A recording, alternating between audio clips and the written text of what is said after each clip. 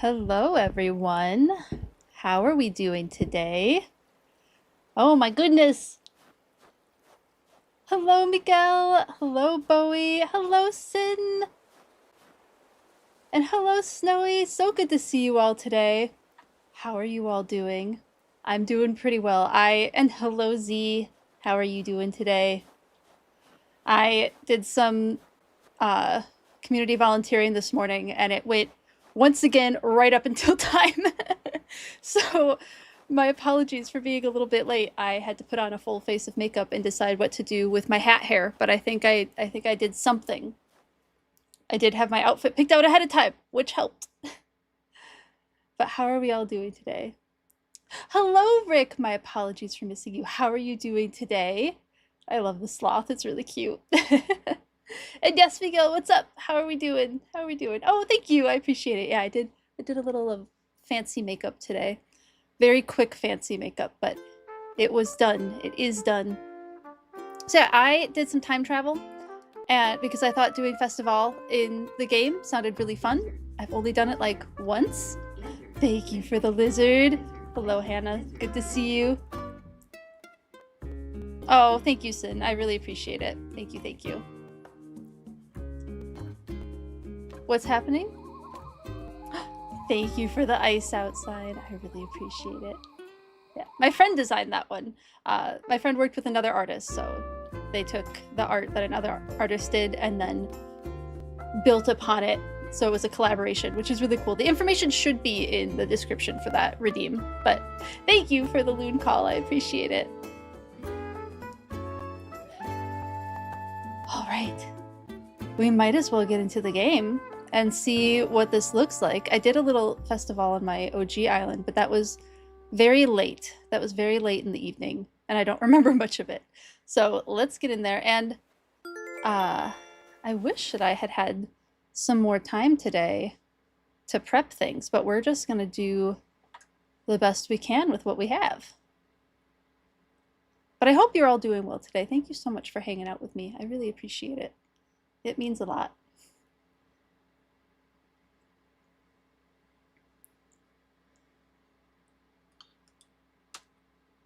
Oh, yes. Thank you, Miguel. I really appreciate that. Thank you. I will look that up. I don't have Nightbot, so I'll have to look at what they did and see if I can either figure it out in Firebot or find something. But I will find it. I will make it happen. Probably tomorrow or Friday. That'll be on my list of those. But no, you still helped me, Miguel. You still helped me because you sent me like what they did in Nightbot, and it means that I'll be able to find it a lot easier in the bots that I use. So I really appreciate it. Oh, look at Isabel. She's got all the feathers. Thank you. I appreciate it, Miguel. Thank you, thank you. We have a professional dancer. How lovely. I went to an event over the weekend with my dancing community, which was really cool. It was great to see everybody again. So hopefully I'll be able to get back into dancing a little bit this year. That's my plan, at least. Thank you for the lurk and work. I appreciate it. The plaza's the place to be. All right.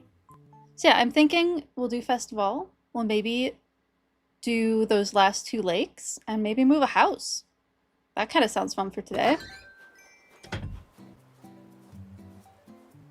Do I know about the white bellbird? Is that the really, really loud one? If it's the really, really loud one, then I heard about it last week. Yes. Hi, Wigwig. So good to see you. It is. Okay, cool. Yeah, I am planning on adding that one. That is part of the plan, to add that to the random birds. Hello, everyone. Oh my goodness. Wow, 20 stream streak. Thank you so much, Bowie. And a 7 stream streak. Thank you so much, Snowy. I appreciate you all hanging out with me. It really does mean a lot. Did the random bird call work? There it is. Oh, it was the owl. It was the owl. Hold on. Volume may have been low on the owl. I think I talked over it. I'm gonna... Oh, I can't do the owl again. We did hear the end of the owl, though. Oh, I can do the owl again. I can. Let me go to that folder.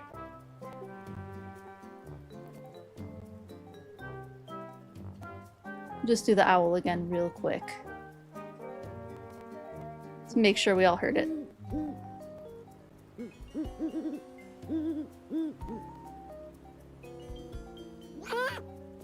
Just love the squawk at the end of that one.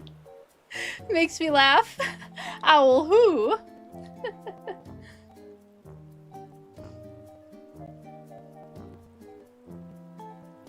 Little cute hoodie. Oh, that I'm wearing?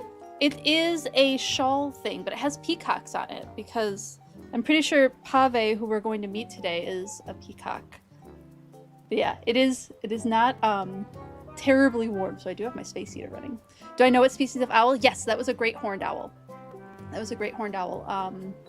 Has other common names too. Let me pull up that species name. Bubo virginianus. I'll throw that in the chat for you. Yes, like blathers. Exactly like blathers. So there's the species name. Yep, horned. Yep. You want an owl? They're a lot of work. They're a lot of work, but they are so cute, aren't they? Like unicorn? So they have... Well, let me show you. I have great horned owl up. Let's talk about it. We might as well. I did say we were going to talk about birds today. There we go. Here's the great horned owl. It does not actually have horns. What it has are these feathers on either side of its head that look like horns. Yes, this is the great horned owl. And is presumably the inspiration for blathers, though they have never confirmed nor denied it. But it does look a lot like blathers, if we're being very honest. Like, look at that friend. So intense. They're quite large, too, if I remember correctly. Oh, yeah, they're also called the winged tiger or tiger of the air. Oh, I saw something in chat. I will go look in just a second. Here's their distribution. That's where they're found. How big do they tend to get? Let me see if I can find something about... Here we go. Adult great horned owls range in length from 43 to 64 centimeters, which is 17 to 25 inches, with an average of 55 centimeters or 22 inches. And they possess a wingspan of 91 to 153 centimeters, which is 3 feet to 5 feet in wingspan. So that's like just under how long I am tall. So I'm 5'3", with an average of 122 centimeters or 48 inches. And then females are somewhat larger than males. And then just because bird, they only weigh between 2 and 3.5 pounds. So very lightweight. The maximum seems to be 5.5 pounds. So, owl facts. Here's one flying. Just gorgeous. They're really beautiful birds of prey. But let me go back so I can see chat. Oh my goodness, Lily, thank you so much for the 20 stream streak as well. So good to see you. Tomorrow's the day for Mod and 3DS. Yes, Lily, that's amazing. I'm so happy for you. Thank you for hanging out with me so much. I appreciate it. Understand. You enter to owl. Yes, welcome, Goggles. So good to see you. You did enter to owl. Somebody redeemed the random bird call and it was the great horned owl. Looks like a flying cat. I mean, of the birds, I would say, and this is very tongue-in-cheek, by the way. Don't take this as full fact. I would say owls are the cats of the bird world. Tongue-in-cheek, sarcastically. They are feathers. Yes, they can move and change the form of their faces. Yep. They are terrifying at night. Ooh, have you seen one? Sin, did you see one? You saw one so tall you thought it was a statue. Then it looked at you and your soul escaped your body. Yeah, I've seen... I'm assuming it was a great horned owl just given where I was at in southern Michigan. But I saw one picking up what I presume was a rabbit that it had just killed and fly away from in front of my car. And it was... The viewpoint from where I was at, it looked like its wingspan was as wide as my car. They can be quite large. Yes, they can be found where you're at. Yep. I don't know how common they are in Colombia, but yeah, they are a little bit in South America. Your college mascot was an owl? That's awesome. 5'3", yes, I'm a little shorty. Yep. Because bird. Yep, they are light. Yes. Average female height. Yeah, I'm like around average in the US, maybe a little below average. I'm definitely the shortest in my family by quite literally a centimeter. We measured. You missed the context, not saying that owls... No, owls have a 5-foot wingspan goggles. My apologies. They can get up to a 5-foot wingspan. It ranges between a 3-foot up to a 5-foot wingspan. Thank you for asking for that clarification. And hello, Amanda. So good to see you. How are you doing today? You saw what looked like a barn owl one morning? Oh, barn owls are very pretty. Yes, I agree. I very much agree. They have tons here in Florida. Pretty easy to instigate them to. Get them to see. Yeah. Imagine you come across an owl and it's just your height. Terrifying. I don't think any owls can get to my height, but I think I saw a pelican, like some species of pelican can get to about 5 feet in height. I don't think they often stand, but they can like stretch to 5 feet. Oh, so your mom's just a little bit shorter than me. Doing great. Plating some cult. Oh, that sounds really fun. Fingers crossed everything goes well for you today. You're 5'2". We're just fun size. We're a great height to be. Your college mascot was a skunk called Churroso. It means well-smelling, fragrant, and he was apparently radioactive. Did I pronounce that correctly, Rick? Please correct me if I did not. Is it Churroso? Is that pretty close? Being a bit short is not bad. Not at all. Not at all. Skunks are pretty cute because it's an institute of physics we have to have radiation. Yep, that makes sense. 5'6", excellent height. Chat is hopping today. This is fun. Totally understandable, Snowy. Oh, yeah. Yep. Could definitely see how that would be challenging, for sure. Oh, thank you, Rick. Well-smelling. It reads Churroso. Did I get that a little better? Churroso. Well-smelling. So it was a good-smelling radioactive skunk was your mascot. My middle school mascot was a wave, like an ocean wave. And it got a lot of teasing. My final year in middle school, we got it changed to the wolves, but before it was just a wave in the water. Shortest trans guy commiseration. Feel you. Well, I don't personally feel you, but totally can understand that commiseration. Your college mascot was a lightning horse named Thunder. That's a cool mascot. That's a very cool mascot.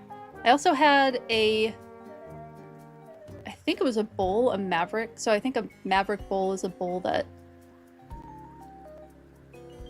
was an orphaned bull? Anyway, I had a bull for one college. Spartan. I went to Michigan State University. I don't mind saying that. So Spartans were another mascot of mine. I don't know. But the middle school one always like stuck with me as being like, why is it just like a water wave? It's an interesting mascot. Around 5'9", which is a bit bothersome with some chairs. Totally understandable. Your high school mascot was also just a dog. You know, not a terrible mascot to have. You've had an owl, a yellow jacket, and a horse. Those are all excellent mascots. I don't remember what my last mascot was for grad school. I have no memory. Which is weird because it was my final one. Yeah, my high school unfortunately had like one of the pretty culturally appropriative mascots. So I don't talk about that one. You had wolf, warrior, then bull. Oh, it was a bull. Thank you. So I had bull twice. I had 2 bulls for mascots.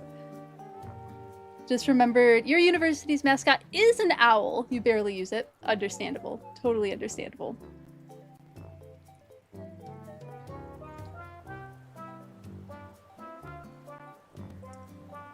Yeah, mascots are fun. They're interesting, right? Like, how do you choose? I remember, so when we changed the mascot for my middle school, it was done by vote of the students. So I don't remember how we got the list of things we could vote for, but then all of the students could put in a vote for what we wanted the new mascot to be, because everybody was done with the wave. We were all done with a water wave.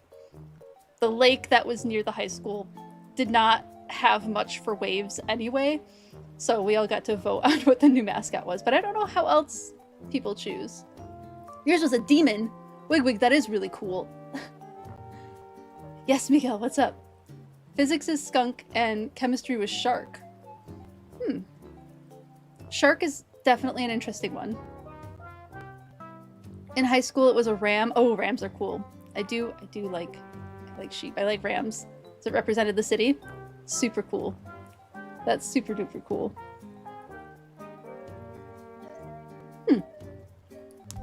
Physics being skunk. Also but at least physics made it a radioactive skunk, right?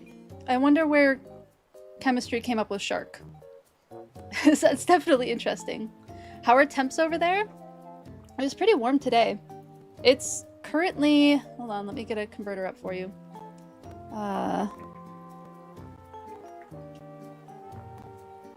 Currently 50 degrees Fahrenheit, which is 10 degrees Celsius. So I started to get quite warm with what I was doing this morning. Elementary cougar. Cougar's a cool mascot. That's a really cool one, especially for an elementary school. Middle school, lancer. Yep, that's not uncommon. High school was pirate. That's a cool one. I'm jealous. Mine was culturally appropriative. So I'm jealous of your pirate for high school. And college was back to cougar. Again, an excellent mascot. Your cities is an Aries sun sign. I mean, I'm an Aries, so I'm on board with this. Confide it if you Google it, yeah. Tell that to the local basketball team. They're called the... Okay. I'm gonna do my best, but please correct me if I'm incorrect. Belliere. They're the Bellières, which means ram. 10 degrees Celsius is warm for you? Well, compared to negative 40 degrees Celsius, which was a few weeks ago, 10 degrees Celsius is feeling a little balmy right now. So comparatively, it is quite a bit warmer than it had been. My birthday is coming up. Yes, I don't have plans for it yet. I should figure that out. I should figure out what to do for birthday. Grade school is all Wildcats. Wildcat's a great mascot too. Yeah, it's fall spring. Yep. Yeah, that is only 2 months away, isn't it, Goggles? I should start thinking about that. Don't pronounce the R, but otherwise... So, Bellier? Is that closer? Thank you for the correction, Snow. I appreciate it. Yes, you went running in shorts. Ooh, a falcon for your high school mascot? That's really cool, Shiny Pidgey.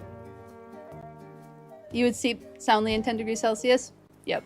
Yay, thank you, Snowy. I appreciate it. Thank you for coaching me through it. I do actually really, really appreciate it. It means a lot. You want that temp here? So valid. So valid. We're getting there. We're coming out of the cold ever so slowly. How's the island? It's coming along. We can go see... So we have Festival today, which I thought would be fun, which was technically yesterday in the game. I did a little bit of time traveling so that we could participate in that. Oh, thank you, Z. You're very sweet. Oh. Marina was scrubbing her floors. That sounds... Oh, I'm gonna get that feather. I need to buy some nets because I'm gonna go through nets today like crazy. Oh. Am I just not catching this feather? Got it. So we're gonna have to catch lots of feathers today. That's part of the event. Let's put on a better outfit for Festival. With running of the booze last night, you plan to do Festival later today too? Excellent. That's a good call. I have an apartment up here right now. Yeah, I started putting that together. Let's just get this outfit changed.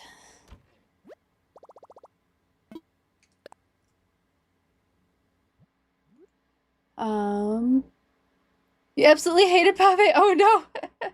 Well, I'm glad you got everything that you needed from yesterday. Oh, the repetitive scenes. Yeah, they really didn't like... I opened it on stream. Well, I didn't know what it was gonna say. I thought it was cute. Oh, oh, you can wear the feather? Oh, that's cute. Maybe we'll wear a feather. Let's see. Pave wants us in something very bright, but I didn't buy a lot of, like, bright outfits. We could wear this cute suit. This could be our festival outfit. I do have some fancy things. I'm kind of digging the suit. You like the green festival dress too? Do we like the suit or the dress better? Thank you, Amanda. I really appreciate it. You like the green dress? Uh-oh. Uh-oh. We have... Oh, suit. Are we liking suit more? I'm kind of digging the suit today as well. I did the dress on my other island, so I'm totally fine with doing the suit today. And then I could do the feathers. Oh, but I also have these cute flowers, the light up flower crown. I think I'll do that for the hat. And then we'll eventually switch it out for feathers. Or a feather, at least. Light up crowns for sure? Alright, we'll do the light up crown. Then I'm not really feeling the glasses. Oh, I do need to put on socks and shoes. It is still snowy on the island. So those are a little bit necessary. And we are still getting socks. Oh, the green boots are fine. Why do I have 3 pairs of these boots? I must have accidentally purchased more. We'll go with the ankle boots. I think this is cute. I would do the wings, but I don't think the wings quite vibe with this outfit. All right. Festival outfit. Decided. What's up with all the leaves? Well, I was hoping that I could put them on the ground and have like little leaves on the ground, but because there's something you hold in your mouth, it just shows like the mannequin head with the leaf on it. So I couldn't just put leaves on the ground. So that's what's up with the leaves. Good question. I was hopeful. Okay, shall we go say hi to Pave? And then... Oh, look at Flora! Oh, she wants to talk to us. Yes, it is. That special time that shimmies our way just once a year. All about dancing and sparkling and all that. This holiday is basically made for me. I would agree that this holiday is basically made for Flora. I would also agree.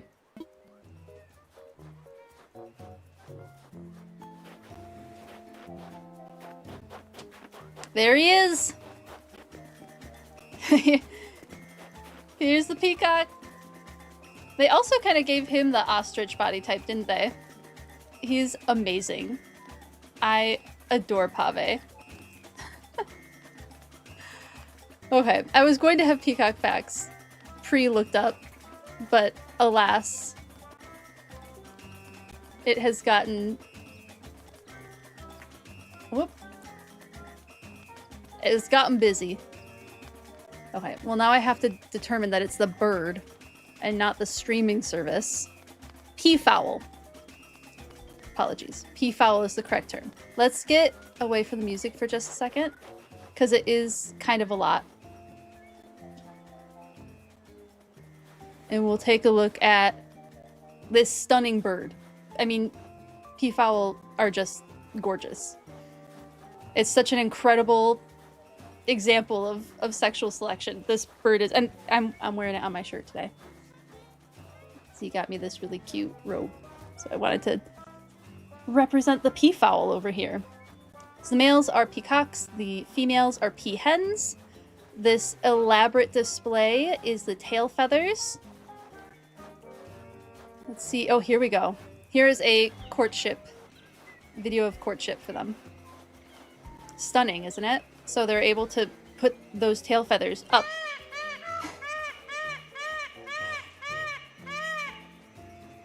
Get to hear that lovely sound. And those tails are heavy too. They are quite detrimental. So the idea behind this type of sexual selection, right, is if a male is capable of surviving with tail feathers like this that are so heavy and weigh him down, then he must be quite healthy. And if he's quite healthy, the female peafowl will want to mate with him to, you know, have more fit children, right? Fitness being the ability to pass on their genes to future generations. So here is a lovely example of that tail in action, the courtship dance in action. Ooh, I've never seen a female put up her tail before. Very cool. Lots of bird butt in this video. Whoops. Didn't mean to go backwards. Here's one flying. They are capable of flight, but again, that tail drags them down quite a bit. The tail's quite heavy. But it shows like how exaggerated the features can be because of sexual selection like that. Really just, they're the perfect example species, really. In my opinion, they're just one of the best ones for that type of selection.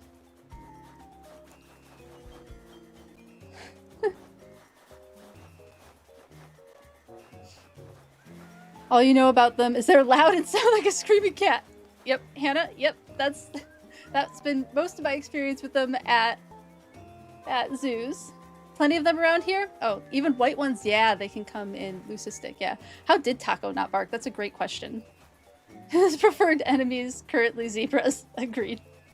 People have them as pets. There's so many. Feel lucky to live here. True story. Turkeys follow peacocks. You have a video. I would love to see that, Sin. That's hilarious. We get urban turkeys around here. We get lots of urban turkey. And they're big. Like, they're big birds, too. Can't watch you play Skyrim without borking, but we can blast peacock calls on stream. If they were red, they'd be real-life phoenixes? Yeah, I agree, Rick. I agree. Yes, we're talking about peacocks. Yes, Snowy.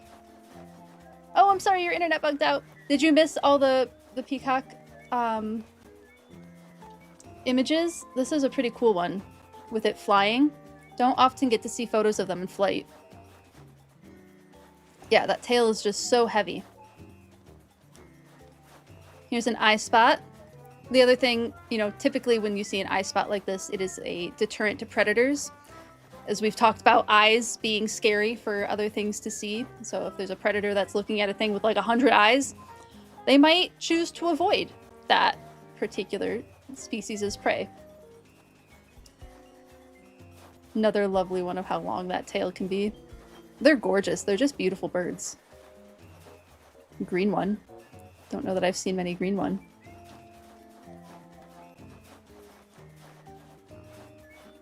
Peacock walking around freely at a zoo. Yep, that's pretty common. At least at the zoos that I've been to. Not uncommon to see peafowl just walking around. But they're great. They're cool birds.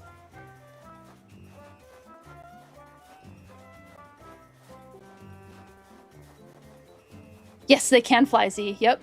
Used to keep a couple of peacocks on a hobby farm. They were so loud, I believe. Yeah, they are very loud, aren't they?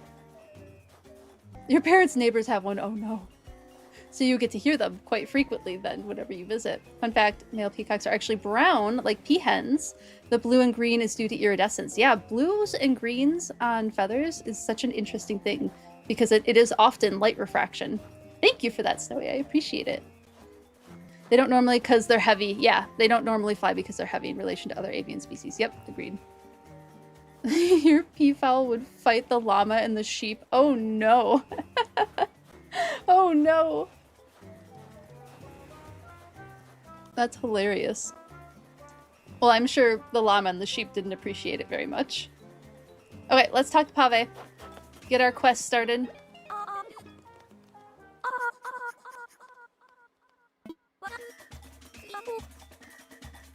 Thank you for the dance lesson.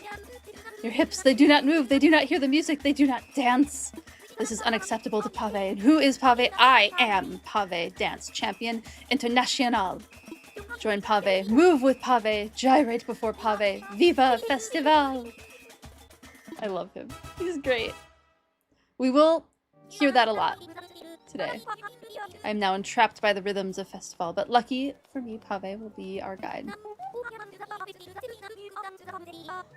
Okay.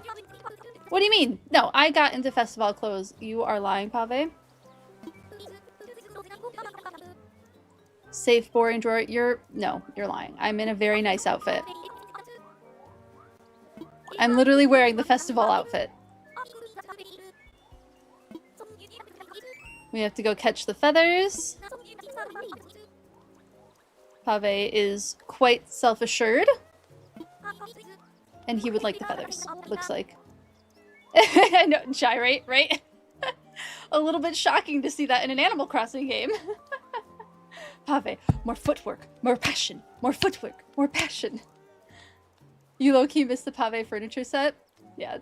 Was that from old games? Did he have a furniture set? Hello, Justice! So good to see you. Part of the process for Denver Zoo to become a conservation center was removing all the free wandering peacock. Yeah, and it's not easy, right? Because they want to be out and about. They're used to it. There's a rumor that there are 4 reactions in the Nook's Candy Cabinet. Oh, Nook's Cranny Cabinet. I think I got that. I think I got those, Amanda, but thank you for the heads up on that. Pave is sweet here and is famous for being a protagonist of a dad joke. That's hilarious. Pretty sure he's talking about the flower crown. Oh, well, rude. I like the flower crown. Pave is savage.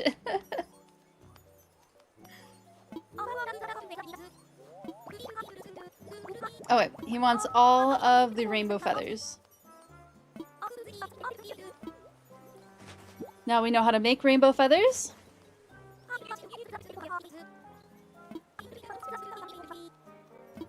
And he will give us rewards for those. Okay, well... Oh! Did you want to chat with us, Tank? Morning jog energy levels won't cut it today. If you're not sweating, you're not doing it right. That's fair.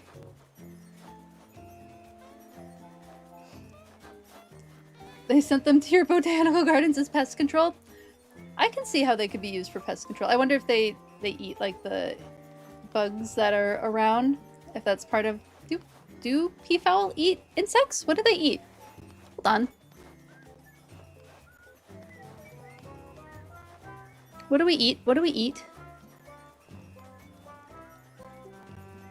Diet. They mostly eat plants, flower petals, seed heads, insects, yes, and other arthropods, reptiles, and amphibians. Okay, so pretty generalist for as far as food goes. They look for food scratching around in leaf litter, either early in the morning or at dusk, and retreat to the shade and security of the woods for the hottest portion of the day. These birds are not picky and will eat almost anything they can fit in their beak and digest. They actively hunt insects like ants, crickets, termites, millipedes, and other arthropods, and small mammals. Indian peafowl also eat small snakes.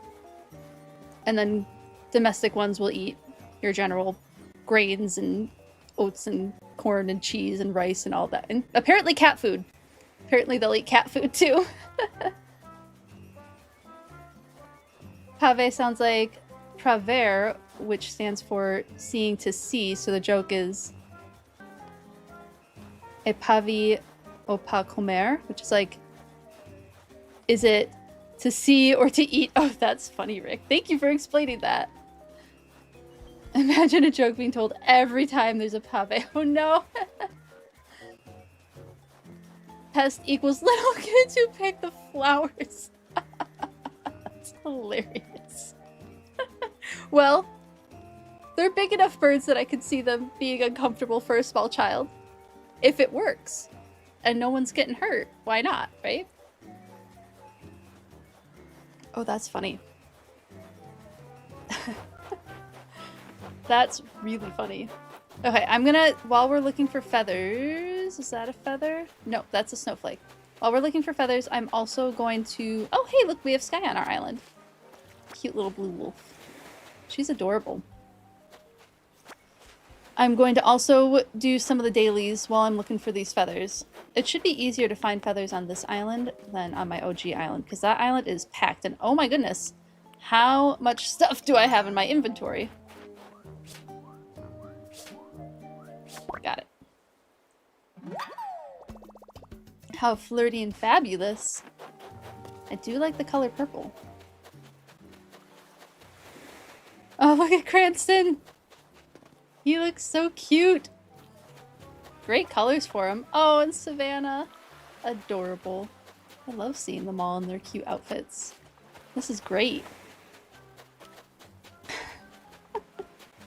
Still laughing at the pest comment. It's so funny.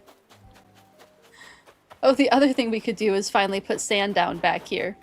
If we need a chatty hour of me doing something mindless, I could absolutely do some of that too and get our desert started. But I do want to prioritize those lakes. And yeah, if we feel like moving a house, I can time travel to the correct day too. So there's lots of options. Plenty of options for today. I'm so happy. Did you want to chat with us? Hi Cranston! Look at all the confetti! It's just like when that Sprinkles factory blew up. Best of all's the best. Sprinkle factory explosion. Oh no. I will grab... I'm guessing as I see fossils, I'll just grab them.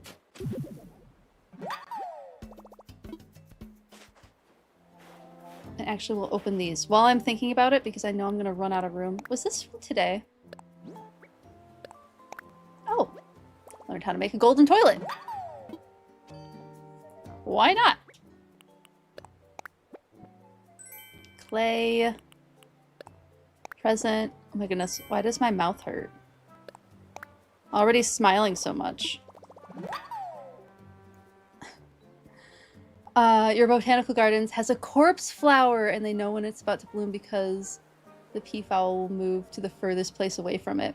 Your phone keeps autocorrecting peafowl to peacock. My YouTube wouldn't go live when I use the term peacock in the title. I had to change it to bird.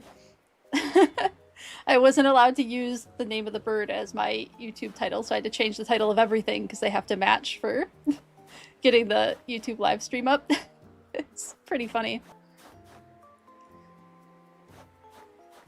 Oh, that's funny that they'll move away from the corpse flower when it's about to bloom.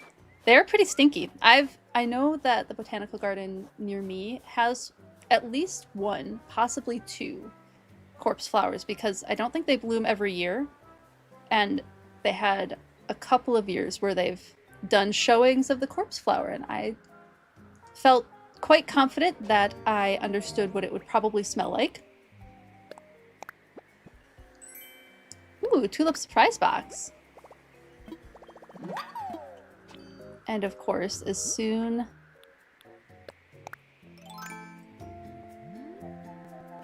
as I like...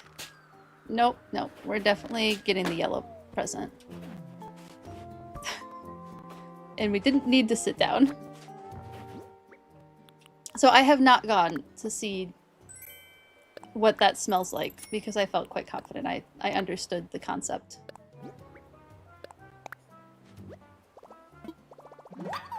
Typically flowers like that, the corpse flowers, are pollinated by flies instead of bees, which is why they smell like rotting decay.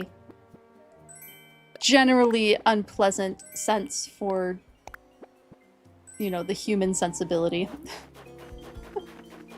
But flies like it. That's what really matters to the flower, is that the flies like it. Don't worry, I'll get that feather in a second. It's not gonna go anywhere.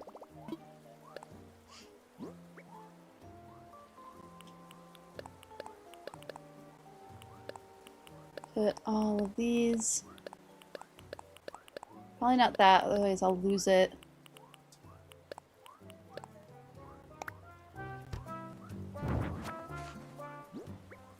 And then I'll just move everything to where I can easily find it. I think the fossil can just live there for now.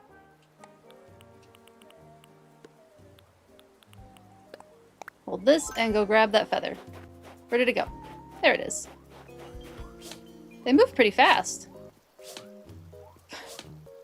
Oh, it's like way up here. Got it. Same, you're fine with pictures, don't need scratch and sniff. Yep. I've smelled unpleasant smells in my career and in my life. So I feel pretty good that I have an understanding of what that experience is. Oh goodness. Nope. You're not what I wanted. This is what I wanted.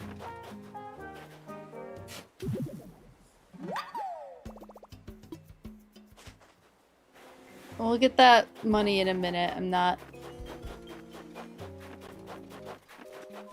feeling like I need to grab it all just yet. Ooh, the other thing that we need to do is schedule a time to do a community game night. So I will put that in the Discord. I'll do that tonight after I'm done streaming. I'll throw a poll in the Discord. I'm thinking either Thursday, this coming Thursday, or next week Tuesday is my thought, as thank you for subs, for reaching sub goal. And then my plan is we'll do some fun island stuff. I have access to Dream Islands on my OG Switch, so we could do a Dream Island together. We can do island tours on this island. I can get that prepared. Ooh, rainbow feather. No, come here.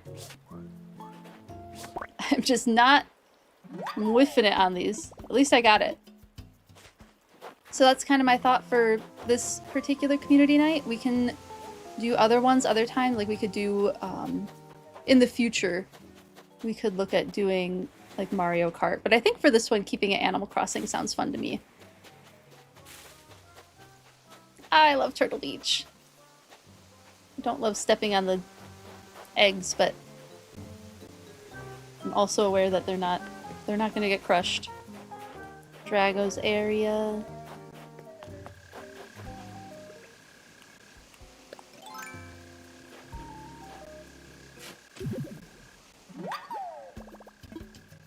There's other flowers that smell like corpses too. Hawthorn, not all hawthorn trees, but some hawthorn trees will smell like corpses. Again, pollinated by flies instead of bees. They have the pretty white flowers. I played a dryad at a Renaissance festival a couple of years in a row and had to learn, well, I didn't have to. I chose to learn hawthorn tree facts because if I have the chance to teach someone something about nature, I'm gonna take that opportunity. And so I did. Everybody in that quest got to learn about hawthorn trees. But I guess they were known as the perfume of the Black Death because they smelled like death.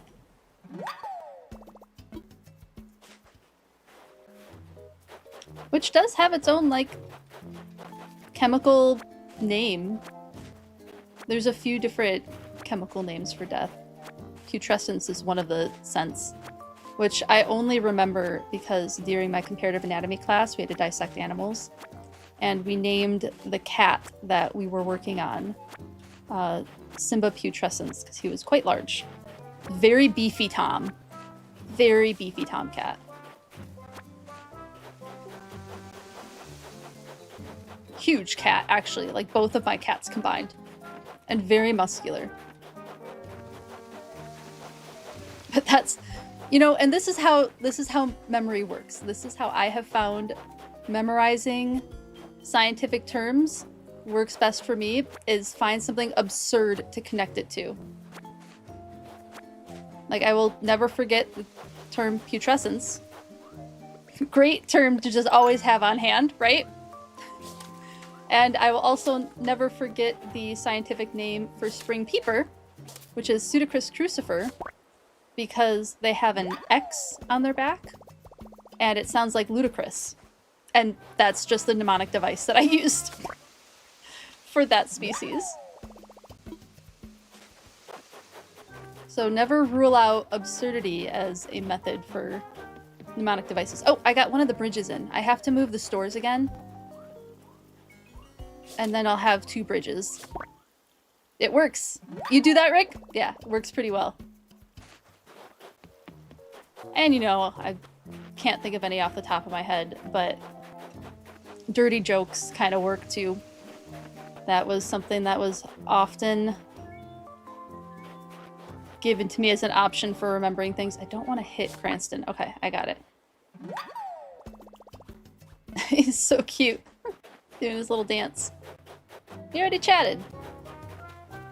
Don't need to run after me. Oh, Savannah's so cute. Let's say hi. We match! You believe festival is finally here. Now that you've arrived, we can truly start the celebration. Oh, Savannah, you're so cute. Why am I holding a fishing pole? You associated some formulas to words, mainly bad words in Portuguese. That's the way to go. It's, I mean, like I said, absurdity or bad words. It's the best way to memorize things. Okay. We have enough green feathers. We need other colors. Also, I just couldn't catch that one. I'm not afraid to admit it. Oops. I guess we have some cherries.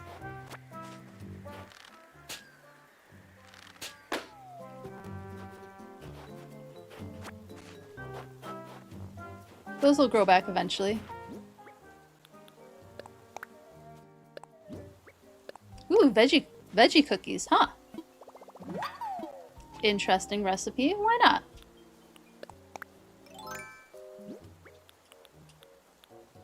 Open up this. What did we get? Sweatpants. Sure. Red was my limiting color on my OG island. The passion. It's overwhelming. More passion. More energy. What is that movie from? Like, I know the quote, but what is it from? I don't remember anymore. Classic example is R equals PL divided by A, which is resistance. It's a bad word. That's really funny. It works, though. Like, you can't argue success in this method. Do you share it with your grandmother? Do you share it with your children? Probably not. But as long as you know it and you can pass the test doing it, it's not hurting anyone. Use the mnemonic device that you gotta use.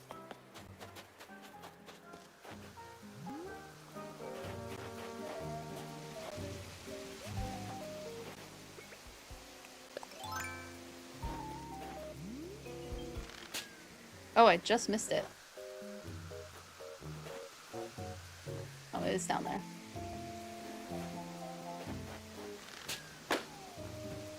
That almost fell in the water. Got it, though. A fragrance diffuser. I guess we'll go up here and look for more feathers. Why not?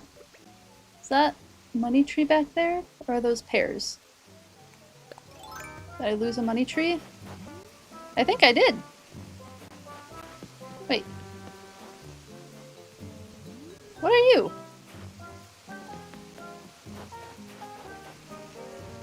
It is a money tree. Huh. Well, that can stay there for now. That's alright. Doesn't Princess Bride use the word putrescence during the dream scene? Oh, probably. It's been a while since I've watched the movie. I'll have to watch it again and see. Not sure More Passion, More Energy is a movie. Oh, it's a popular TikTok song. Got it. Got it, got it. Thank you for that. I saw a blue one back there, and I don't have a lot of blues. Nope.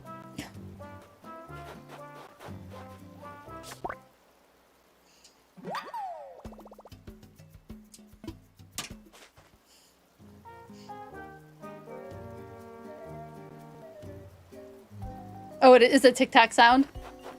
Sometimes TikTok sounds come from things, though. Like, sometimes they come from old media. Or like obscure media.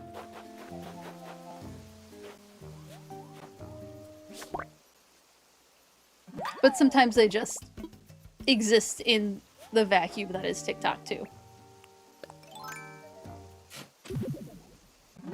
Wasn't here to explain it. Oh, no worries. Enjoy your BRB. Thank you, Amanda. I appreciate you Googling it. And if you can't find anything, absolutely no worries. Oh my goodness, this is the place to get feathers, apparently.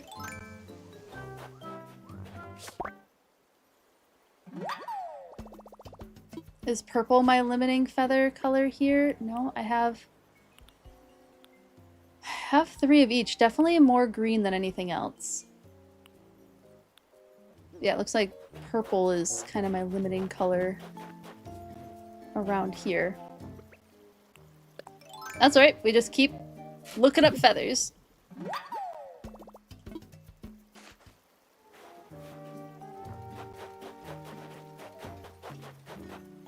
Goodness. And we're just gonna assume that that confetti is paper. It looks like paper confetti to me, but I'm just gonna assume that this confetti is biodegradable, because that is important on this island. Oh, are you gonna push it into the water? Yep. That's fine. We're not making snow boys today. Ooh.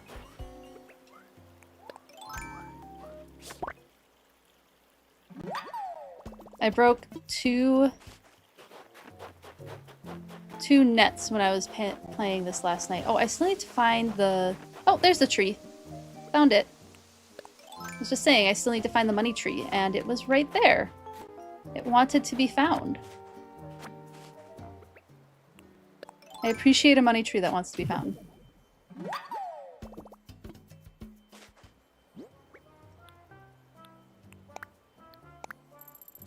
Just barely enough to bury.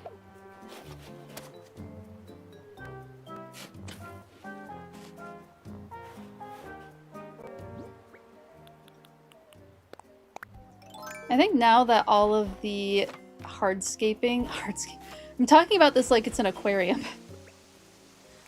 Now that all the terraforming is done on the island, I think things are going to move a little more quickly with decorating. It's just going to be... Do you mind? Get in the net! It's just going to be moving houses. That'll be my homework between streams, is just moving houses. And probably inclines and bridges and stuff. That'll be most of what I have to focus on. You thought it was in Madagascar or Zootopia in one of those? Ooh. Good memory, Sin. Good memory. I bet you're right. It's something I could see King Julian say. For a reason, my brain went to, like, Princess Bride, but I don't think that's correct.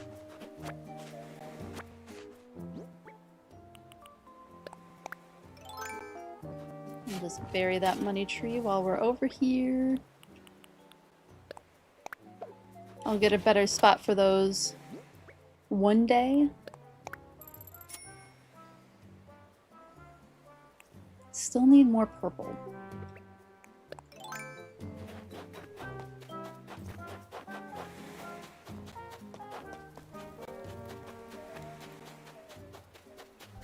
Still working on purple feathers. Oh, you know, I'll just take a rainbow one though. That saves me time. Finding the rainbow feathers, they're so pretty. I should save one. I should save at least one from this event. I forgot to on my OG island, so I might save a couple. Man, red feathers everywhere. I could not find them on my OG island at all. And now I'm seeing them everywhere here. I think those are my favorite. I mean, red is my favorite color. Typically, more of a purpley red is my favorite color, but I'm not minding this, like, gradient orange one.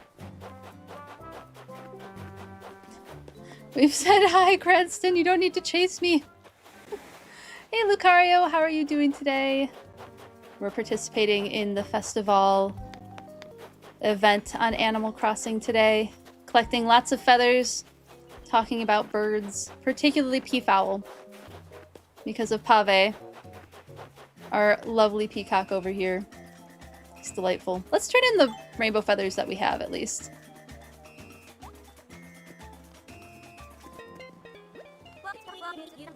Why do you speak with Pave with words when you should instead use the language of dance? You know, I'm here for the passion. I'm here for the passion. I'm glad he's so excited to see the rainbow feathers. Here you go. You beat Absolute Radiance and Hollow Knight last night. Let's go, let's go, Lucario. Well done. Well done. That was the really, really difficult one you were training, right?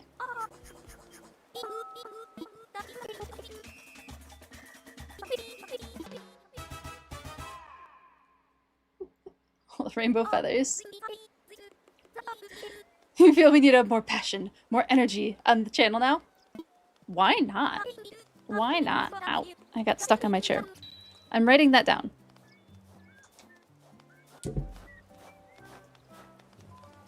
More passion. More energy. That would be fun. Now, do we want that as an event? So, like, when something happens, like, I don't know, somebody subscribes, somebody gifts a sub, somebody, like, raids a channel. So, like, those are considered the events versus a redeem. Do we want it as a redeem, or do we want it as an event that happens? I'm thinking I'm going to change Bill Nye the Science Guy to the raid sound. I think that's going to become our raid message. I was originally going to do Crab Rave, but that takes a lot more effort. So we'll do Crab Rave for something else. You beat the Pure Vessel a while ago. Excellent. So, compared to Pure Vessel, what was Absolute Radiance?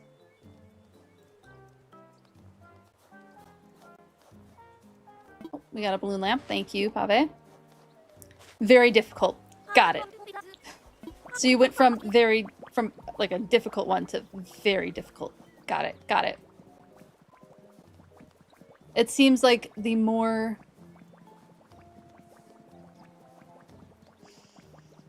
It feels like there's a hierarchy of names for this, because there was the Corrupted Vessel, is that correct? The one that had, like, disease, right? That's in the game, and then Pure Vessel is a stronger form of that, which feels like we're going in a direction of more difficulty with Absolute Radiance. Alright, we have 2 more feathers to give him. I think we have to give 10, right? Before we get the final item?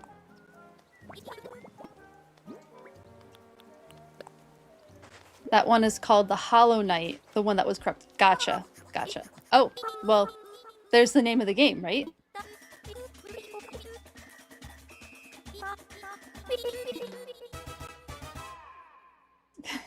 Everyone's so excited for us.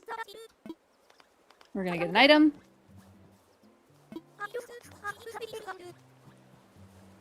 The reward is a job well done. Well, thank you for letting me know that you were joking and giving me the festival garland.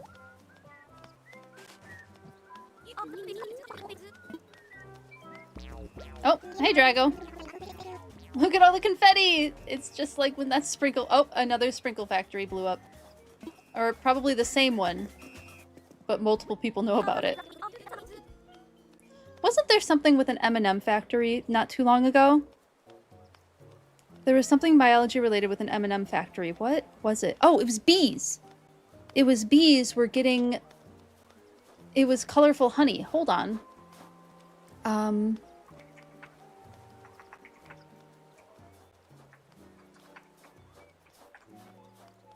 There was an... Yeah, here it is.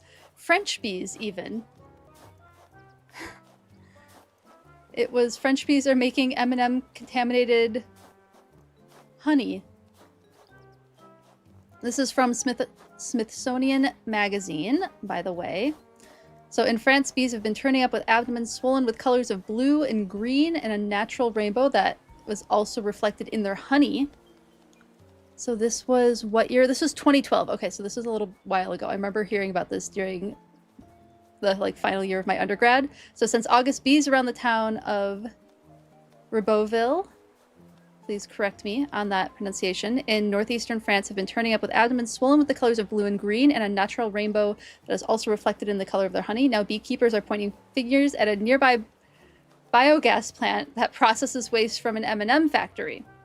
Though the colorful honey seems to taste identical to the normal amber variety, apiculturists, so apiculture being people who take care of bees, are not amused. It comes from apis, which is the genus for honeybee. Apis mellifera being the full scientific name for honeybee. For me, it's not honey, it's not sellable, says one of the beekeepers. Yeah, there's an image of it too. Let me show you the image. I have no idea why I was reminded of this. Yeah, here's the bees with their colorful honey. Is there more photos? Nope, just the one.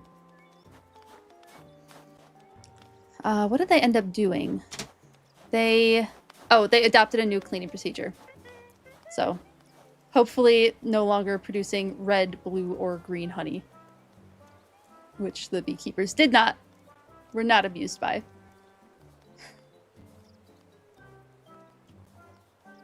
What was it that reminded me of that? Just came out of nowhere. The Radiance is a major deity that the Pale King needed a pure vessel, pure in this context, being without mind, will, or voice. Gotcha, gotcha. To seal the Radiance. Got it. Thank you, Lucario. Hello, Willowheart. Thank you so much for the follow. I hope you're enjoying the stream. Thanks for hanging out with us. On another note, 3 hardest bosses in the game are Nightmare King Grim, Pure Vessel, and Absolute Radiance. How many of them have you taken on so far, Lucario? You've done Pure Vessel, and you've done Absolute Radiance. Have you already done Nightmare King? Like, are you on track to completely 100% this game? Thanks for letting me know, Z. Sugar is highly explosive when kept under pressure, so an exploding sprinkle factory sounds absolutely horrifying. Yep. Raining colorful rainbow sugar napalm. Yep. Yep. There's a factory in Minneapolis that was a flour factory, and no longer a flour factory. There was an explosion that happened. I can't remember. I think this was just because it was so flammable. Z just left, or I'd ask him to remember it for me. But yeah, there's a husk of a building that was a flour factory in downtown Minneapolis, which is a great museum, for the record. It is a phenomenal, really, really good museum if you're ever in Minneapolis and want a good place to go for tourist reasons. Highly recommend that one. All of them. You've done all of them. Yay! You've done Nightmare King Grim and Pure Vessel, both on Radiant difficulty. Basically, that means they have more health and you can't take damage or you lose the fight. Oh. You've done. Got it. Got it. Oh my goodness. How much more do you have to do in the game, Lucario? Is there any more bosses, or are you defeating them on higher and higher difficulties? Or is that like, you did it? You've done all of it? Because that's really exciting.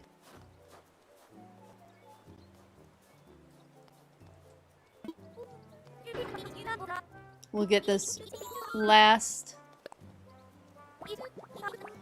feather to him, and then we'll go back to collecting feathers. Powdered milk is the same as flour in that aspect. Yeah, scary how dangerous processing basic food is. Yeah, it really is. It really is scary. Dance, shake, move to Pave's beat! It's delightful. Nothing left for completion percentage, but there's still some things you need to do before there's nothing left. That's so exciting! Well done, Lucario! What else do you have to do in the game?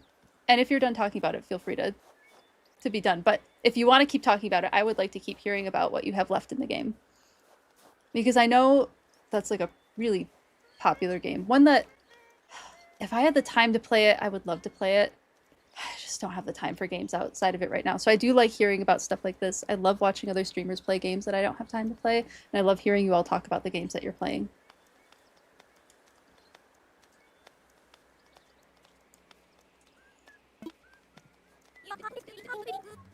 Ooh, we got a flag. 18 people died in the flower explosion. Yes, yes, Willowheart. And hello, by the way. Thanks for chatting. Appreciate having you here. Pave needs more feathers. Yes, yes, I remember. Yeah, it was a big tragedy. Another thing that is connected to what happened with that flower plant is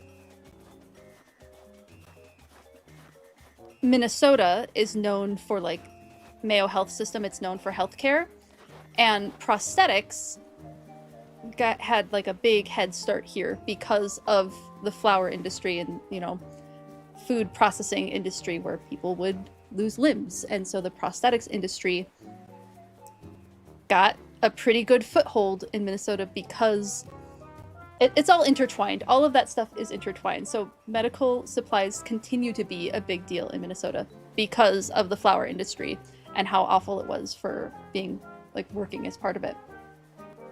Thank you, I appreciate it. Sometimes I have a good shot. Sometimes I whiff it again and again. There's a quest with an NPC named Mr. Mushroom. I already like Mr. Mushroom. Beating every boss on Radiant and some other bosses that increase in difficulty the more you challenge them, namely Grey Prince Zote and the White Defender.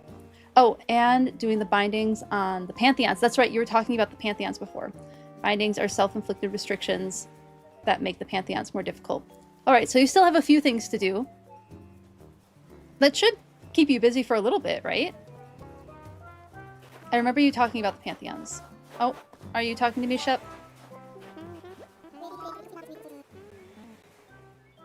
Excuse me, drinking bubbly water.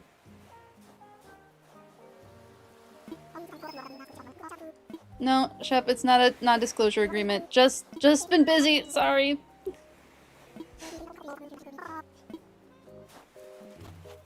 Alright, back to feathers. We could make the ones that we have, too. And I could put some stuff away, because we're getting full. Drop some more. We're gonna have a whole thing of fossils again. We'll just keep going this direction. I have to be somewhat close to finishing the museum at this point. I can't be too far from it. Welcome, Snowy! Yeah, it's been chatty in here. We were talking about... I don't remember how we got on the subject. I genuinely don't remember how we got on the subject of... actually, you may have heard about this, Snowy. Did you hear about the French bees that were making, like, neon-colored honey because of an M&M plant? Is that something that you remember? It was from 2012. There is a Smithsonian magazine article that I still have open about it. Oh, back to the sugar. Yeah, I think... How did we get on that topic? I have no memory. Here's the Smithsonian article about it.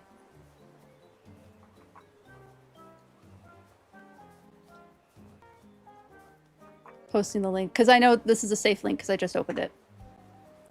Was it Drago's fault? The Sprinkle Factory! Thank you, Justice. That was the one. Yep, we were talking about how dangerous sugar is under pressure because of the Sprinkle Factory, and I remembered the bees because I worked in a honeybee lab at the time. It's all coming together. So yes, there was some beekeepers, or apiculturists as they call them in the article, who had bees that were making, like, blue and green and red honey, and they were like, this is not normal, I cannot sell this honey, I'm not okay with this. And it was because of a plant that was processing waste from an M&M factory and not doing so particularly thoroughly, I guess, and the bees found it and were bringing the sugar back to the hives. So unfortunately, a pretty big loss for the beekeepers, but a wild story, right? That still just, like, sticks in the brain sometimes.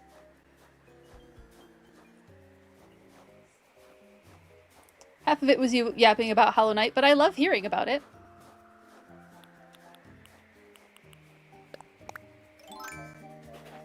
A lot of the creators that I listen to who make video game music, a lot of them do Hollow Knight and Undertale. Which, those games, is that the same studio who does Undertale and Hollow Knight? Because I remember the music is, like, phenomenal in those games. And so I've ended up listening to the music from the games quite a bit. Put all of this stuff away, because otherwise we're just gonna get so cluttered.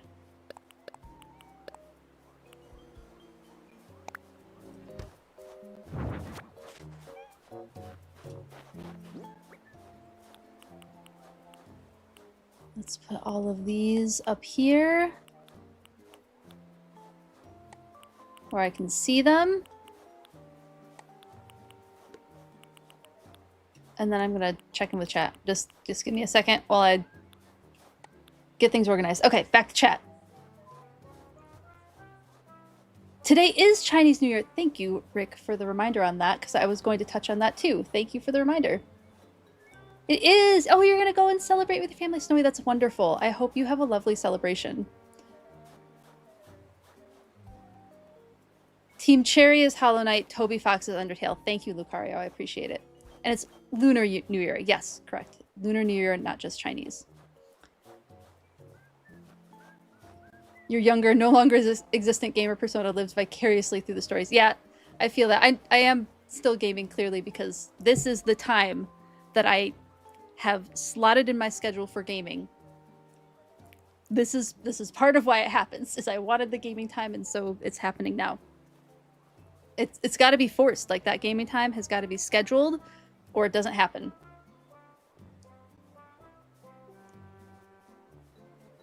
Oh, you're Vietnamese. Oh, lovely.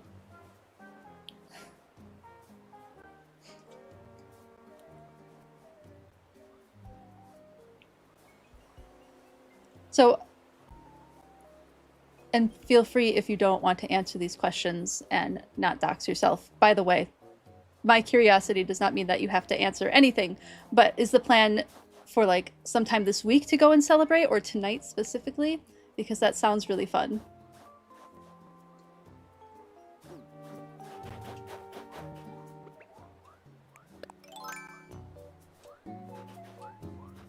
And if you would like to talk more about how you're going to celebrate, I would love to hear about it. But again, as always, no pressure. Absolutely no pressure.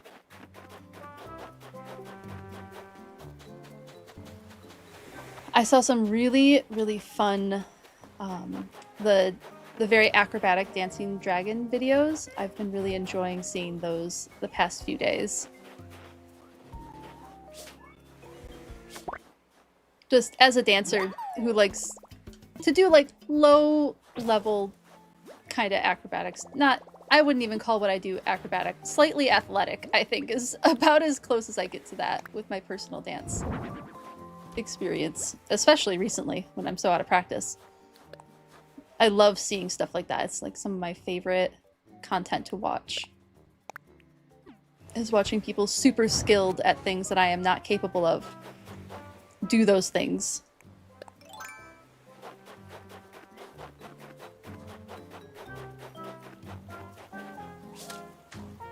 Now we'll get back here.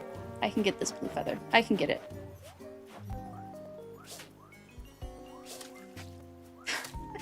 Gonna get this blue feather. There we go. Got it.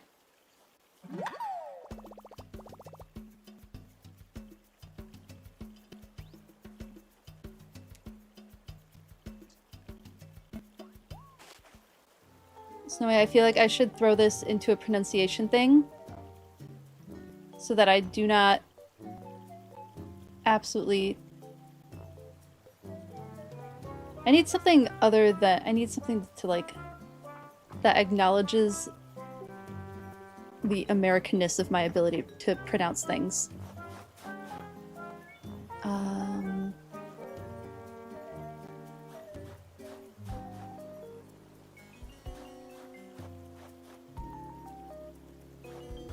I think I found one.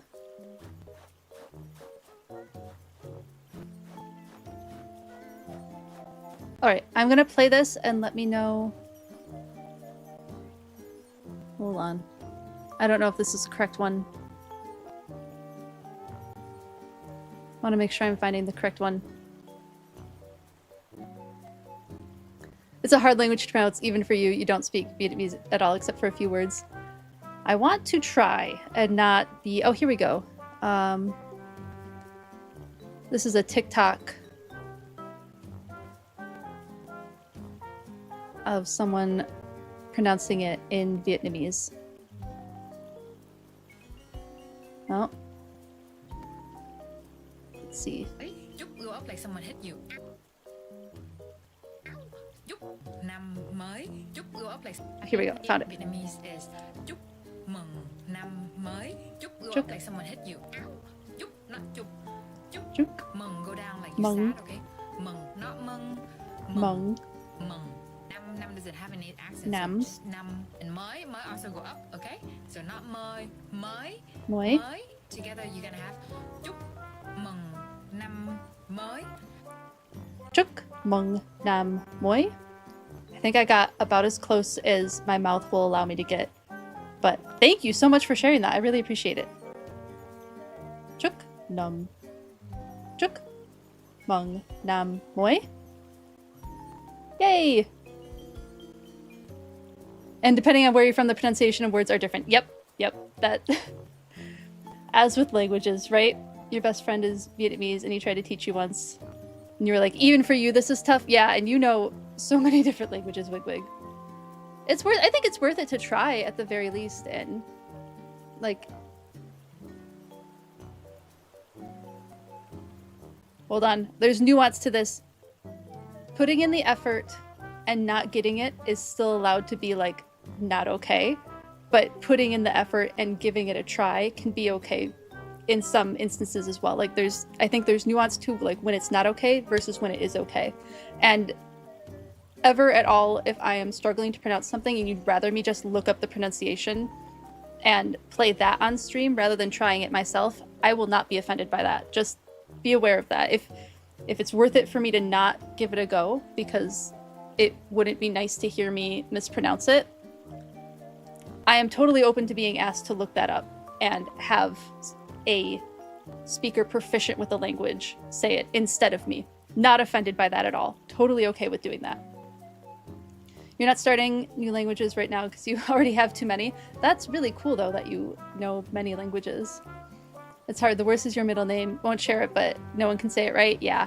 Well, it is hard when somebody's not saying your name correctly. That's just not okay. And like, I am part of the Mayo community. I'm quite pasty myself. Maybe not as pasty as some, but decently pasty. And people have mispronounced my name, and it doesn't feel good to have your name mispronounced. It just doesn't. Anyway, when you're going back, we're having a nice Vietnamese dinner with some friends. Oh, that sounds lovely. That sounds like a lovely way to celebrate. And I hope you enjoy it. I hope everybody there enjoys it. You don't use your middle name, so it's fine. Just more of a fun fact. Yeah, understandable. Really trying and getting wrong is okay. Not trying at all and pretending you did it right might be offensive. Definitely offensive. That's close enough. The way I pronounce it is correct. Yeah, no. Definitely not okay to do things that way. Agreed. Your friend who lives in Japan says Osaka dialect is the Midwestern dialect of Japan. All in good fun, no offense meant. You know, the Midwestern as a Midwesterner, and there's several dialects, and I have a blend of two of them. I have the Michigan accent with that nasally A, like crayon. Instead of crayon, I say cran. Bag. It's more of a nasally sound in the A. It doesn't... When I go home, when I go back to Michigan, it really gets into my vocabulary. Otherwise, I've always had the long vowels, the oohs, the boots, a boot. Toned down a little bit, but yeah, now I have both. I've mentioned it before, don't tease accents if you don't want to then have that accent. Because the more you use it, the more it's gonna just get worked into your daily life. That's what I get for making fun of the Minnesota accent when I first moved here. Now it's there. But I've been here for over 10 years, so I think it would have become a part of how I talk anyway. Yay, another purple one finally! Exactly, the worst is when you say you're Vietnamese and people answer with the ni hao because they won't bother asking. Yep, or the where are you from? I have a friend who gets that quite frequently, and it's very annoying for her. And just, like, offensive in general.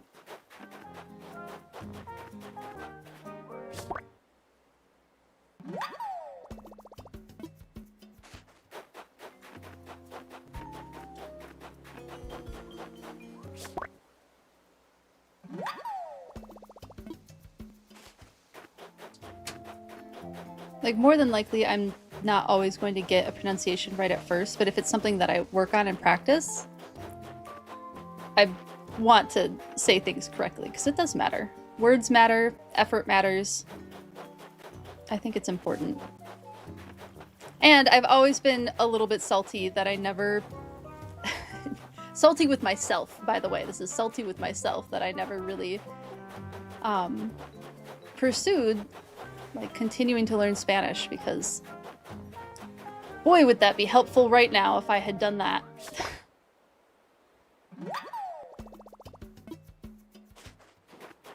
But it is something I would like to pick up again eventually. That is something I would, at some point when I'm able to, I would like to start picking that up again.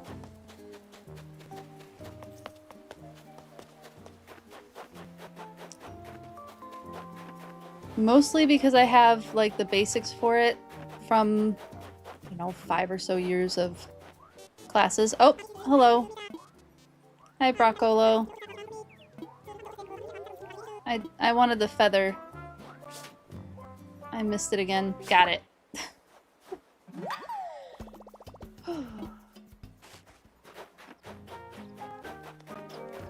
One of my friends has put her kid in language immersion school, and she's been really enjoying that. She's been trying to learn the language as well. German in this case. But she found a German immersion school for her kid, which is pretty cool. Whoop, broke a flower.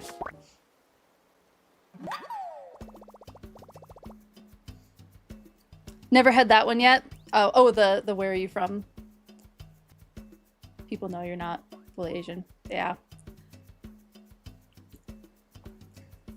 Well, I'm glad you haven't had to deal with that, and I apologize for what you have had to deal with. Like saying bonjour to, yeah, right. Once you got so mad because you're at a local market with family, and when you moved, a vendor tried to address us in English. Interesting. Hello, Stabby Justice. How are you doing today? Good to see you in chat. We are doing the festival event. Ooh, I see a rainbow feather. So I'm catching a lot of feathers. And then we're going to talk to a delightful peacock named Pave. And hopefully I don't get any sort of weird docs on my stream for saying that bird name. I might switch to peafowl, because now I'm worried. Because I was not allowed to put the male term for peafowl as my name on or as my description on YouTube. But how are you doing today? So good to see you.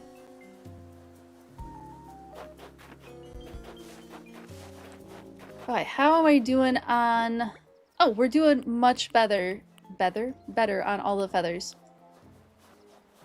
3 of... So I just need 1 more purple and 1 more green, and I can make 9 feathers. Oh, what's up, Sandy? How's it going? I can believe it's finally here, because it was technically yesterday. And then we can split up. We don't have to do all 9 at once, because we don't have to listen to Pave's dance routine 9 times in a row. That seems a little intense.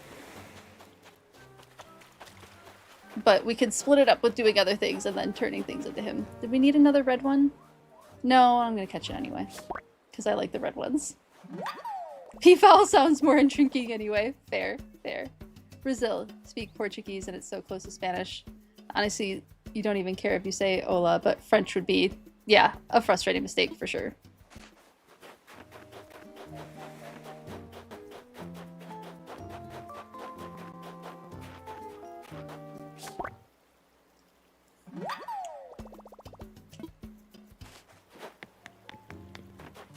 There's red feathers everywhere.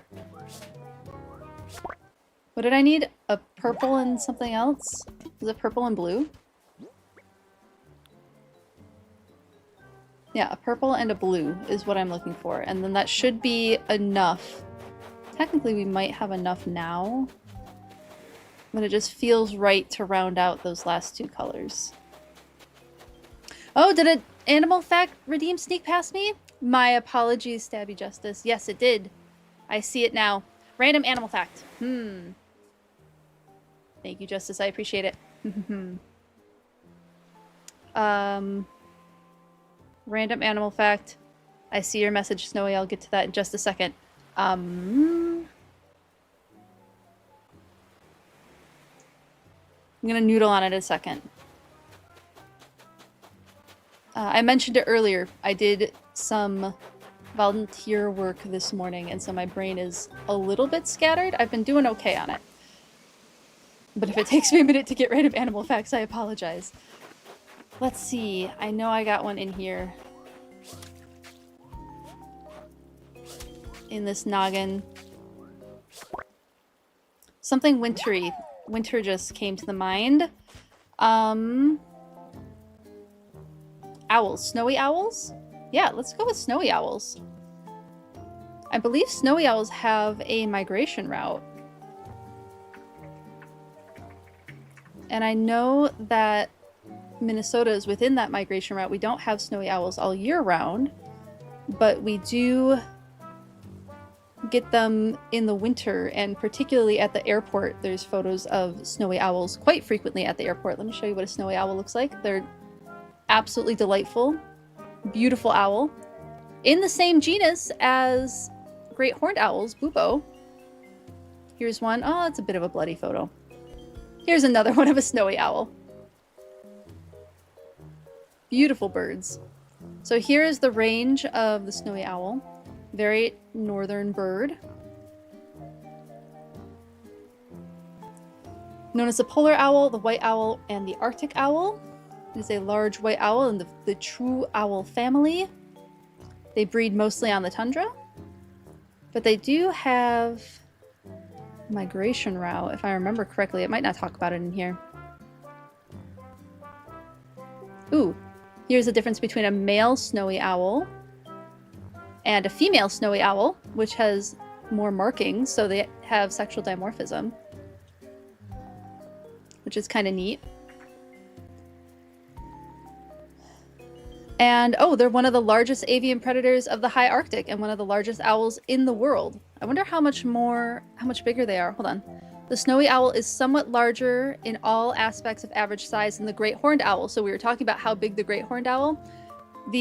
Some of the largest great horned owls, their wingspan can be as long as I am tall, like between 5'3" and 5'4". They can get up to a 5-foot wingspan. So it seems snowy owls can get even larger than that. So they are a very, very large owl species.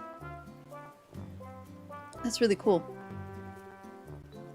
And then the super duper fluffy feathering on the feet. Absolutely love a good fluffy foot.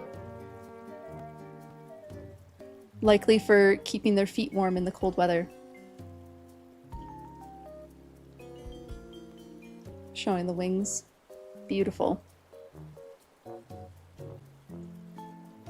This is one I would love to be able to see one year. Maybe one year once like they're doing... Because I'm almost positive they have a migration route that comes through Minnesota in the winter. I would love to go out looking for one because they're around and I know they're at the airport quite frequently. There's one in flight.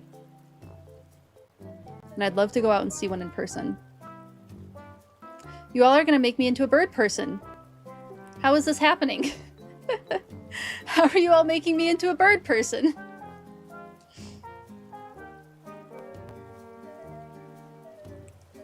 Oh, yes, the David Attenborough voice line. My apologies, Snowy. No, I have not listened to it yet. Super scatterbrained on Thursday. I will listen to it. It's going to go on my list.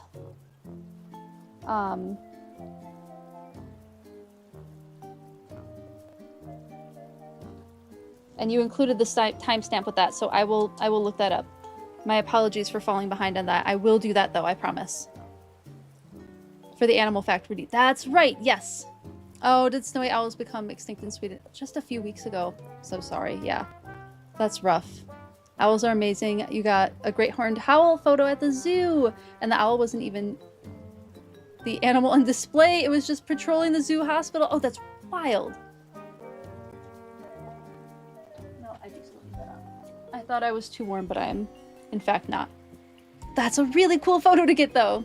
Finally got a wildlife lens for your camera. And of course, the cool birds hide from you. Yep. Well, they're not used to that lens, right? They're used to you with the other lens. Thank you for the crikey, Amanda. I appreciate the redeem. Oh no, birds do be like that, right? Yes, no, I remember that, and I remember that you saying it would be a good one for random animal fact. So I will look up that line, and that'll be probably a Wednesday project. Thanks for not trying to make you a monkey person. I don't dislike them and I like lemurs and ones that look less human. It's just the ones that look, the facial features are a little closer to human facial features that freak me out a little bit. And let's be honest, much like people who are afraid of spiders, with the right work, getting over that fear of spiders can be done. It's not terribly difficult. Other issues notwithstanding, of course there are other extenuating circumstances like personal experience. Typically, fear of spiders can be treated with not too much effort using cognitive behavioral therapy and other different types of therapy. I feel like my discomfort with different monkey species and gray ape species could also be treated that way. and I could work towards that. But yeah, I love lemurs. Parrots are the creepiest birds. Okay, well now I want to know what makes parrots the creepiest birds. So placing me in a room with a silverback will alleviate your fear? No, I think that would do the opposite. I think that would do the exact opposite. There is a gorgeous silverback at one of the zoos near me. He's giant, he's massive and terrifying, but he's quite lovely. He's been a successful father for the zoo, I know that. Don't kill me. Yeah, right. Yeah, I don't even know if having a grate between me and a silverback would... Nope, that would still be scary. I have a friend who was a zookeeper, and she worked with quite a few of the big cats, and she said the lions were just always scary. They just, every single time, the female lions in particular, always went for the grate, and it startled her every time. The male lion was very sweet, however, apparently. And the one time one of the few times I've been allowed behind the scenes at the zoo, a big cat was scary. It was incredible, but it was scary. Parrots are just so mean. They lure you in with their colors and then attack. Yes, I have heard that parrots can be quite ornery. Smarter than you. Yeah, parrots are really smart. Yeah. You had a silverback crack a concrete divider at the Denver Zoo? That's so scary. They're so strong. It's incredible how, one, smart, and two, terrifying how smart or strong they are. Both are scary, but incredible. You saw a video that Ashley wanted to send of a hippo coming out of the water to chase lions. Yep, hippos can be fast and so dangerous. Hippos, as cute as they are, hippos are definitely not a cuddle animal. They are extremely dangerous. That's on the do not cuddle list. My apologies. Thought lions were king of the jungle.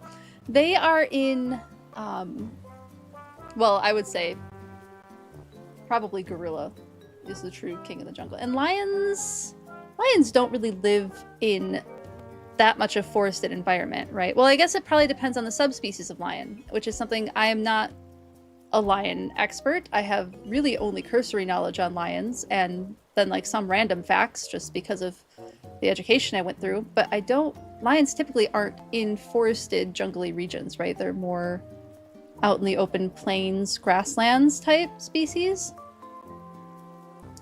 Depends on how you define king and how you define jungle. 100% Rick. Yep, 100%. Hippos are kings of the rivers. Yep. And baboons are kings of the savannah. I could definitely see that.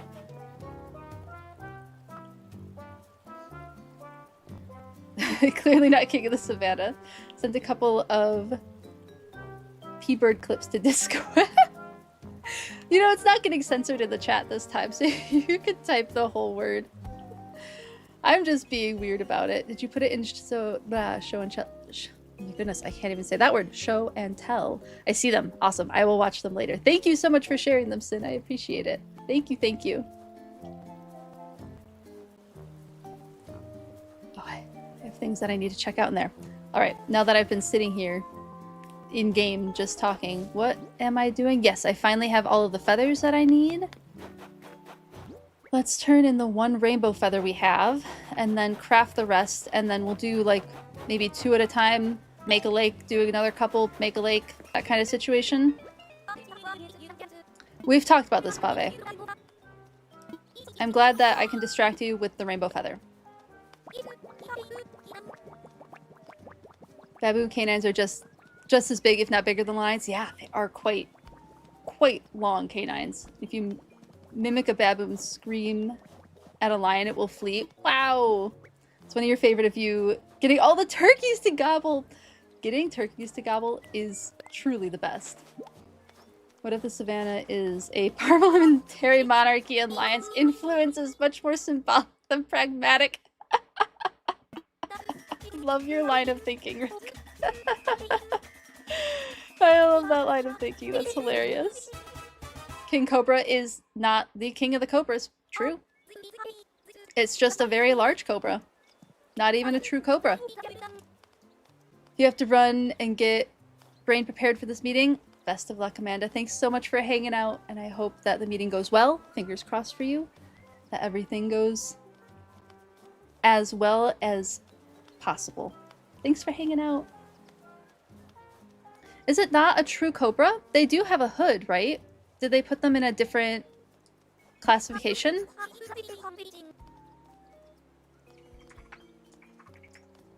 Because the iconic cobra is the Naha. That's the spectacled cobra. That's like the really, like when you're thinking of the big hood, the one that like Arbok is based on.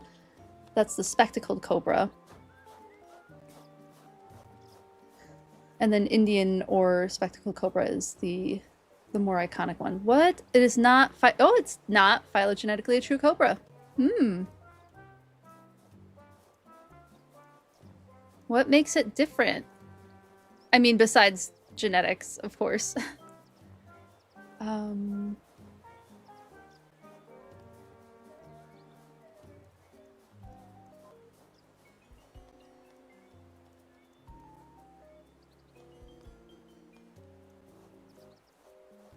It is the world's longest venomous snake.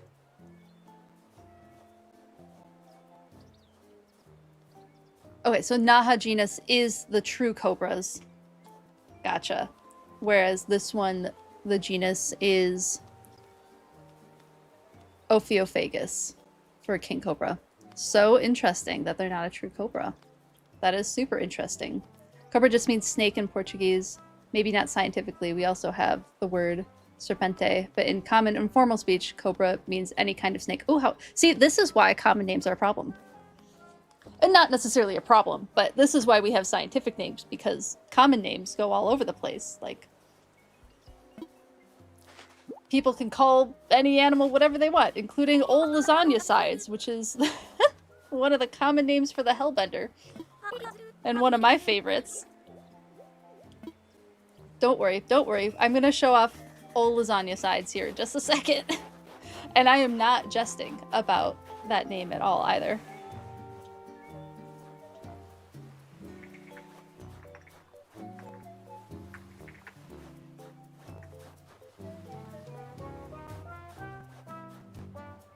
Does it say...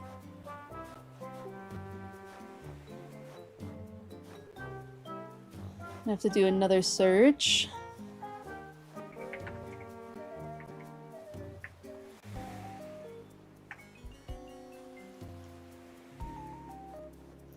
Hold on, I'm getting a lot of recipes. Um,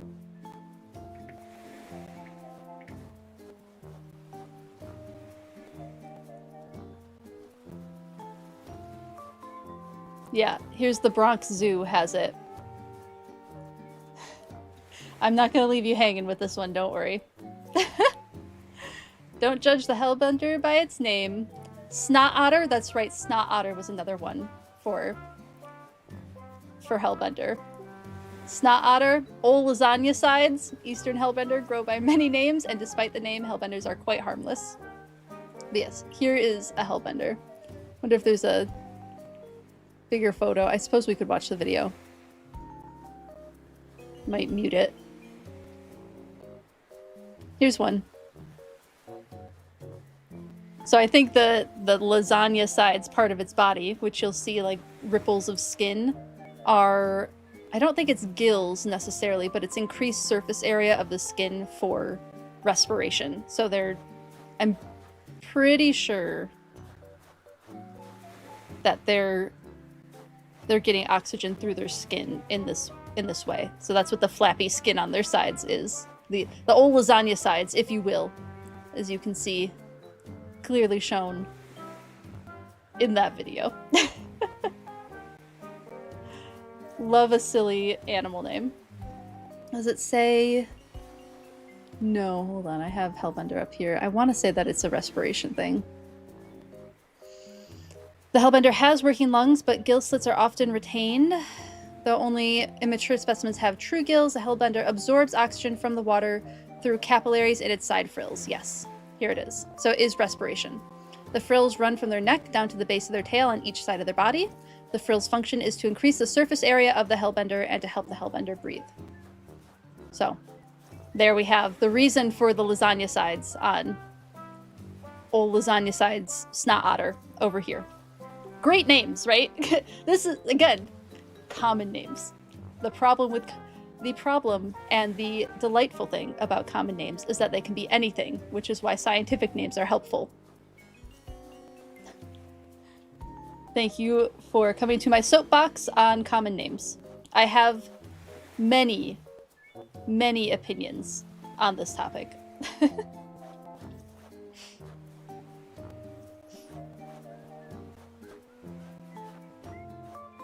They're called cobra because of the similar features. It would be similar to calling a hognose a cobra because they have a hood-like feet. Yeah, they have the ability to flatten their necks like a hood as well.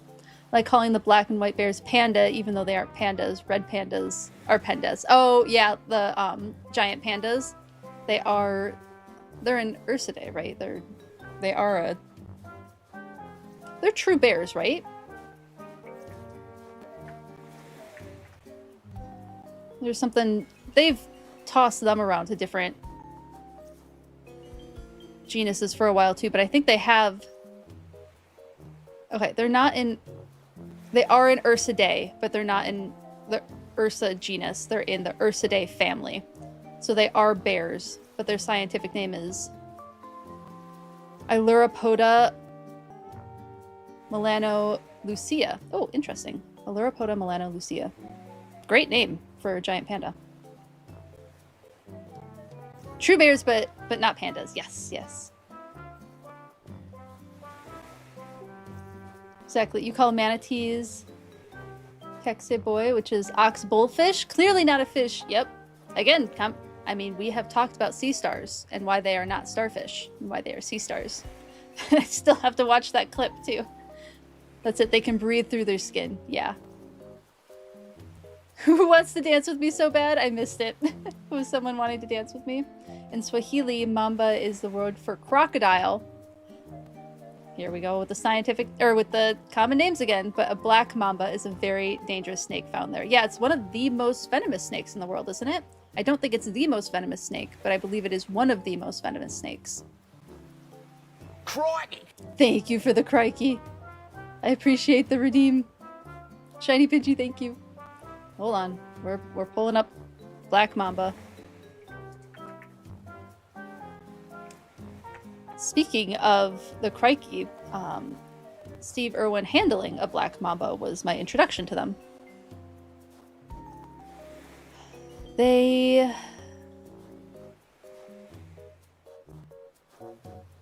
are a highly venomous snake. But I don't know where they fall in like the list of like what's the most venomous. There's different ways to measure that. If I remember correctly, it has to do with either how potent the venom is, or how deadly the venom is.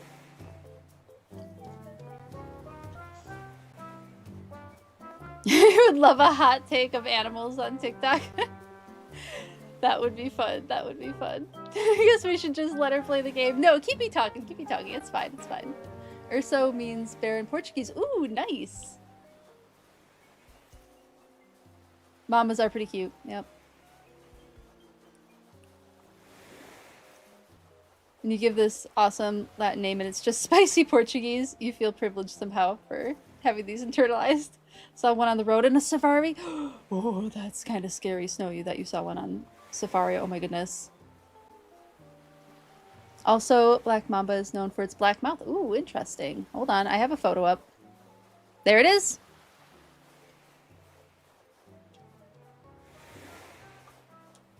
The black interior of the mouth of a black mamba. Because the snake themselves are more grayish in color, right?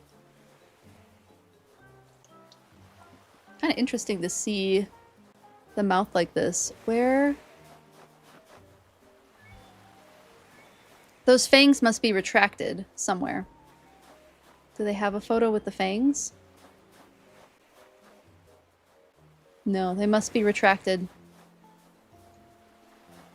There's one eating something. A frog?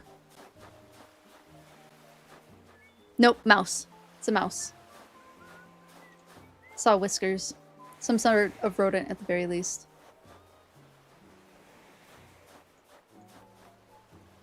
Yeah, must not have the fangs out and about.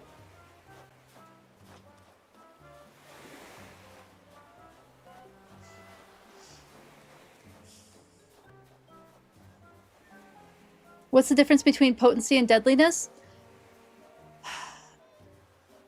That's a really good question, Lucario. Let me look up those lists again, because they explained it. List of...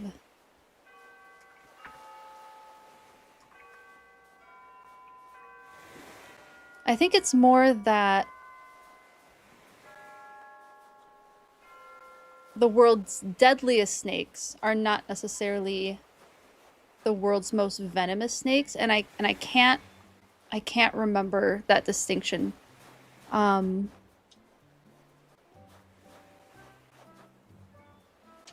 was this written? Hold on.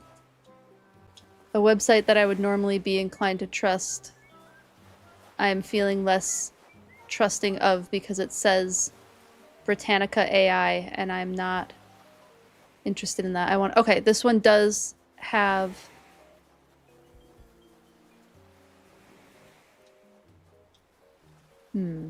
Alright. Tempted to find a different source.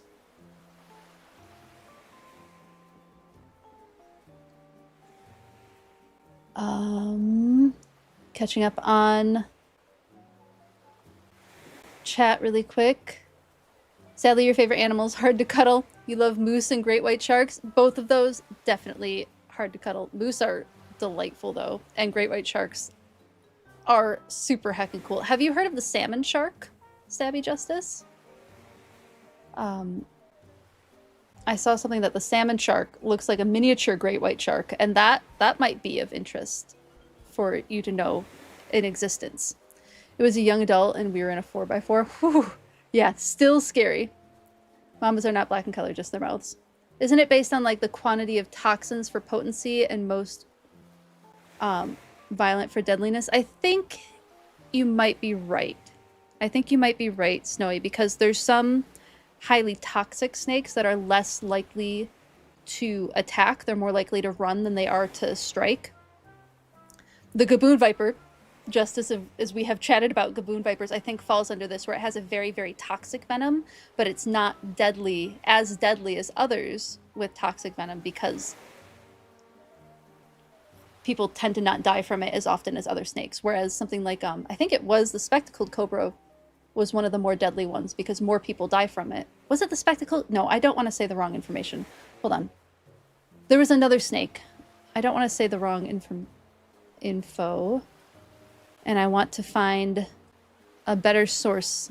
I wish I still had whatever list that I had before.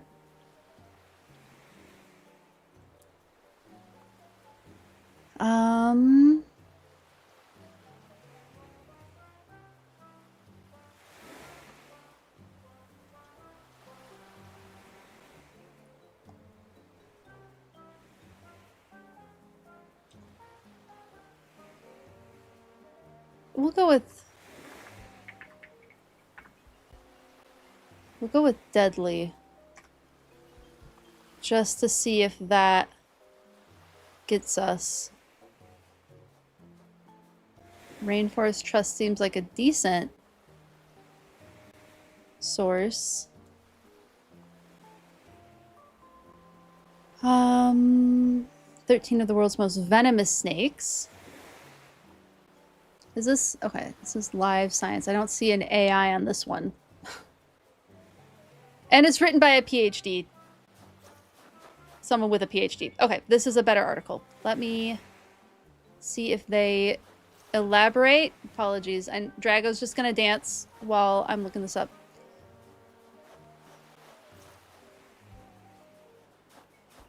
So here are 13 snakes whose venom are capable of killing a human. Eastern diamondback rattlesnake are ambush predators. This species is not aggressive to humans, and bites tend to occur if a snake is intentionally harassed or accidentally stepped on.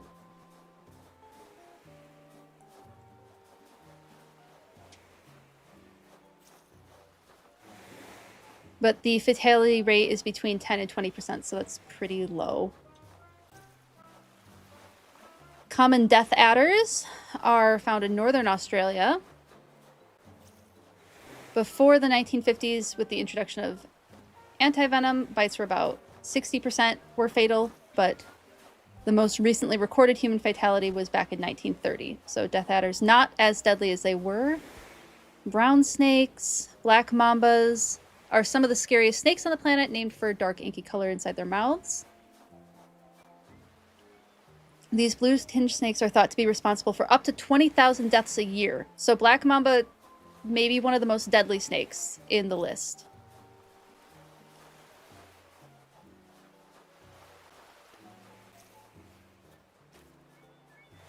But yes, I think black mamba counts for like one of the more venomous and one of the more deadly. I think that's kind of the difference.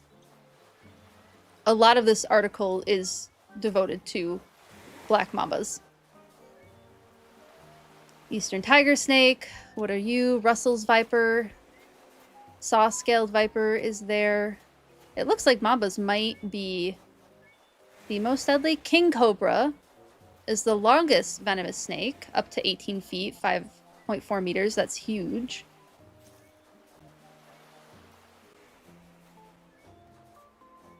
Its claim to fame is not so much the potency of its venom, but rather the amount injected into its victims, which is a lot.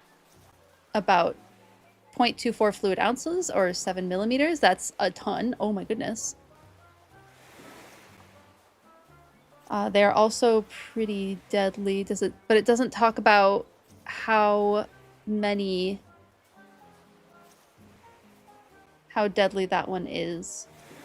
So yeah, I think it's which one is more likely to kill people versus how toxic is the venom, I think is the distinction that I'm seeing.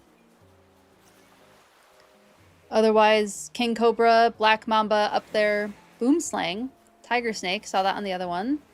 Banded crate, which I think is a sea... Nope. Nope, I thought the banded crate was a sea snake, but it does not seem to be. Found across Thailand and most of Asia and forest or open countryside habitat. Yep, not that. King cobra is on the list again. Taipan. This must be the one. The taipan is... I think has the most potent venom. And I promise I will get caught up on chat. I know I'm reading this, so I'm not seeing chat. But yeah, I think there's a difference between how potent is the venom and how deadly is the snake, because some of these snakes are less likely to attack and more likely to like hide in, instead of injecting the venom into a person. Okay, where am I at? Checking. Okay, I'm not too terribly far behind. Potency is volume of venom per... Deadliness is the harm it causes and affects certain creature. Yes. You have a picture holding a python. Maybe you could share it. Yeah, go for it, Rick. If you would like to, you can blur your face, crop out your face, whatever works best for you. Yes, you were close. The most common way they measure snake venom lethality in toxicity or in toxicology is the LD50, the amount of venom it takes to kill 50% of a subject of animals, typically mice. It's been a long time since I've heard that term, but yes, you were correct on that. Is the puff adder snake dangerous? The puff adder...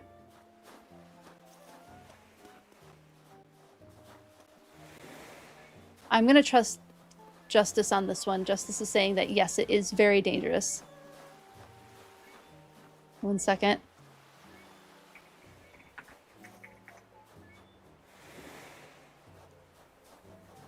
Yeah, highly venomous viper species found in savanna and grasslands from Morocco and Western Arabia throughout Africa. So highly, highly toxic. The most venomous snake per the LD50 is the Indian taipan, which we were just talking about. Needing only 0.025 milligrams to kill an adult mouse. So toxic. Salmon sharks. Okay, good. I'm glad you know that you know about salmon sharks. So glad you know about that. You're holding a frog, Sapo caruru, an African cockroach, and a smaller snake, which we call Cobra de Mijo. Corn snake. Oh, cool. Oh, milho. My apologies. I was not able to read from that part. Cobra de Milho. Cute. The corn snake. Okay. Looking for the frog.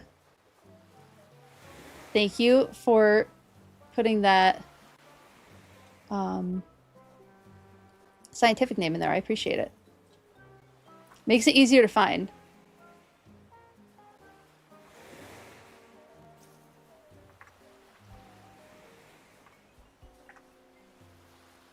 Oh, cane toad. Cane toads are huge. Those are big. Tiny silly white shark. I know. I just heard about them recently. They are very cute. Love chatting about snakes. You're gonna do your next internship on them. Oh, that's super cool, Snowy. Do you know where you're gonna go? I'm gonna start crafting while I catch up on chat. Or do you know not where you're gonna go? Please don't dox yourself. Do you know what types of snake you're going to work on? Or is that to be determined at some point? Adders are very pretty. I agree. Yeah. The problem comes in with the fact that snakes who kill the most people are typically venomous snakes who live in large populations areas where they do not have the medical means to save bite victims. Yeah. Absolutely true. There is a sea crate, but they are different species. Okay, so my brain wasn't totally completely off in left field when then. I had heard that term before. Oh, he was talking to me about my house. Okay, that's fine. But they're completely different snakes. Gotcha. Thank you, Justice. I appreciate it. Thank you for and thank you for sharing your knowledge. I really appreciate that too.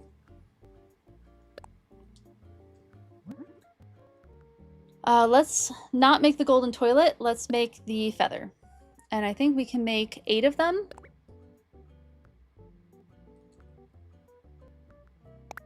Oh, I guess we're gonna make 7.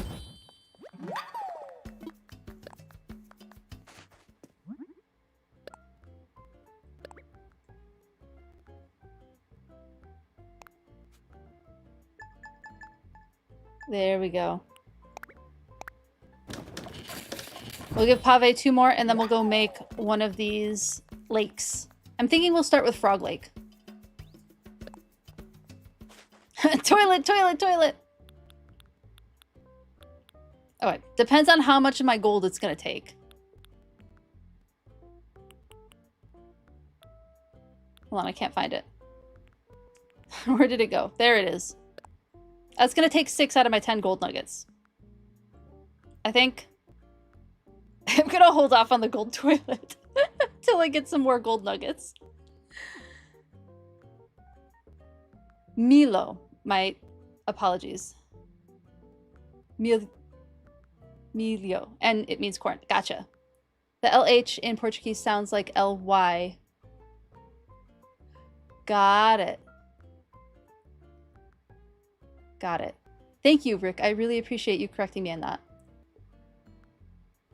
Is it, so is the LYO, like, my brain wants to make it 2 syllables, but it's kind of all one, milho. Is that a little bit closer?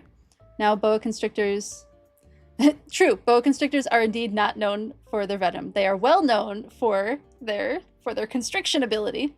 You're going to work on Hyriophis, viridiflavus, and Semensis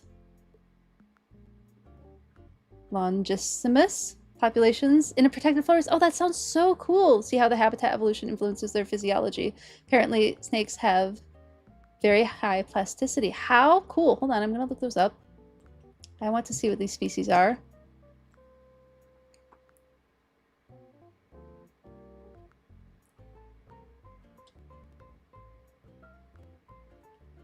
One moment.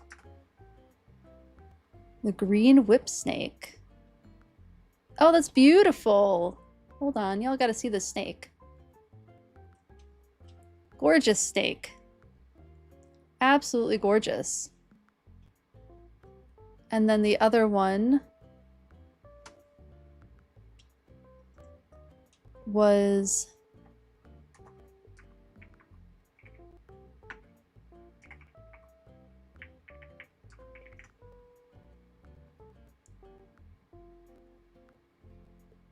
a Sculopian snake. Is it this one? Oh, I love the marking on the juvenile snake. But here it is. You'll totally try to share some pictures if you're allowed. If you're allowed to, that would be lovely. But again, as always, no pressure. But I would absolutely love to see that if you're able to share. Llama, for example, means llama and is pronounced llama. Oh, llama. Got it. Got it. Thank you, Rick. I appreciate that. I'm going to look up that pronunciation for the LY because I don't think I'm quite getting it. But I do want to try to get that a little bit better. Arbok is, yes, we've talked about this. Shiny Pitch, you were there when I was talking about Indian cobras, right? I'm pretty sure.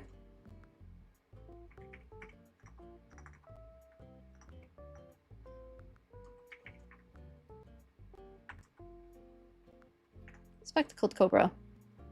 Or Indian cobra. Yeah, we've talked about Arbok being based off of this particular species of cobra. Kind of the, like, quintessential cobra shape, in my opinion.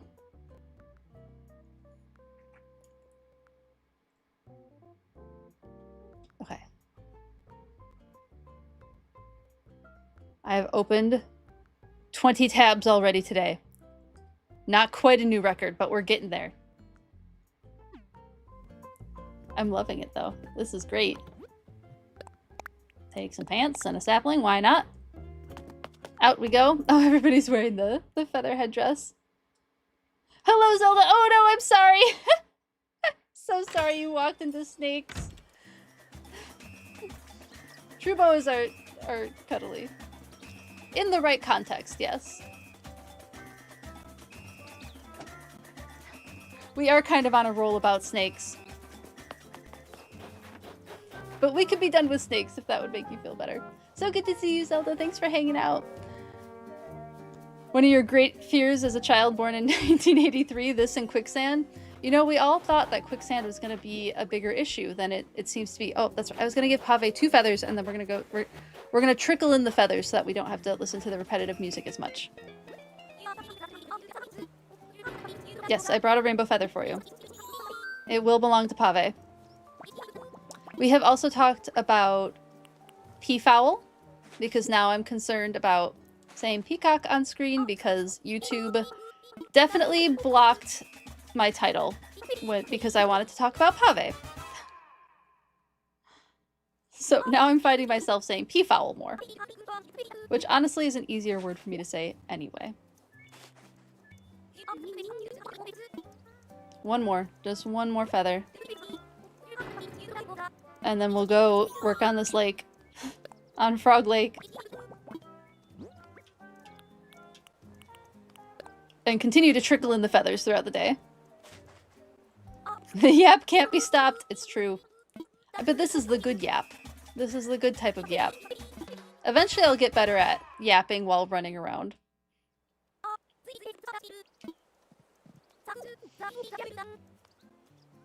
That's where it was quicksand, and also there were so many king cobras standing up and hypnotizing people. They said if you even blinked, they'd fight you. They're decently aggressive, if I remember correctly. Owls, yes, thank you, Sin. Yes, we've talked about owls. Old lasagna sides. We've talked about hellbenders. That is one of the common names for hellbenders, is old lasagna sides, and I am not exaggerating. The Bronx Zoo has a whole page on it. Yes, we were talking about common animal names because common animal names can be silly, they can be frustrating, they can be the exact same thing as a completely different species. Such is the importance of scientific names.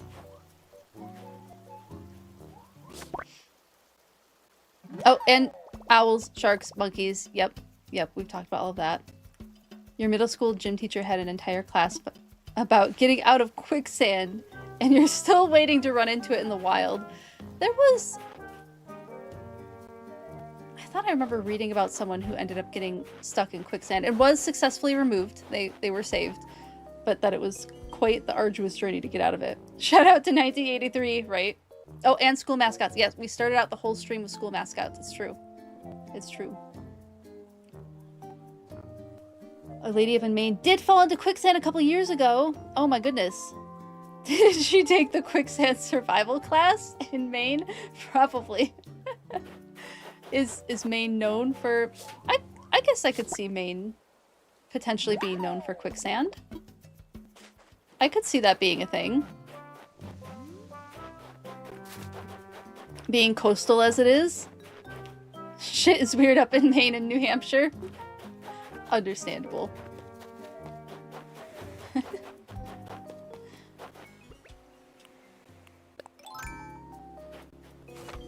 In New Hampshire, they would just shoot the quicksand. Oh no. Feel left out. You only got the hiding under your desk to stop nuclear warfare. I did not get that. I did get school shooter drills, however. I got some of the first school shooter drills in my high school. Missed out on the nuclear bombing drills, however. Besides, you know, your standard fire drills.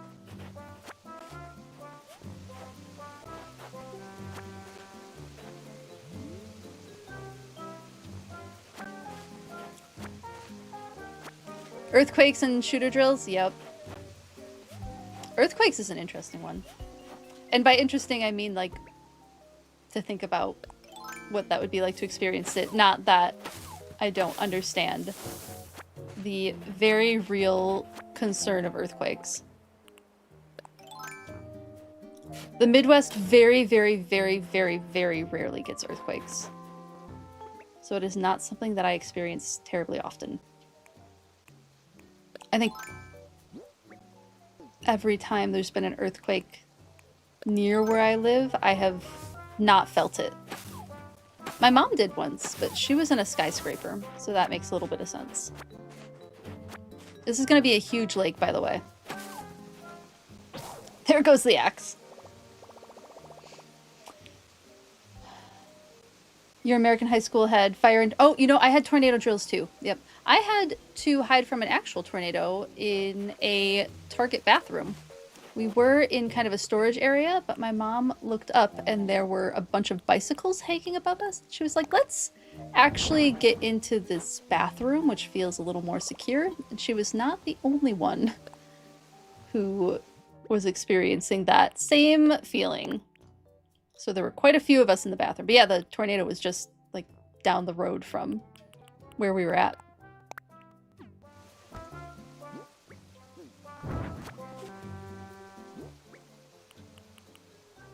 I guess I'll pick up some of these trees. I was like, I don't think these will help. No. The tornado ones, I can confirm I have been helped by tornado drills. Weirdly, in Michigan and not Minnesota, because I feel like Minnesota gets more tornadoes than Michigan. Z, correct me if I'm wrong. Maybe it's kind of similar? Whoops, no, I didn't want to drop that. I wanted to pick that up. See, yapping and playing at the same time. I do silly things. Largest possibility of quicksand in the U.S. is Ohio! You know, that kind of makes sense. Cedar Point is kind of sinking into Lake Erie, so that does actually make a little bit of sense. Not what I expected to hear, but giving it some critical thought, it does not surprise me. Soil there is such that if it had a strong enough earthquake, the soil would liquefy. Wow! At least being under the dust would help you for earthquakes. True. If there was nuclear activity, the dust does nothing. Exactly. Upper Midwest does not. Missouri has a history of strong ones, though. Oh, interesting. Southern Minnesota, probably. Oh, the Madrid fault line. And it also runs through Ohio. Is that pronounced Madrid or Madrid? Because I know someone from Madrid, Iowa, and they are quite insistent that it's Madrid and not Madrid. And I wonder if it's because of that fault line and not the city in Spain. Cedar Point is literally roller coaster sinking into the ocean. Well, sinking into the Great Lake. An inland sea. In Florida, we just teach the young to accept your fate when the hurricanes come. Well, usually places are boarded up by then, right? And one really cool statue of Poseidon that is overlooking Lake Erie. You know, I haven't been so long that I don't remember the statue of Poseidon. I'll have to... Oh, could I even find those photos? They were from before I had access to a digital camera. I'd have to go, like, digging for them. Madrid. Is it Madrid? Not Madrid? God forbid anyone call them European. Can't be getting confused in Iowa. Default to ocean. Understandable that you default to ocean. Definitely understandable. There's Midwest and then there's Missouri. The statue's in someone's yard. That sounds about right. Hold on. What about the 90s? What about the 90s?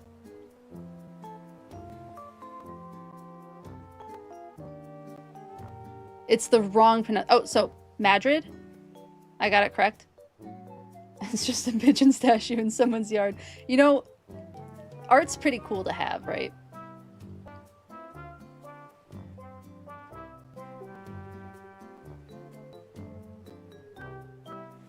You'd consider Missouri's like kind of 50-50, right?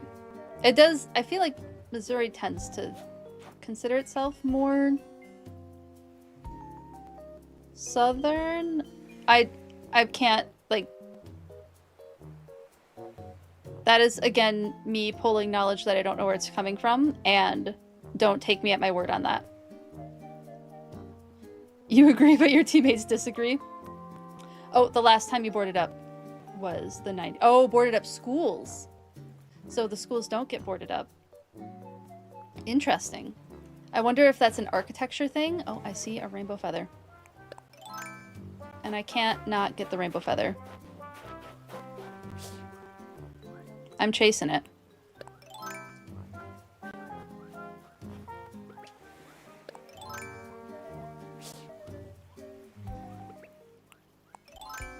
Or, so to finish my question, I wonder if it's an architecture thing or if it's they just know that they're not going to be in the schools. And so it doesn't make sense to board up the windows anymore. Say Missouri de facto was on the wrong side of the Civil War. Yeah. Yeah.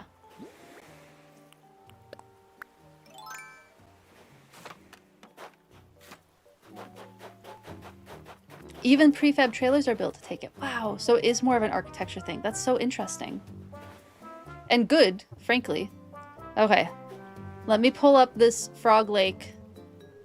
Whoop.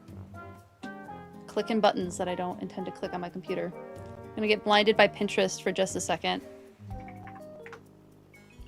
Need to just save this image so that I don't have to keep opening up Pinterest and getting my eyeballs blasted by not having a dark mode. Come on, Pinterest, give us a dark mode. I don't want to get blinded every time I open this app. Where's the Froggy Lake? Where are you? Where are you? I looked at it recently. Nope, that's too old. It's my older pins. There's about there it is. I found it. Yeah, this thing is huge.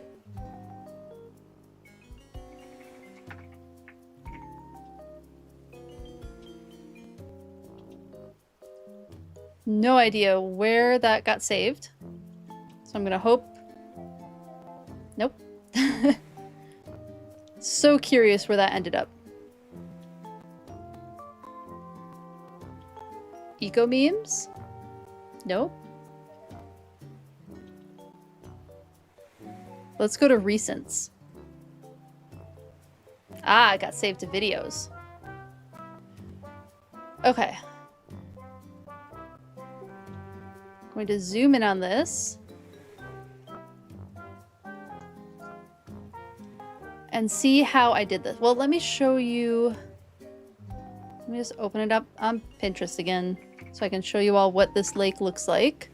I got the bones for it started because I needed to know how wide to make this section. So that's why there's already little bits of Frog Lake beginning. And that was just because I needed to know how wide to make it. Okay. So here is Frog Lake. I don't remember, I think row 4 is what I have sketched out currently on the ground, but this is going to be a giant lake. So it'll be cool. It's going to be very froggy, and I'm quite excited for it.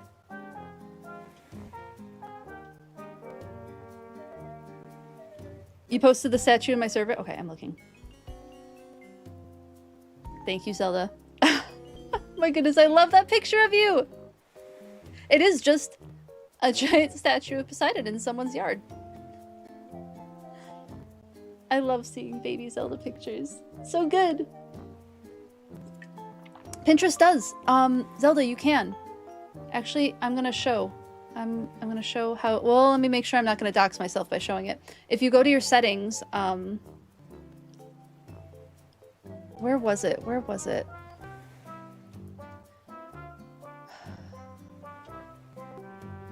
I want to say it was under some setting.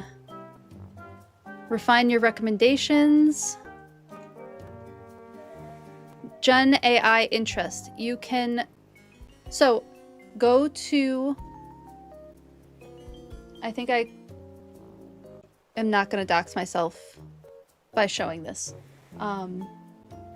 So if you go to your settings in Pinterest and go to refine your recommendations, you can turn it off.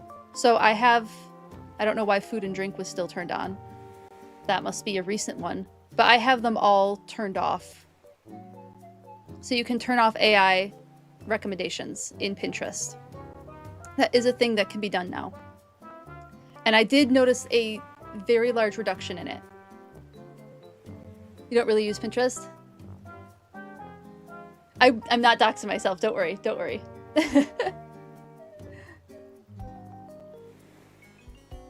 So yeah, you can turn off Gen AI to a certain extent, of course, within Pinterest. Just so that everybody knows that that exists, that's an option.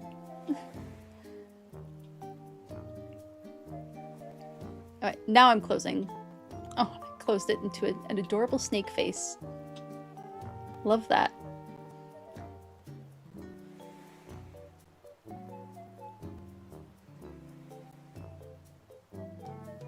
Froggy, last photo. Oh, that photo was taken from a moving car. You're the passenger. Honestly, that would be great to have in the yard. Wig, you would like a giant Poseidon statue in your yard. And no problem.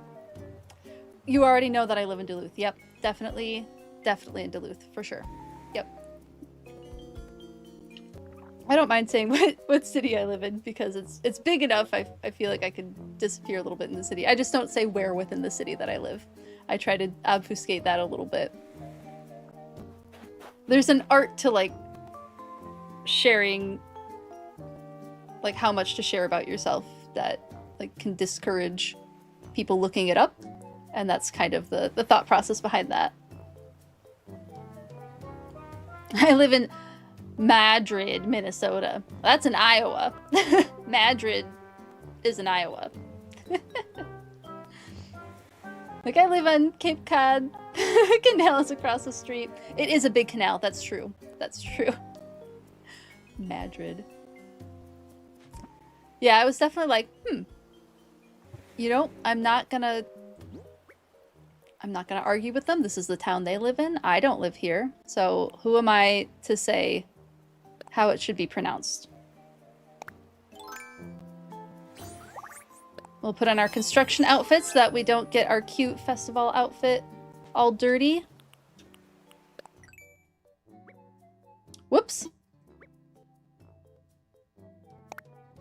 That wasn't what I wanted. The apps changed on me. Yes, start construction. Park the car and have a yard.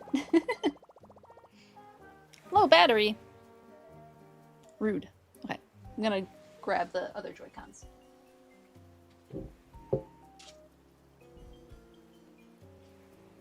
I have to like work around my microphone arm.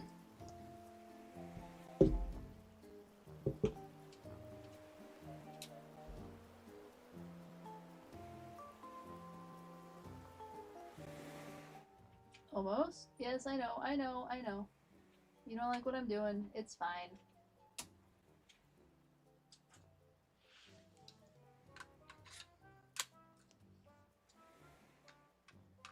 Not quite sure how to make that setup any easier because it just is what it is. Okay.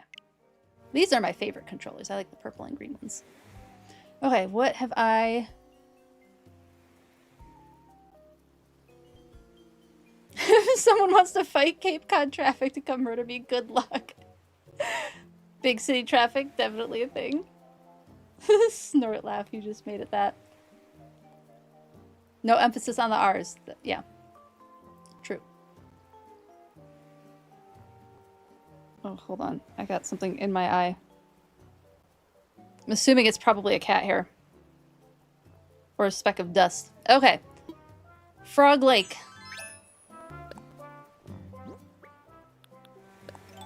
We were talking about Midwest accents earlier, and how I have a blend of Midwestern accents. I have the Michigan nasally A.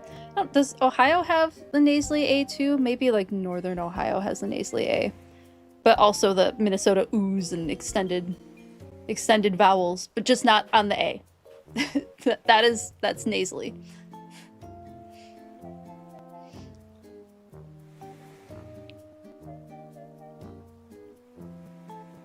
Hold on. The MBTA. Did you know that your university has applied math courses and one is called Math Applied to Biology? You know, the thing they don't tell you when you get into biology is how much math you're going to have to do. And nowadays, how much coding you're going to have to do on top of all the math that you have to do. So I am unfortunately not terribly surprised that you have a math applied to biology course. That sounds pretty reasonable. Yeah, a lot of bio majors are like, what? No, I don't want to have to learn this. I took biology to not have to do math. Suckers, you're gonna have to learn math. There are some different dialects and some R's do get pronounced. Ooh, interesting. Want to see the kitties? Okay, I will... Where did my cats get mentioned? I will post them. I will post photos of the kitty cats. Unless it's somebody else's kitty cats. But there might be photos of Kayana and Smarl. I'm gonna make them into whatchamacalls. Emotes. I'm going to make them into emotes as well, so that I'll have photos of all 4 of the main fluffies. Ah! It's me doing my thing, doing the thing.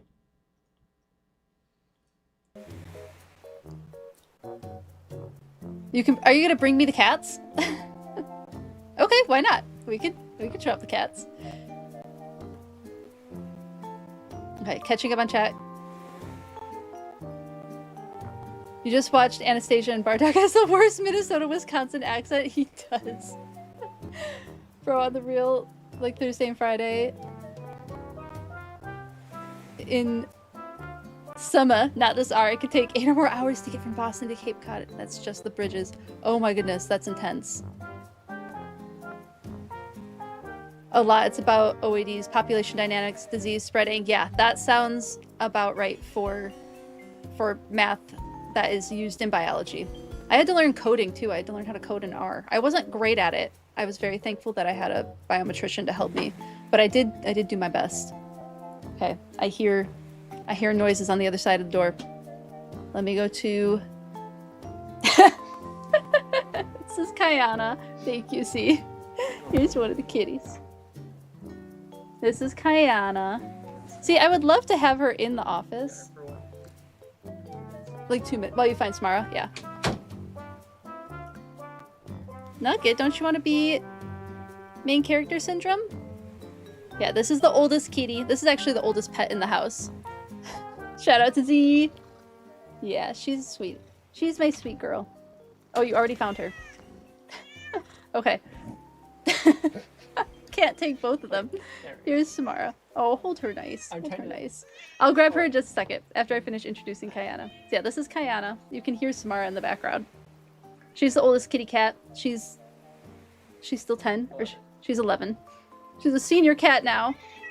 I would love to be able to have them in the streaming room. They just would eat all of the craft supplies behind this wall. Can't wait to stream Animal Crossing and let everyone try to guess where you're from based on your accent. It's your favorite game. Here in Colorado, we have full wars on how the letter A is pronounced. Colorado or Colorado. Yep. Bring cats. Prep the emotes. Kitty emotes will be awesome. You need to fix the lighting on the taco one. If you want to help me with those emotes, I would so appreciate that. Oh, Sammy. Oh, I didn't know where I was. So yeah, Nugget is the intelligent one in the house. She has the fastest punch. She's the one who Taco is the most afraid of. She went through all of grad school with me, so she's kind of my familiar. Kitty emotes, said the cat fetcher. King behavior. Shout out to Z. Seeing you pets, do you plan on bringing the puppers down eventually? Oh, probably. Yep. You've been waiting to cast Heckin' Trito. Yes, we can bring the puppers down for sure. At 4:30? Okay, Z says 4:30 Central Time is when the dogs are coming down. R-coding your nemesis? Yeah, I know, babies. Oh my goodness, thank you so much for the gifted sub, Paladin. Or Justice, I appreciate it. Okay, we're switching them out. You can hear her purr too. Okay. I think I'm going to set her down on the ground, and you can pick her up because she's easier to catch. Alright, and here's Samara, the baby. She's 9. Samara does not want to be here as much. She's our athletic one. She's super sweet. She loves humans. Loves people. Fully avoid cat. This was the cat that Z picked out. Hi. Oh, do you not want to look at the camera? There we go. Yeah, she's a sweetie. She's got pretty green eyes. And she's truly void. She has 3 white hairs, and that is it. That's the only color on her. Is 3 tiny white hairs on her chest. And her eyes, yeah, her eyes are the pretty jade green. You can't really see it, unfortunately, because the lights are making her eyes look more yellow than they are, but they are like a nice light green. She's a talkative one. You sweetie. Aren't they cute? They are, baby. Out of ad purgatory. Welcome back. Thank you for hanging out through the ads. I really appreciate it. So yeah. This is Samara, or Sammy, who's the younger of the 2 kitties. They don't really get along. They tolerate each other, And then Samara's very afraid of all the dogs. Thank you, Z. I appreciate it. Sorry, stomped your head. It's fine. Poor Gertie. Oh, bye. And Samara actually has a crook in her tail.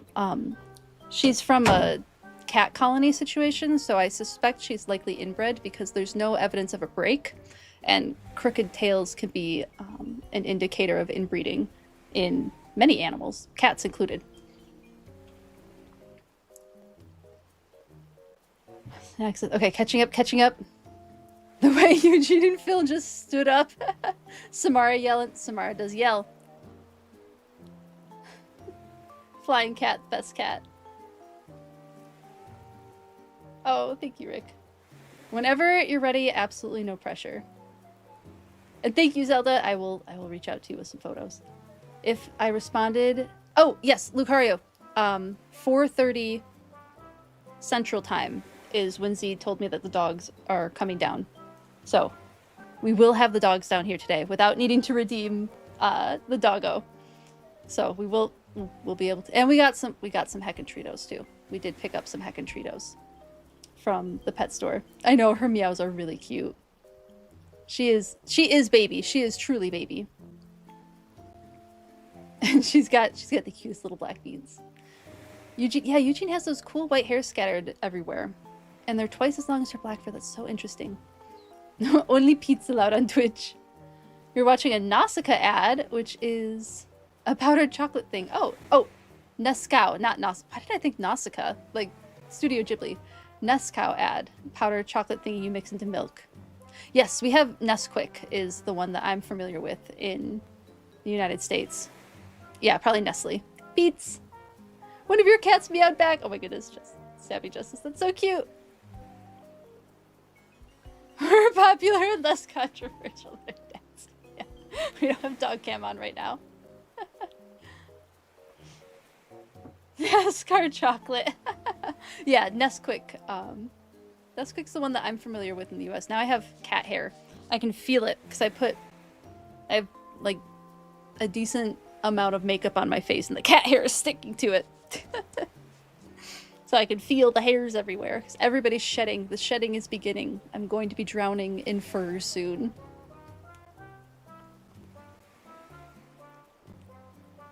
Thank you so much for the bits and thank you so much for the gift subs. I really appreciate both of them. Thank you.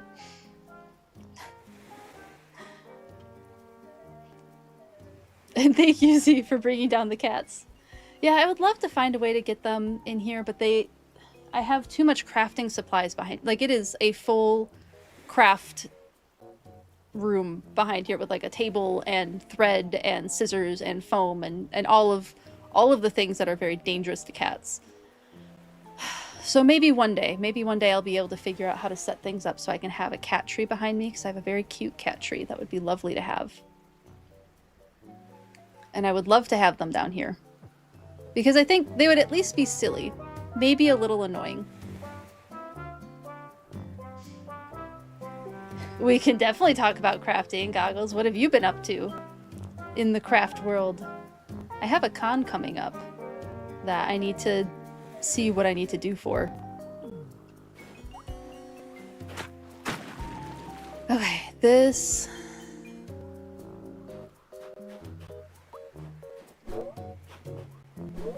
Am I not able to... Okay, I think I see what I need to do there. Oh, and there goes my slingshot.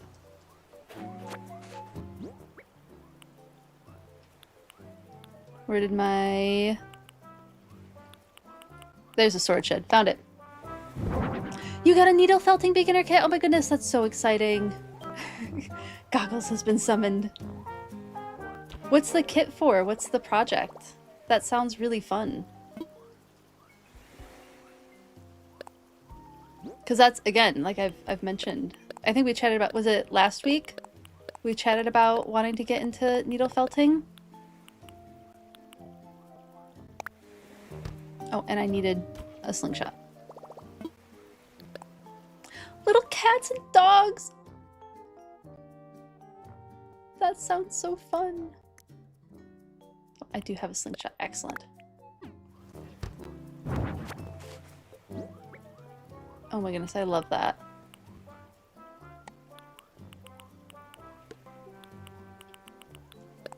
Well, if you feel up to it and you would like to share what that ends up looking like, I would absolutely love to see how your needle felting experience is going. The one thing I've seen from other folks who have tried it is like, you know, don't stab yourself with the needles because they're barbed, right? They're barbed. So they can get quite painful. But otherwise, I would absolutely love to hear about your experience. Because I want to do it too. Eventually I'll have a reason to take on another craft. Currently, I do not.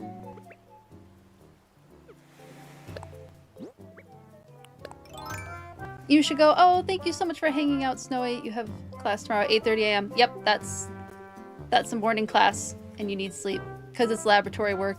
Yep. Well, thank you so much for hanging out for as long as you could, Snowy. Always appreciate having you in chat. And sleep well, and I hope that your class goes well, and it's not too frustrating of a lab project.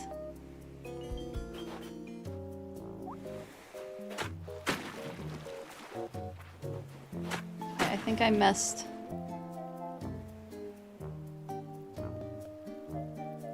I did.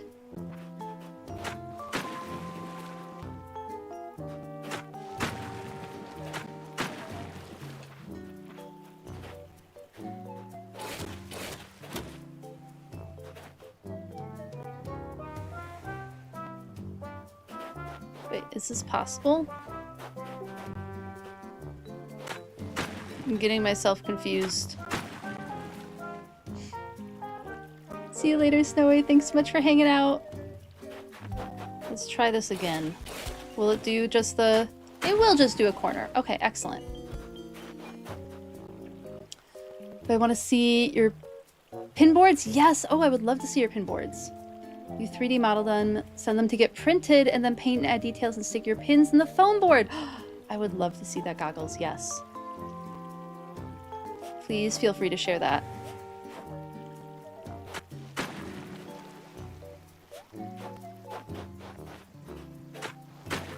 Oops. I just opened that up. Okay. The frog has an eyeball. The frog has a single eyeball.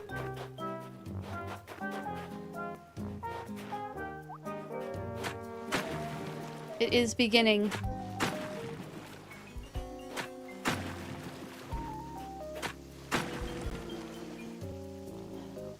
Wonder why I did things the way I did them.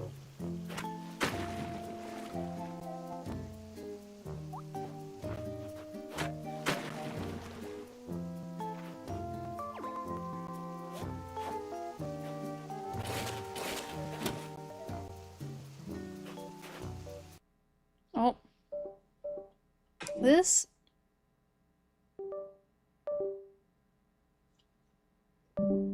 Oh my goodness. Please let me know if you still see me.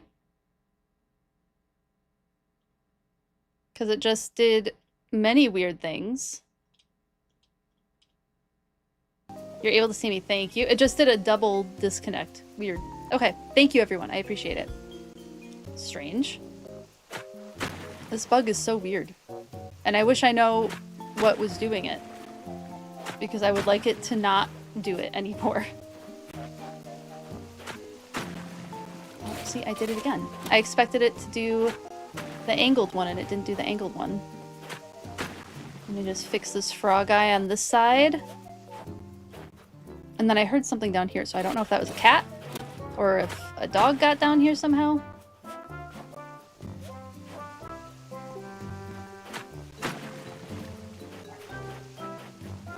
Yeah, so what happens is there is something that is disconnecting. It seems like all of my USBs and the capture card. And I'm not sure what's causing everything to disconnect and then reconnect. I've seen it might be my headphones, which would be absolutely tragic because I love these headphones. And then I've also seen that it could be like too much power being drawn from my power supply. So I'm not entirely sure what's causing it and I'm having a hard time diagnosing it. But the game isn't freezing, it's the capture card, which is angry. Which is pretty annoying. And then it gave me a pop-up about my camera, which is always a little scary. Alright, this one actually goes like this. So I put water where there should be land.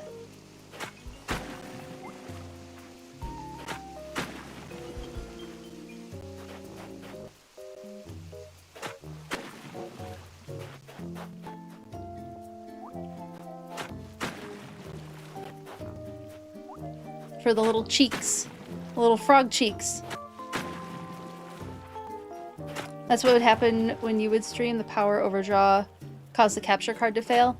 Yeah, it's not failing necessarily. It's just deciding it doesn't want to do what it's supposed to do. Which is a little annoying, of course.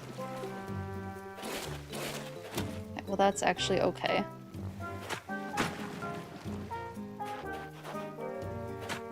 So it's not fully disconnecting, which, all things considered, is a good thing.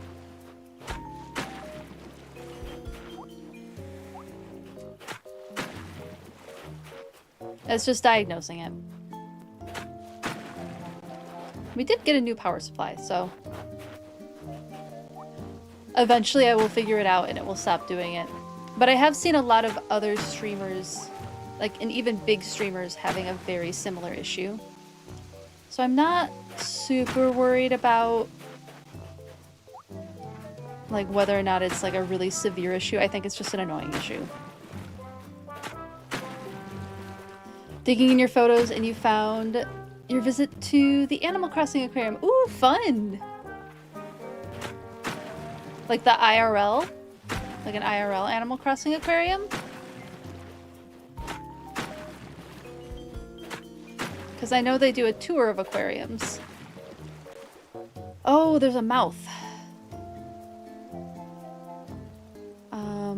And part of this mouth has to be land. So, one.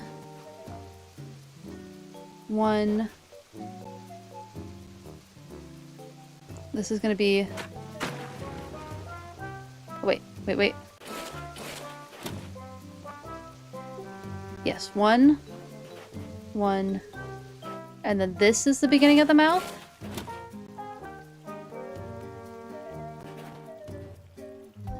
And then not this one. Nope, that's this. Hold on, how does this work? There should be 5 in the... did I count this wrong?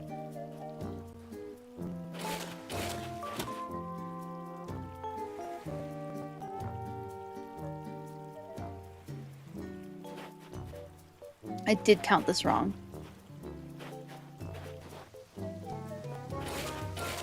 Immediately goes not where I want it. There we go.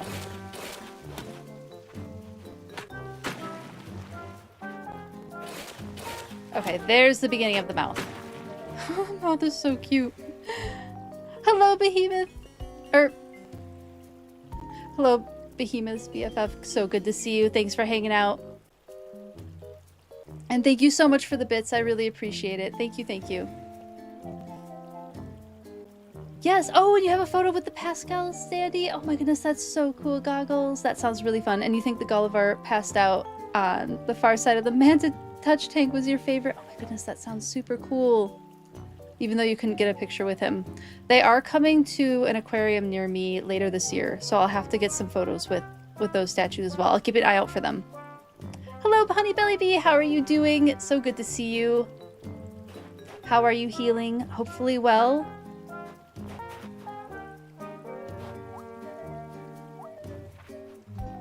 That was... so now I'm on row 7. I'm making the frog lake today.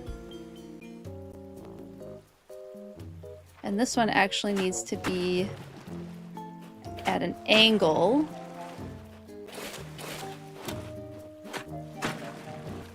There we go. There's the first angle. Full opening. Full opening. I need this tree to move. And I needed to eat that, not drop it.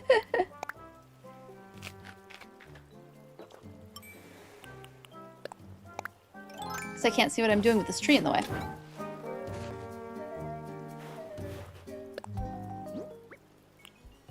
Better. And then it needs to be another angled one.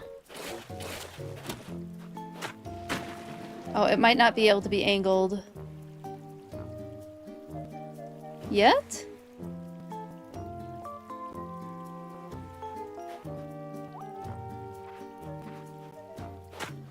Maybe we'll just go down one more to row 8. 8 is the bottom.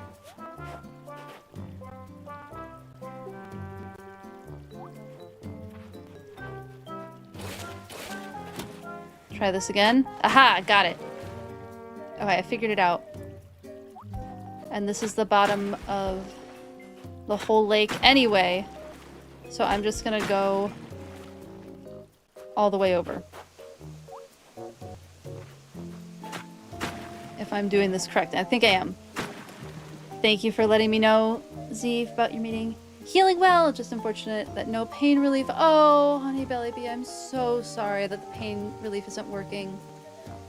You're at about a 6 on the pain scale at all times, but nothing helps. Oh, I'm so sorry. Just taking it easy and eating well so you heal quickly.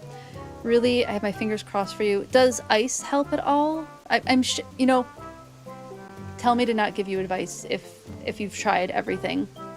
But I'm so sorry. I know when things were rough for me, ice on the incision sites helped a little bit, but oh goodness, I'm so sorry. I hope that everything heals as quickly as possible so that you can move past that. But my heart really goes out to you. So I hope you can move past that. And I do feel you on this one because I had some painful surgeries 2 years ago. So I can understand how that can feel really just suck to have to get through that. And then yes, the aquarium tour is actually coming back again. Oh, so you get to go again, Goggles. Oh, I'm so happy. Last time you drove like 4 hours and stayed the night to see it. This time it's a day trip. Oh, that's wonderful. Yeah, mine's just the next city over, so it's not too bad for me. But yeah, I'm so glad that it's going to be an easy trip for you. And this has to be an angled one. I'm getting there. I'm figuring it out. The lake's almost done. We have Frog Lake. Frog Lake is here. Look at how cute it is. I did it. It's okay. You have ice packs you can try. Just have to be careful not to get anything. Yeah, that is the cautious thing. Totally understandable if that's not something that you want to try. Do what feels comfortable for you. I know that I was recommended that for some relief as well. So fingers crossed that things heal quickly and that pain just continues to go down. Kisses the frog, your lake turns into a prince. It's so cute. I'm so happy with it. This was one of the ones I was really excited to do because it's cute and it fits the theme. Hold on, let me get my character out of the way. We can see it on the map. I think I gotta go like up and over here. There it is! Look at how giant Frog Lake is. It's so big compared to the other lakes. Oh, I'm just delighted by it. I'm just delighted by Frog Lake. It's like Swan Lake, but not as pretty of a ballet. All the frogs. All the frogs. I think I have at least one frog emote, or do I have 2 frog emotes? What do I have? Where are my emotes? And why are they not at the top for me? There they are. Ah, I have a turtle and I have a frog. Technically, this lake is representing both of them. There they are. Yay! Frog Lake is done.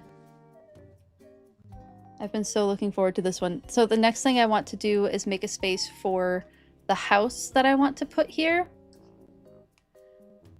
Might just move someone in and not worry too much about who it is at first.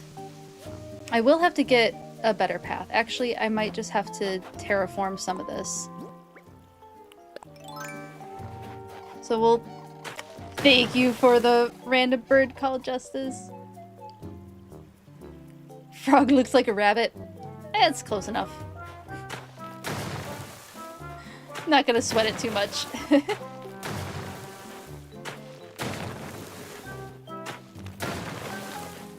We'll do at least one row of paths over here. I could have made that easier on myself and I didn't. Okay, here we go. There we go. And I should be able to squeeze a house in right here. It's gonna be close. But I do think it is 4x4.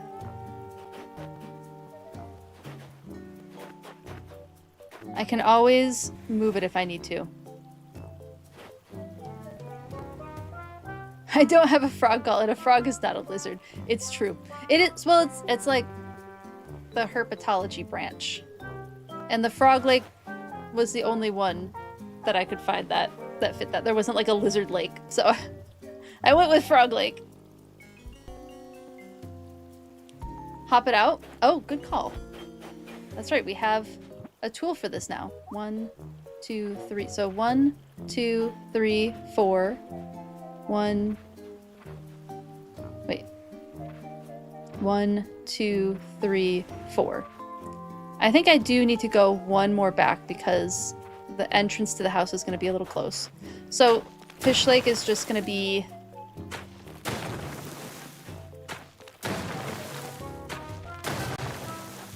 It's just going to be a little less space around Fish Lake, but I think this should be plenty of space for a house now. Because now we have 1, 2, 3, 4, 1, 2, 3, 4. Yeah, that's plenty of space. Lizard adjacent, yep. It fits in with, like, herpetology. Amphibians and reptiles. It's as close as I can get. Yay! And that's where we're gonna put Lily. Once we get Lily, once I can finally get one of these don't fit the vibe villagers to move out, that's where Lily's going to go. And I'm definitely gonna take Jess, Live and Love Baby's suggestion on all of the grass and the lily pads, and I'm very excited for that one. Very excited for that decoration. Watch out or I'll kiss Lily and turn her into a prince! Lily's so cute as a frog, though. I'm sure Lily would also make a very cute prince.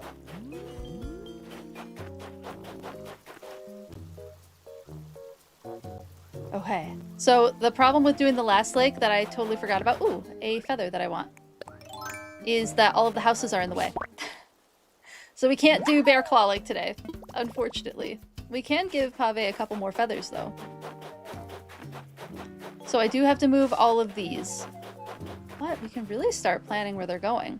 I do think I'm gonna have less space than I thought. Alright, so who do we put where? So we have Marina and Drago already placed. Cranston is gonna go just above Star Lake. And we have space over there too. Flora needs a spot. Let's see, South American flamingos, what is their, like, their elevation? Because Flora could go above Fish Lake. That might be a cute place to put Flora. Oh, it's doing the thing again. It's doing it a lot today. I wonder why. Because I can go almost a full stream without it, and then suddenly it does it like 10 times in a stream.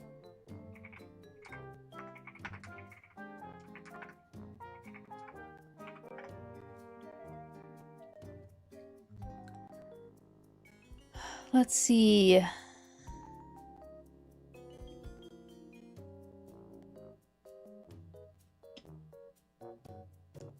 Looking. They...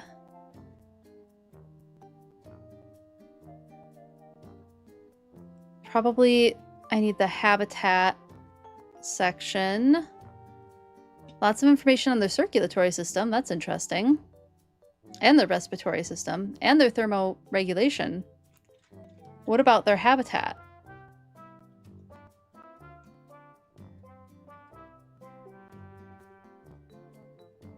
Yep, description. In Florida. Maybe I have the wrong flamingo.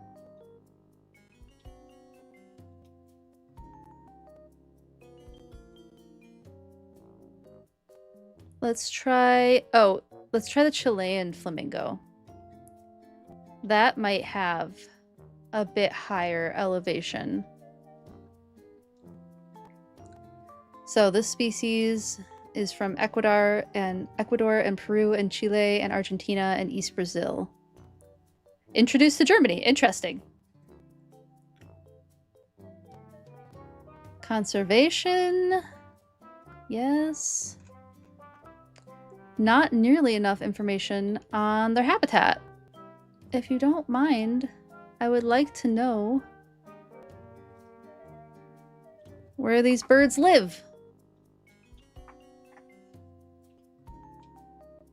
eBird. Is eBird something that I'm gonna trust? Maybe University of Kansas is a little bit better than eBird.com. Okay. Here we go. Chilean. So this is from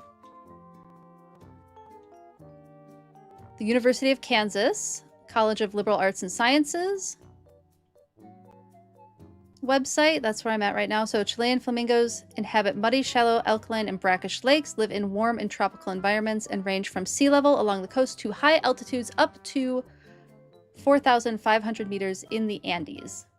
Because the waters and surrounding soil are alkaline, most of the area is barren of vegetation and desert-like. Oh, interesting. That is very interesting. So less vegetation for them. Oh no! Zelda, oh no! 1 second. I can fix this. Oh, you... Okay, already fixed. What happened? 30 messages were deleted. Why did they delete? Oh no! Wait, sorry, something happened, and I'm... Last time you kissed a frog, you returned it to a newt, but you got better! You're outside, and there are 2 groups of geese about 50 feet apart and honking wildly at each other. Lucario, that's hilarious. You can't tell if they're friends or telling the others, don't come anywhere near us. That is pretty funny. Didn't even notice. You served your time. You typed a link on accident. Oh, and it deleted all of your messages during the timeout. Stream elements. Geese are doing drugs. That's really funny. Yeah, geese can be... So I'm guessing these are Canada geese, because that's probably one of the more common type of geese, I think, we see in the United States. But yeah, I'm gonna guess it's hard to say. I wonder if they're getting ready to migrate again, if they're getting ready to migrate back north. And I don't know why they would be honking at each other. I'm gonna guess if it's not aggressive, then it could be just communicating, because they'll fly in huge flocks. But I don't know nearly enough about geese behavior to know whether or not that's aggressive or not. Zelda did hard time for a hard crime. No, no, stream elements shouldn't be deleting messages like that. Yeah, Lucario, a place where Z and I used to live, there would be just dozens upon dozens of geese. It was a pond near an apartment complex, so there were so many geese, so very many geese. Upwards of like 20 to 30 at a time. So when Z would go on his runs, he would have to run through a giant flock of very ornery geese.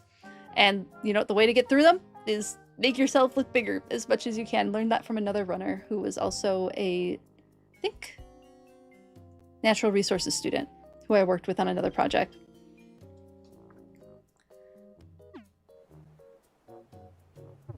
I don't remember what I was doing.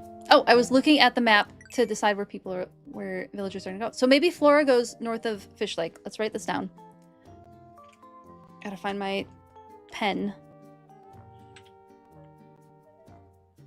Move some stuff out of the way. Oh, I found my other fidget. That's nice. Okay.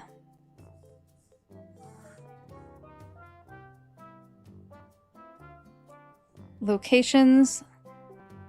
Flora above Fish Lake. Cranston above Star Lake. Or Sea Star Lake. And then Lily, when we finally get Lily, above Frog Lake. Eric is going to go near Bear Paw Lake. And then who else do we have? Who else do we have? Let me turn off my video for just a second. I'll be back, I promise. Oh, we need to decide where Tank and Savannah are going to go. They're both going in the Savannah area, which is going to be south of the Butterfly Lake, but I just got to know where in that area they're going to go. And that will probably have to be after I decorate it. Hold on. We back. Tank and Savannah. And then who else? Mira, but we do need to replace Mira, Sandy, and probably Shep. Shep we can maybe put near the community farm for a little while. At least until Shep asks to leave. We'll hang on to Shep for a little while. But we have places for people to go. Oh my goodness. Thank you, Stabby Justice. I really like how the map looks too. I'm so pleased that the phylogenetic tree thing all came together like this. I'm just so delighted. I love how it looks. So another thing that I could work on today. Now that, let's give Pave a couple more feathers. Do 2 feathers at a time. And then we might as well make the community garden. That can be something. Because most of the crops are there anyway. Flora, I know where your house is gonna go. Oh, thank you. Thank you. Oh, let me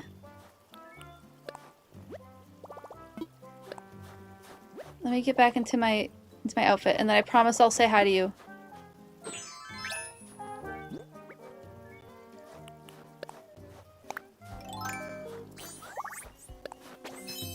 There we go. Do I have a purple feather? But the purple feathers are hard to get. Okay, we'll trade it. I only have 2. No. Oh, okay. Well, I guess I'm not trading at all. I can't just trade a single feather, I guess. Why not?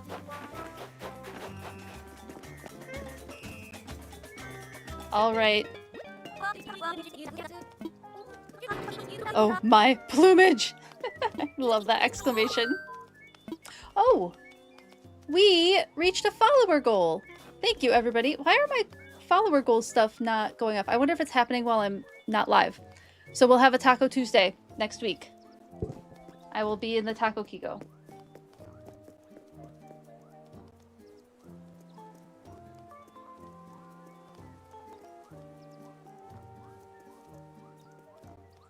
I meant to look that up for today's stream, but I did want to put on the pretty makeup for today's stream.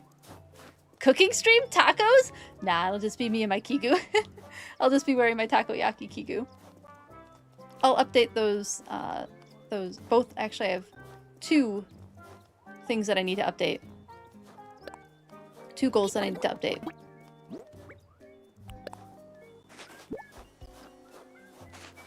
Excellent.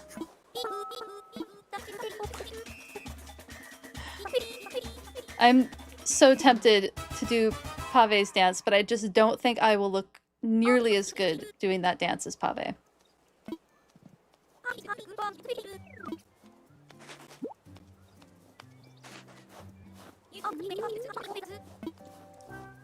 I will do the second feather. Yes, I brought you a rainbow feather. It's true. No one can ever look as good as Pave. I agree.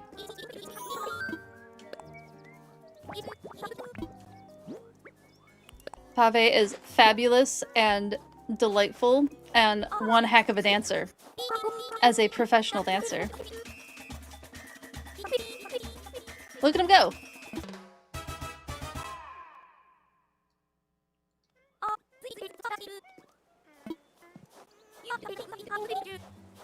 I got a stage. Excellent. Thank you, Pave. Side view, right? I know, he's so silly. Okay. We are doing the community garden now. I might as well. Oh. What's up, Drago? I do have a blue feather. Why does everybody want to give me red feathers? Am I giving all of my blue feathers? You know what? Never mind. No. Sorry, Drago. I feel bad. Everybody wants my feathers, and I don't want to give them up. So, for community garden, I do feel like I want to look up some ideas for this. Because I know there's some really cute ways that people have done community gardens. And I'm not going to worry too much about using everything in this space. So it might be nice to have like a little food stall. Maybe just above the food stall up here. Do I still have fruit on me? I have a single fruit on me. I could eat carrots. But I feel like I don't want to do that.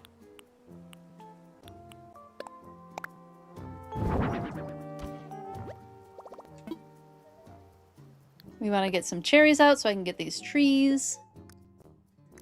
I have so many trees. You know what? I have so many trees in my inventory. I should just cut these trees down. We don't need to save every single tree. We will be planting plenty.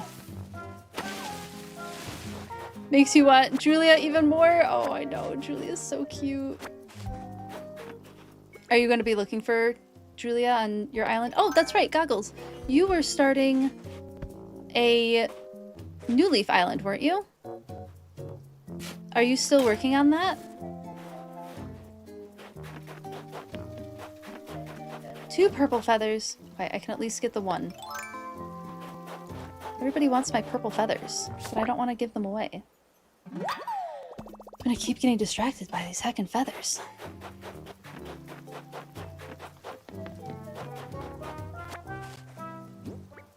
I'm gonna need to put the feathers away too, because I am running low. You were going to, but decided it's too much of a commitment. Totally understandable. It will live in the future. It'll be very nice. Oh, I wasn't going to eat them. That's right. I forgot that I was chopping down the trees. I already forgot that.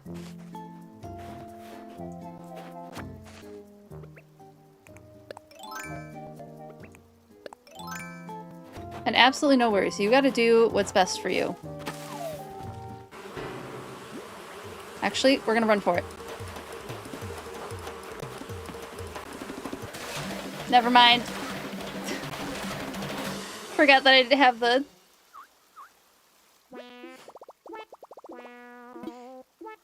I didn't have the second bridge up yet.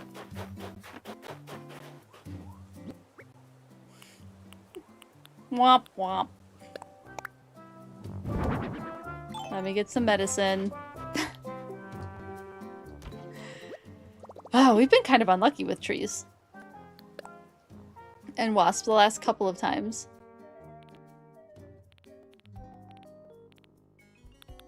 Where's my medicine? There it is. I'll have to buy some more medicine.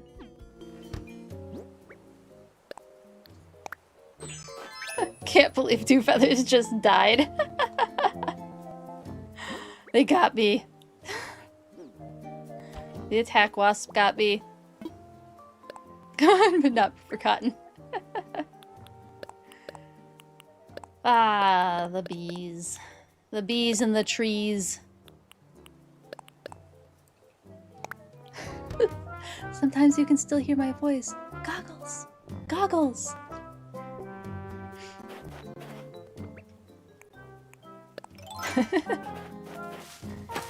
Thank goodness I'm not allergic to any stings that I'm aware of at the moment.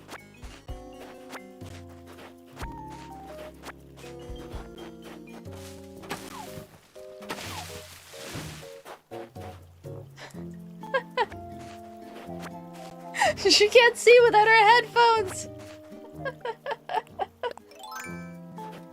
I know, they light the way for me. Oh, you can't really see the... Wait, do I have my headphones on backwards? No. My headphones are on correctly. You just can't see the lights. It's too bright in here. Once it gets darker in here, when it gets darker outside, you'll be able to see the lights on my headphones.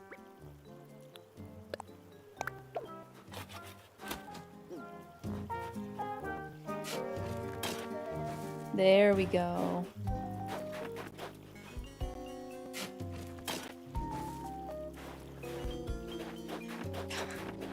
Can't see without my headphones. We might have to go with a festival thing because I don't have... What's the word I'm looking for? Kiosk isn't quite the word. Oh yeah, the stall. Oh, they're so cute. Oh, I do have a regular stall. Thank you for... Is that the Pokebiology card? Hello, Madash. How are you doing? Thank you for redeeming a Pokebiology card. Let's move over to just research. Or, no, just chatting. Okay. Which Pokemon card are we going to get today? Meowth! And specifically, is that Galarian Meowth? Which I presume... Okay, so interesting thing about... I don't think... Maybe. I think this Meowth is more inspired by perhaps Vikings than any real species. However, there is a very, very interesting and adorable species called the Scottish Wildcat that lives in northern Scotland, highly endangered, mostly because it looks like a house cat.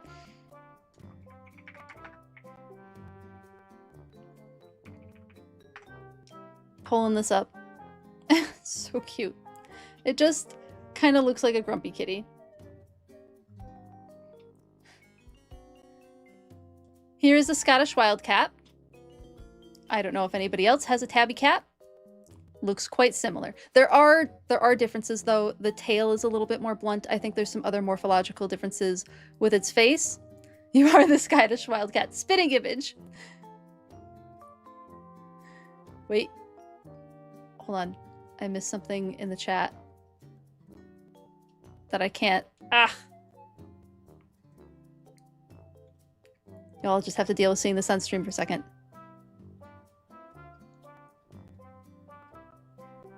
In everything. You're allergic to pineapple. Oh, pineapple. Okay, got it. Got it. Okay, I can catch up on that in a second. Let's get past. Sorry for the snake jump scare. I was gonna close it and then I remembered you didn't want to see that. Streamception, right? See the back end a little bit. I know. So part of the issue with conservation with them is they will interbreed with house cats, and so it dilutes the genetics a little bit. So that is part of the issue with the Scottish Wildcat. It is a European wildcat. Felis sylvestris sylvestris is the trinomial nomenclature.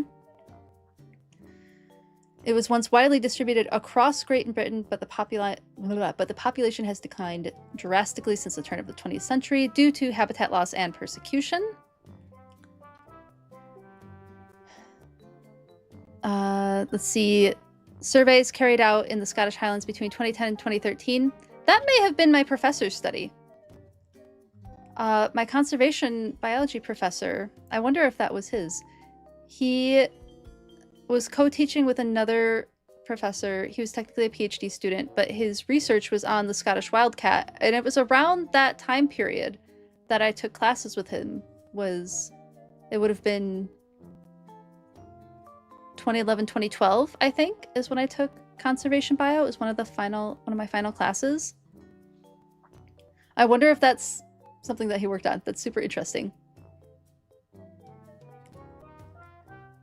So wildcats, the Scottish wildcats tend to live foremost in mixed woodland, where feral and domestic cats, Felis catus, were photographed mostly in grasslands. So they are critically endangered and is threatened by hybridization with domestic cats, as I mentioned. Let's see, this population is thought to be functionally extinct in the wild, since all of the individuals sampled in recent years showed high levels of hybridization, which is pretty sad.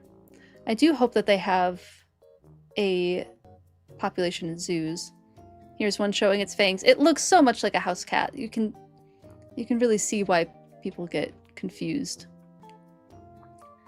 I remember he had a figure that showed the difference between Scottish wildcat and domestic cats.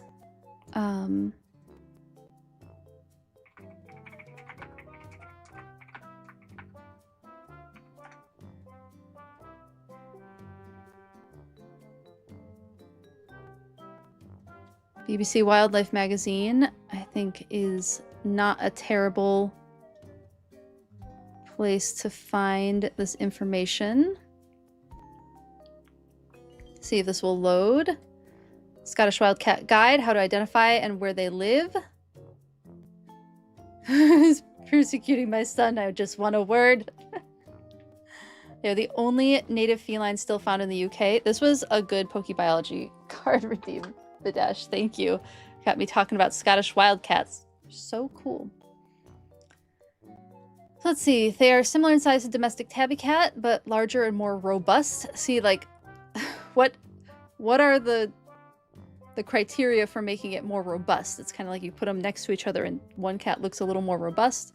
Tail length can range between 26 and 33 centimeters. And then adult males weigh over 5 kilograms, females weigh 4 kilograms. Let's see, the biggest difference. So here we have a Scottish wildcat. Oh, you can kind of see the more robust explanation here. So most 75% or more of unbroken stripes, few or no spots, dorsal line is absent on the tail and distinct tail bands, and there's a thick blunt-tipped tail and a black tail tip. So here we have the Scottish wildcat, what it should look like if it's not hybridized. So I do wonder if that Wikipedia article, this one, see how there's spots? I wonder if this one might be a little bit hybridized. Many stripes are broken. Some spots, dorsal line may continue down the tail, and then indistinct or fused tail bands. This looks pretty similar to, I feel like, house tabby cats. And here's a feral cat. So yeah, you can see, at least in this illustration, what they're meaning by more robust compared to Scottish wildcat and then a feral cat. But those hybridized cats are going to be a lot more difficult to tell. Most stripes are broken, many spots. Kayana, who we saw earlier, has a lot of spots. Not that she has any Scottish wildcat in her at all. She is I'm pretty positive she is domestic medium hair. Dorsal line may continue down the tail. Tail bands are joined along the dorsal line, and then the tail is thin and tapered. So difficult to identify, right? Yes, they are quite endangered now. Here's one. Again, possibly hybridized, because see all the spotting? But they are so cute. It's just slightly grumpy looking. It'd be like having a wild cat that looks so much like a domestic cat in your backyard. I wonder how many just got picked up and brought inside, and how poorly that went, because they're not domesticated at all. These are not a domestic cat, although they look like one. They would not be good in a home at all. Yes. I do not know that Meowth is inspired by the Scottish Wildcat, but I do wonder if, like, there's, like, Viking influence in that design, and if maybe there was Scottish Wildcat influence in that design, because it is more robust than regular Meowth. So perhaps... Wait, is that one called Meowth? Or is it called something else? Yeah, that's Galarian Meowth. Because it has another evolution that I can't remember the name of at the moment. Good Pokebiology redeemed. Thank you for that.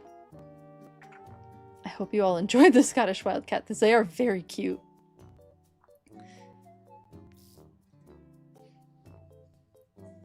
Can't have most ginger ale candies, holiday ham. Oh, anything with punch at the end. Oh no, Sin, because you're allergic to pineapple. Yeah, that's a bummer. Perzerker. Thank you, Lucario. Yeah, Perzerker. Such a cute name. Such a good name. Okay, so I was thinking just like the regular stall, but because it's festival, let's do that.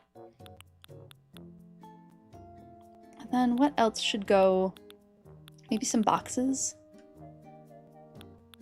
Maybe some boxes can go near the little farm area.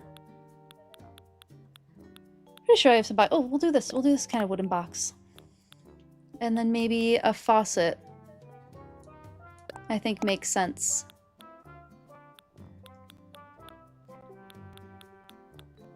And then I know I had a hose, and I think a hose makes sense over here.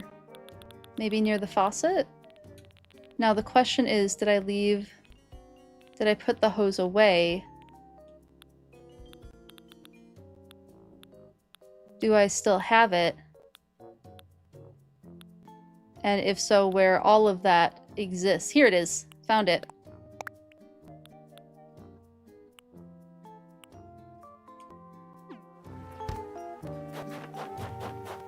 I think I'm gonna do this. Is there a balloon somewhere? I'm not gonna get distracted by the balloon. We're leaving the balloon where it is. And then the little hose reel. Oh, no, not the hose reel. The other thing. The stall. I think I read it as stage, but it is the stall. It's so cute. I love it. And then I think I'm gonna put the hose and the faucet here. I definitely hear something. Can it go any closer? Nope. And then the hose will go next to it. I think a little bucket near there would be nice too.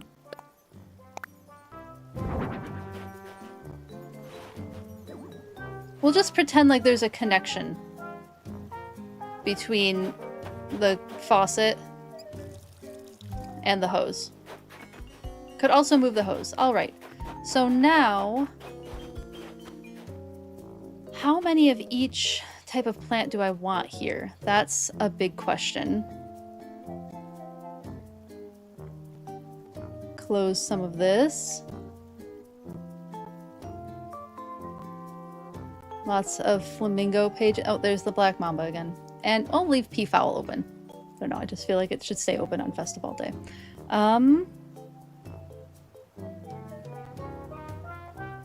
Animal Crossing veggies. Yeah.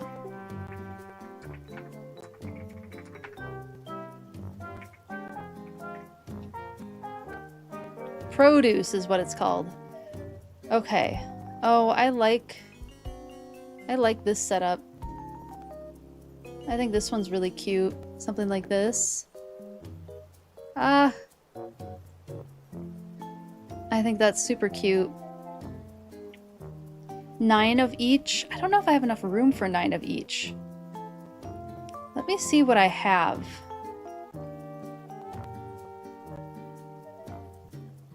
Nine of each would be kind of nice, though. I think that looks really good. Maybe I can do it this, but sideways.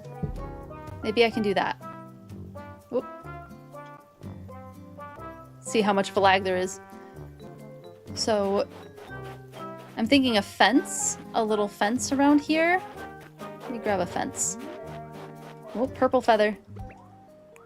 My brain still says those are rare, even though now I'm seeing so many of them. It's flirty and fabulous. And I have things I need to grab. I just saw a rainbow feather. I'm gonna ignore it. It's hard to ignore it.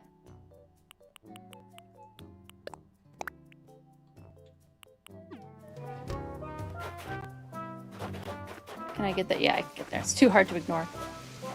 Sorry, my brain would not let me ignore this rainbow feather. Those are the special ones.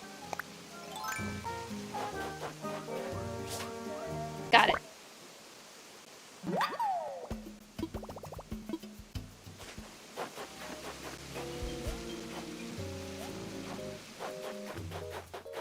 See, all of you worried that I wasn't gonna be playing the game. We're still able to do it all. We're able to chat and get through things. And I love our yap sessions. I think they're delightful.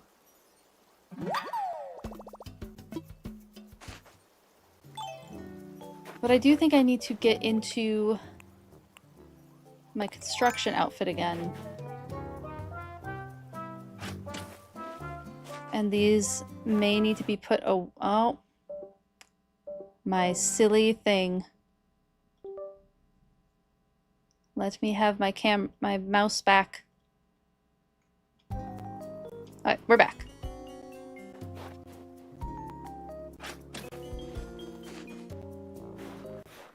Get these out of the way so I can figure out where all of that is going to go. I'm quite excited to have a little community garden.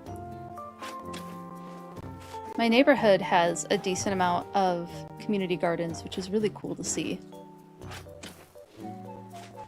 Doing great. Oh, thank you, Sin. Love having a good educational convo while relaxing. It's fun, isn't it? Not something that I think...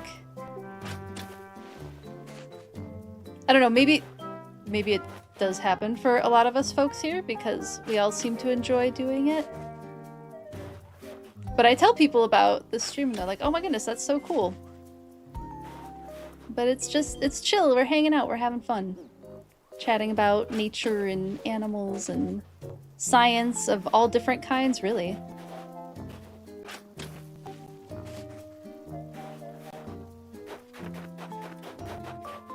Let's put these away.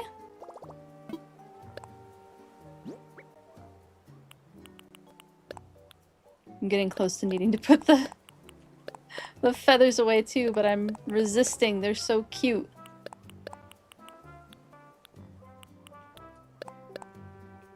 I am gonna organize them again, however.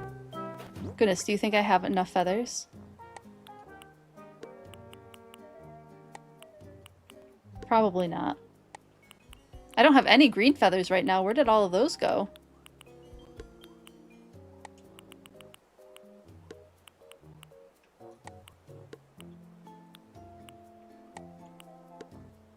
There we go.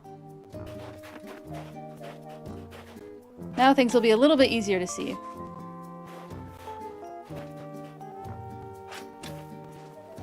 But besides just, like, educational from the nature side of things... Oh no, I picked the carrot by accident! I was trying to not do that.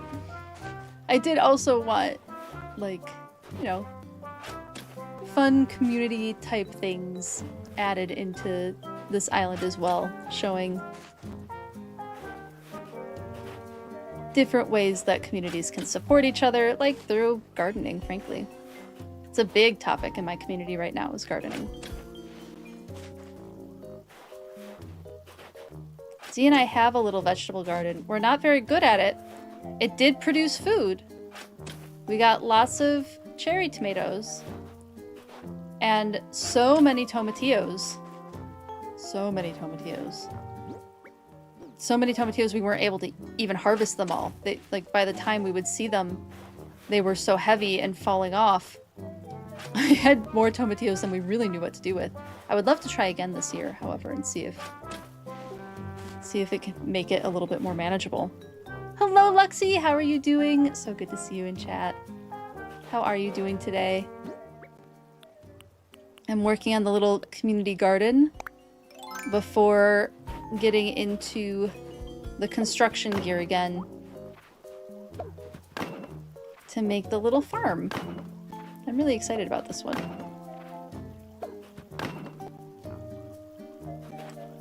I might leave that open for now.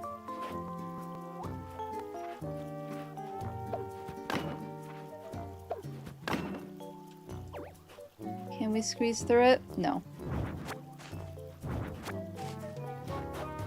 Just for now, until I kind of decide what I want to do with that.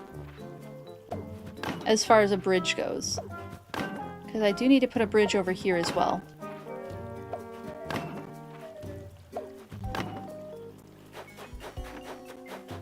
Alright, let's get into the construction outfit. One of these days I'll use these other outfits.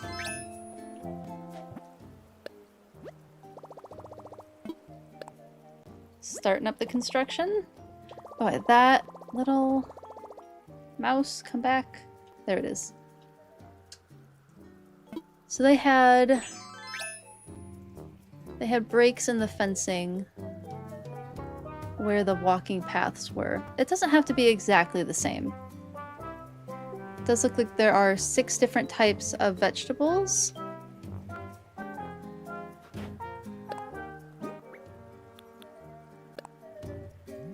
Uh-oh. Not another balloon. This one does look like it's over the water a little bit. I can ignore it. I can ignore it. I can do it.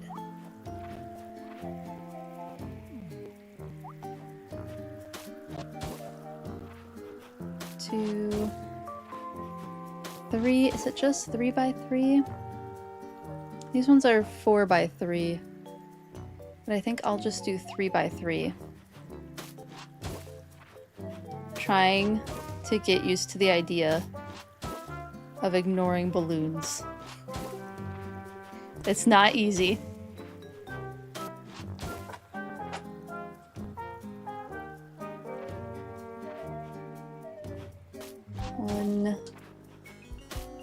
And technically I don't need the fence. I don't know. We'll see.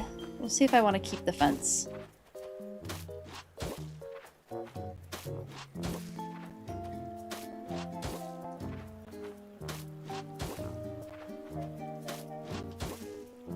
This feels a little close to the veggies. I'm gonna leave it. I'm gonna leave it for now. We're gonna continue figuring this out.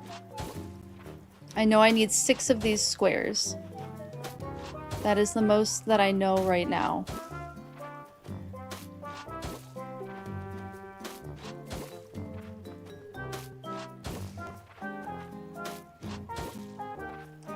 I think this space will be pretty close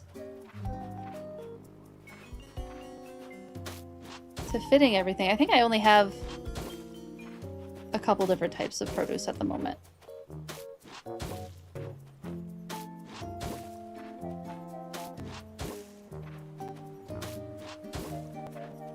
Four of them are done. Popping a balloon as it's floating by could become a choking hazard to wildlife. Please do not shoot them down. It's true. I have seen many a balloon in my years doing wildlife research. They can be a very big problem. It's very true.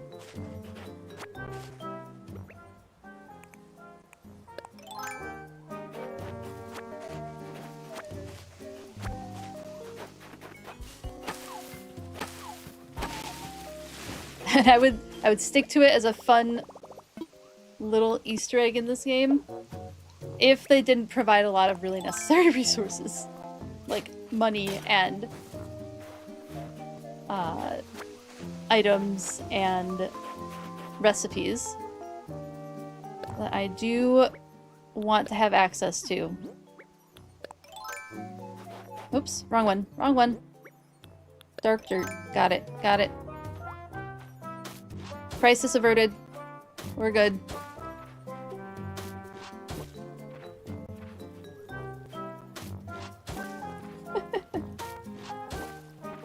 That would be fun. We don't pop balloons on this island. They're bad for wildlife. We'll just pretend that they're biodegradable balloons. I don't think that exists. But we'll just pretend that it does. I did that in Dinkum when I was playing Dinkum too.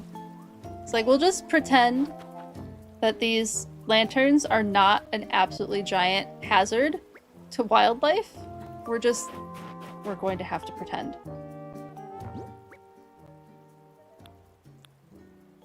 Ooh, do I not even have 9 of these? Let's see. We'll throw...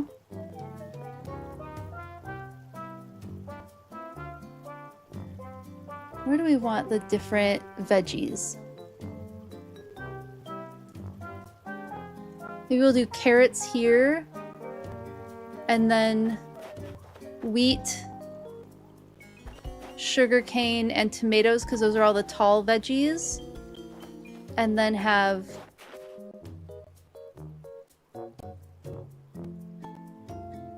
potatoes and pumpkins over here. Let me plant all the carrots that I have.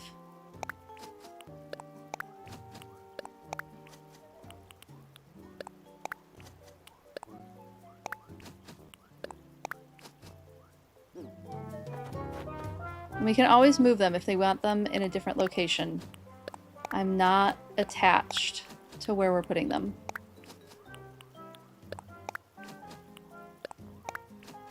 This is almost all the wheat. I think I put some away, didn't I? Let me go find it. I need 2 more wheat and 3 more carrots.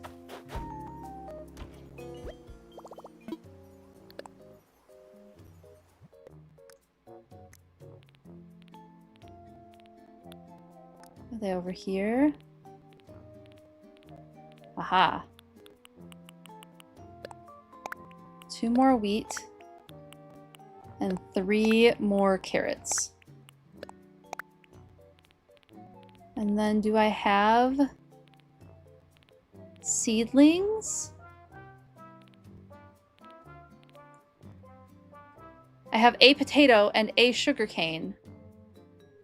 I could... Oh, here we go. There's carrot starts. We have pumpkin starts. Potatoes. Sugarcane. I don't know what those are. But I suspect I'm going to want those.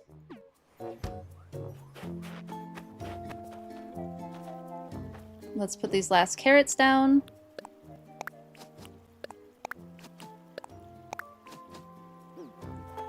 These last 2 wheat.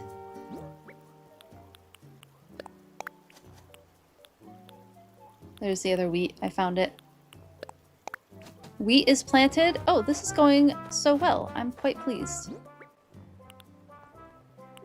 Oh, we have tomato starts. I was going to do... Let's do tomatoes in the middle here. Because why not, mostly?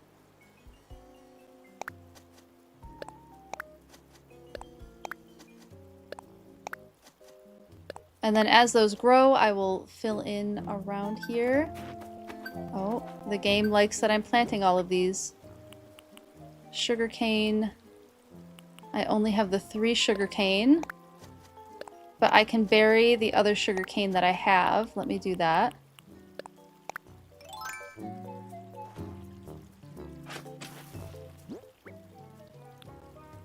I'm pretty sure I can bury this. Yeah, I can plant it. Neat. Oh, you are absolutely right, Lucario. Let me see what Z is up to.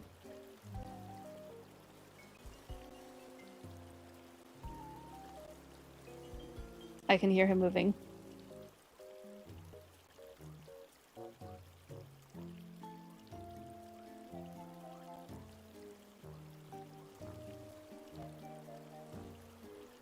They are gonna... This room is gonna become so high value.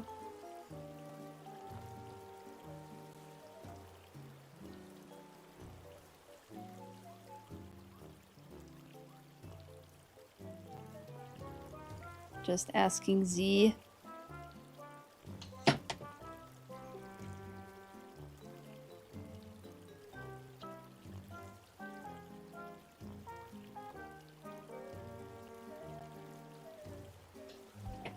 Z got distracted getting dinner started, it sounds like.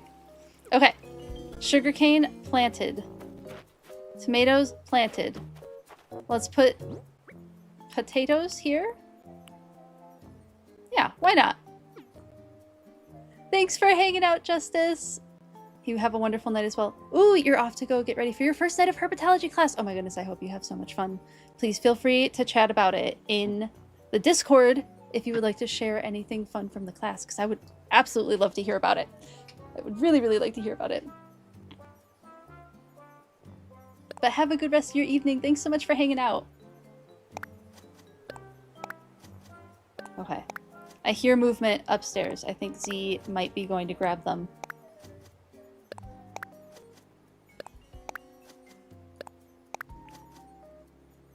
Plant the last potato. Yay! Oh, I'm glad to hear it. You had also gotten distracted by dinner. The oil for the chicken started burning. Oh no!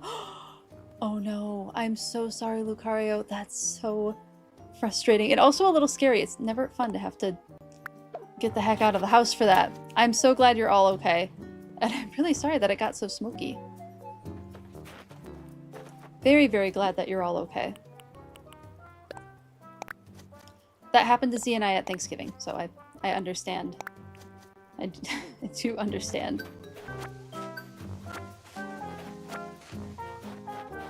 I hear movement. Here they come. Hello, puppies. Thank you, thank you. Would you mind turning on the light? Nope. You're good. Mm-hmm. All right. And I had him bring down the Cheetos too, as well. Let me get dog cam up. Hello, Ushka. Hello, hello. Where did dog cam go? There it is. There's dog cam. Hello, puppy. We got the puppies. And Taco's being so good on the screen. Yes, you're very good too, Babushka. You are also very good. I feel like they know. I feel like they know.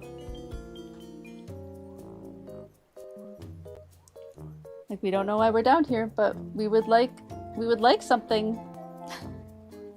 You cast Hackentrito! Yay! Thank you so much for redeeming. Oh my goodness, 18,000 points for Hackentrito. Ushka, would you like to take that in the chair? If you all could see. Hold on, let me see if Just Chatting shows Miss Babushka's very excited face. Taco, you can take that back there. Oh, hold on, let me turn on the dogs are like, why do you keep showing us this and then taking it away? Here we go. There you go, Taco. And then Ushka's getting hers right here. She's too excited. Let me get photos of it. Because they're so excited for their Hackentrito. Of course they don't eat it on the camera. Good boy.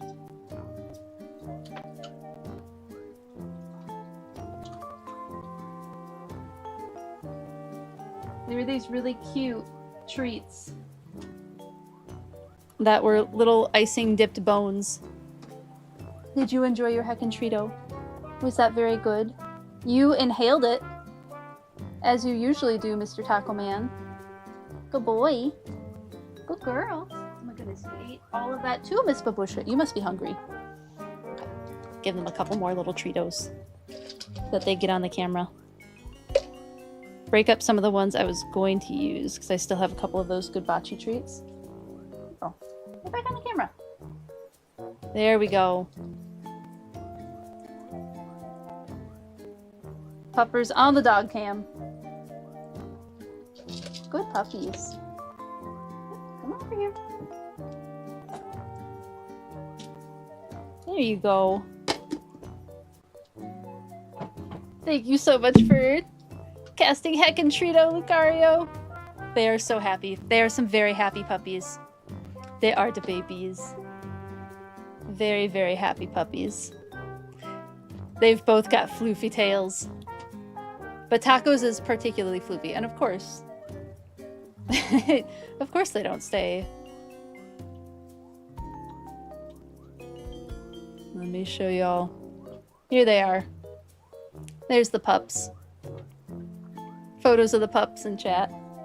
Yeah, Taco is a corgi. He's purebred corgi. We just asked him to keep the tail and he has the fluffy gene. So he's got longer hair. And then Ushka's an Icelandic sheepdog. Also fluffy. Same gene that makes her fluffy, just hers is accepted as a show coat and Taco's is not. For a good reason. Ushka's coat stays cleaner quite a bit more easily than Taco's. Taco's coat picks up everything. It would not be good for a working dog to have a coat like him. Your points went from 20.2 thousand down to 2.2 thousand. You've been saving them up for a long time. Do you think you'll do another round of saving up or participate in some of the other redeems? What's your thoughts? And either way is fine for me. I have the redeems because they're fun. I think they're really enjoyable. Look at you. You a happy man? Miss Babushka's pretty happy too. Yes. Both of you keeping your head out of the camera because of course you are. Good thing Taco doesn't work. It's true. Little moosh. You are a little moosh. We call Ushka Shmushka because she will smush herself between Z and I, so she has a new nickname of Shmushka recently. Might be a bit less frugal with your points, but still working your way back up. Valid, valid. You had a Catalua pit bull that could run up the side of your house. Sin, that's wild. To get on your roof? Oh my goodness. They're so... I mean, both breeds are very strong, aren't they? That's an intense dog. Mine is lacking in the leg department. Although for a corgi, Taco actually has pretty decent legs. And then Ushka is small for an Icelandic sheepdog. You're very cute. Okay, don't be doing the barking though, okay? You're gonna be good, both of you?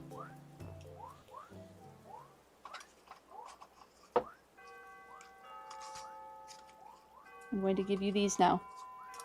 Please shred these. Ushka, that's Taco's. You have one. There you go. Good girl. There. Give them a little bit of enrichment. Well, what do you want from me? I don't have anything else. You ate it. You ate it.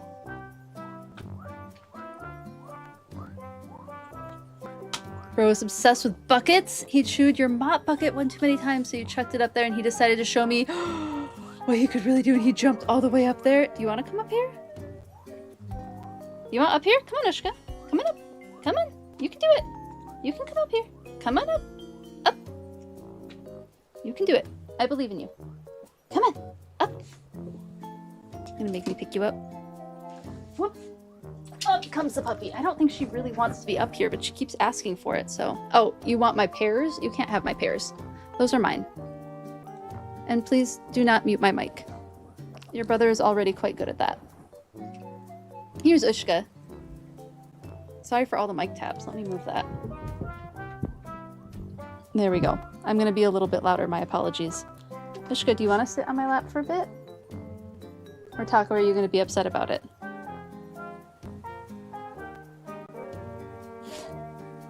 You have more enrichment. You have more shredding you can do. What's up, girly? What's up? Silly babies. Can you calm down? You lay down. Good down. Good boy. Oh my goodness. Ushka's gonna be sitting. Well, nope, never mind. Ushka laid down for a second. Welcome back, Rick. We are definitely happy. You're getting some good dog cam action today. Look at it. Search. Good search. I think they're hungry. I think that's why they're being silly little pups right now. Okay. Back to the game. We'll see if they continue to be good. Hopefully we can have him down for a little while longer. All right, the community garden is planted. It will just need some touch-ups here and there. And then I have to decide where I want to put other fencing, if I want to put other fencing. I just don't know. Maybe we do the kind of thing that they had done in the photo, where it's open at the intersections. So I could always move that to be over here, the jumping point, at least until I get a bridge.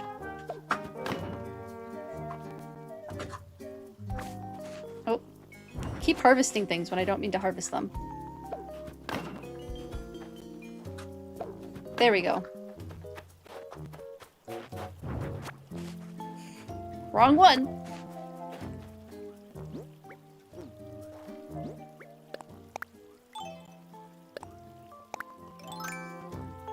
Got it. We're getting there. I do like the fence going into the tree. I think that's a cute look.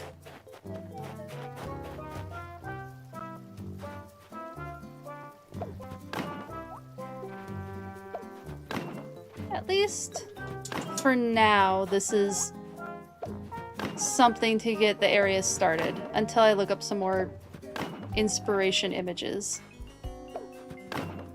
Thank you, Z. Be safe, please. Oh, thank you. Thank you. It is a very fun game. Animal Crossing? Have you played anything in the Animal Crossing franchise, Rick?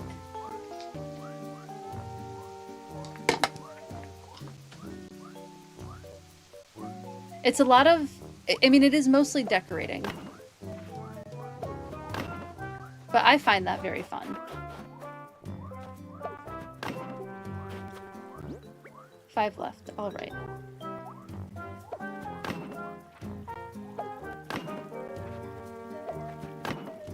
There. It's a beginning. Okay, the green one I do want to get. Doggo went bork. Doggo go bork a lot.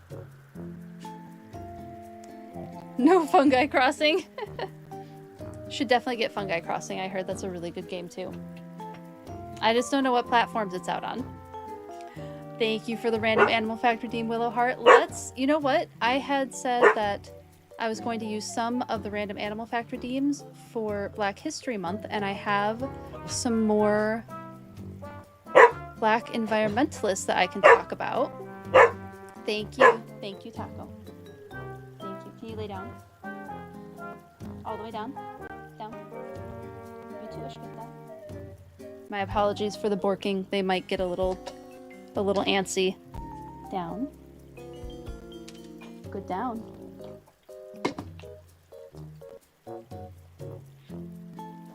They will eventually settle down. So, my apologies for borking while it's here. But they should get all settled down here soon.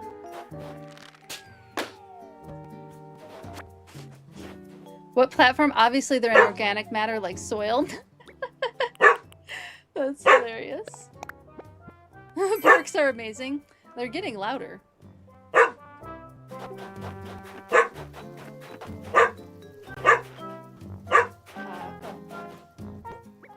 That's rude.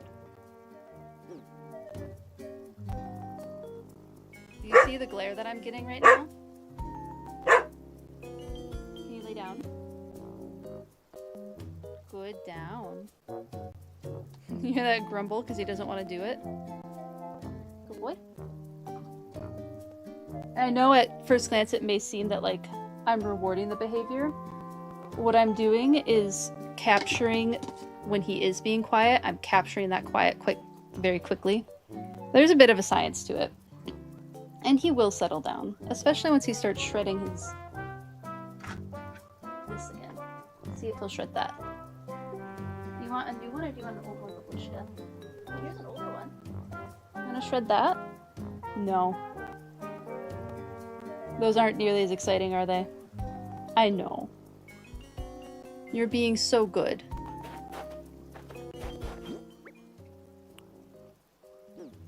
Okay. What was I doing again? Okay, this is cute. I'm happy with this. At least as a beginning, I'm happy with how this is starting.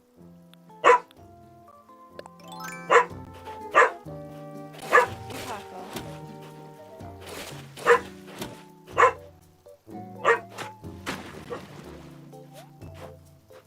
Just cover that up. Oh, no. Oh, I do now. No. Oh, man.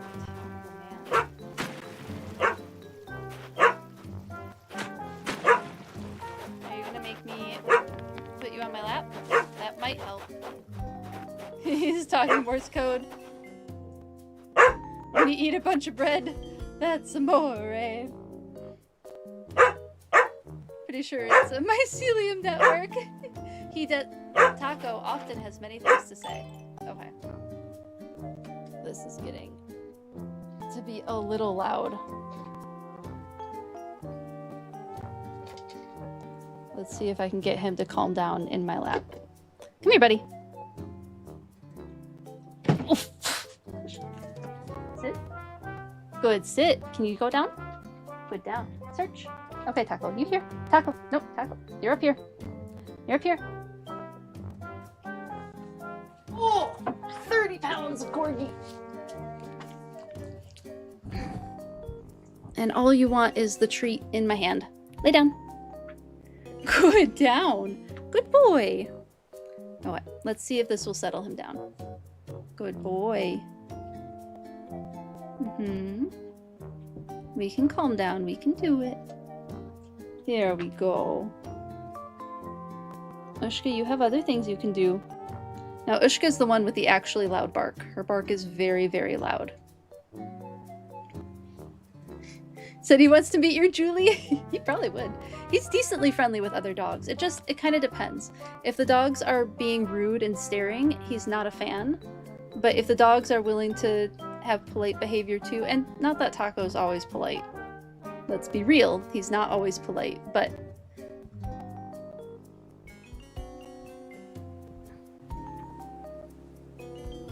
You already gave your heckin' treatments. You lay down? Good, down. Good boy. Good boy. And you're a good girl, yeah. You have so much cardboard to shred over there. That's your favorite thing to shred. I don't have anything else right now.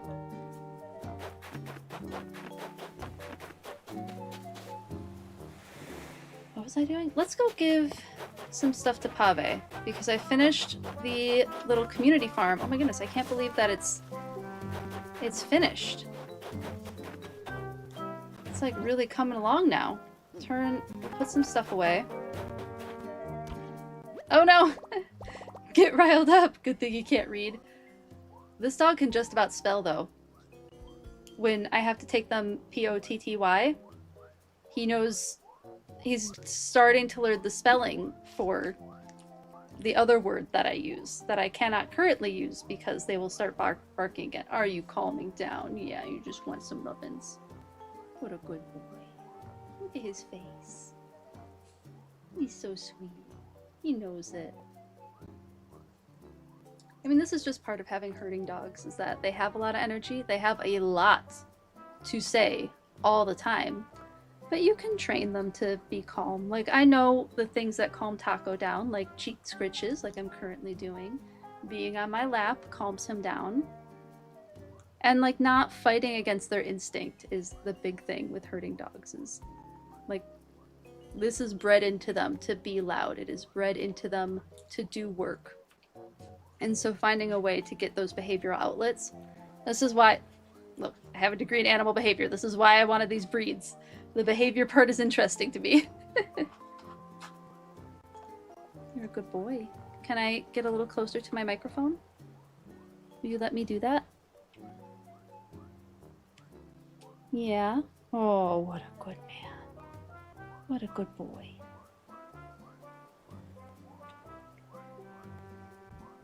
Ushka was starting to calm down. Such a silly Taco. Please don't mute the mic. Your nose is so close to it. I can see it. Welcome back once again, Rick. You love having cats? Yep. Yep. I also love having cats. They are...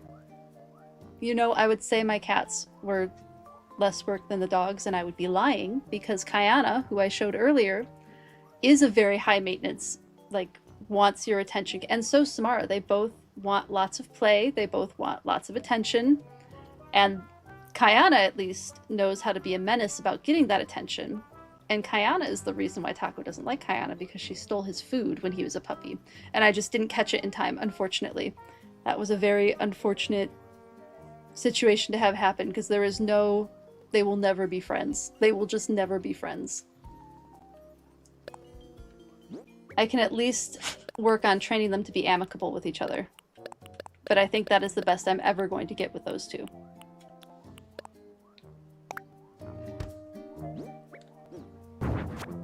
Hello. Let me turn off construction.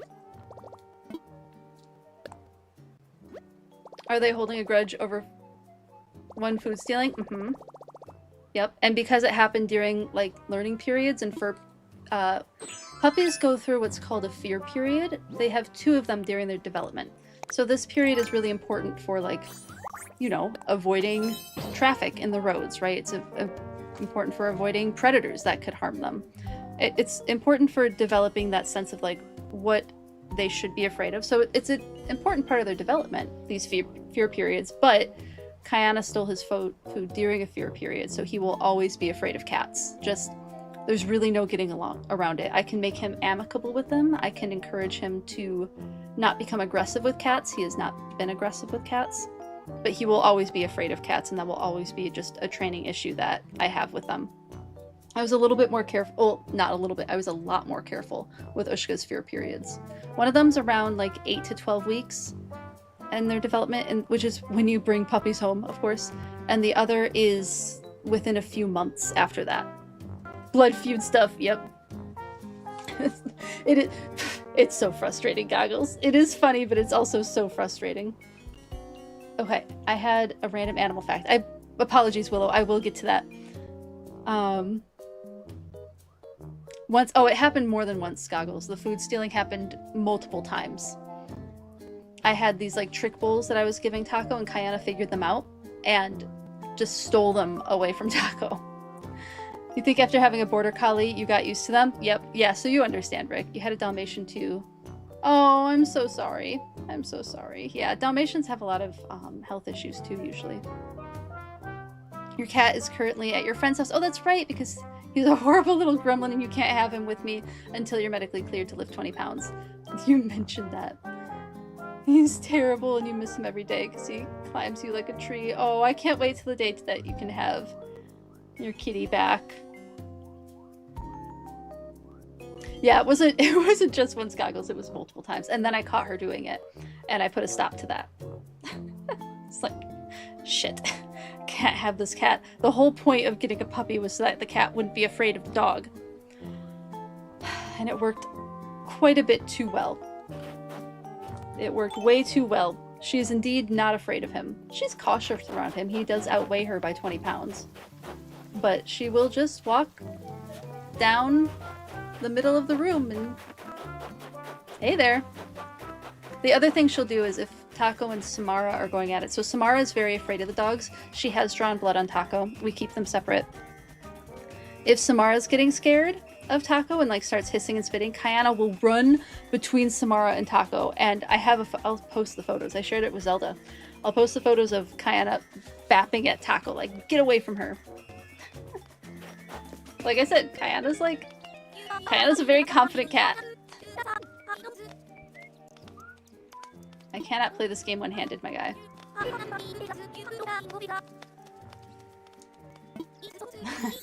I guess I'm playing the game one-handed. Oh, random animal fact. I remember now. Sorry about that, Willow. Yes, that took me 10 minutes, but we got there. Now I remember what I was doing. So today we're going to talk about another TikToker at first. Let me pull up her information. Oh, Taco, can you lay down? What's up? What's the matter? You want down? Or can you lay down? What do you want? I'm gonna keep looking this up while you decide.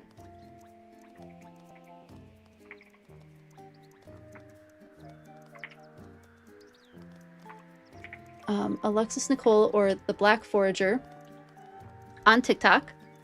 She is absolutely wonderful. I do recommend you look up her content because it's excellent content. Let me find a nice photo. Here's an NPR article about her. So this is going to be the random animal fact. Will be this this creator. So Alexis Nicole Nelson, the wildly popular Black Forager. Here's what she looks like. You may have seen her videos on TikTok. She has 2 degrees, I think. Yeah, she has some sort of performance degree as well as an environmental science degree. If I remember correctly, does it say what her degrees are in? Ologies did a wonderful interview with her that I recommend looking up as well. No, it doesn't say what her degrees are from, but Ologies has it. But yeah, she's absolutely phenomenal. So the thing that she's very, very good at is talking about forageable food, so food that you can find in nature. Her knowledge is pretty specific to the United States, mostly Midwestern United States. I believe she's based out of Ohio, but she does expand to broader United States. And I do think that she touches on other countries, but foraging in other countries, you should look at local foraging groups and look up that information. But she's just phenomenal. She's an incredible creator. She's so knowledgeable. She's incredibly entertainment. She's another person that I learned from with regards to edutainment, and strongly recommend looking her up and following her on, looks like YouTube, Instagram, and TikTok are platforms that she uses, because she's just incredible. She has drawn in more than 2 million followers, which is incredible. So the video she posts showcases her collecting and cooking everything from acorns to yellow dandelions to dead man's fingers, which is a type of mushroom or fungus. So yeah, she's just great. Just incredible creator. So strongly recommend looking up her content because you will not be disappointed. You will learn so much from her content, and she's just incredibly entertaining. Like I said, she has an entertainment degree on top of having the environmental science degree. But I wish it said what her degrees were here. Here we go. Bachelor, so from Ohio State University with a Bachelor of Arts degree in theater, but she had, I thought she had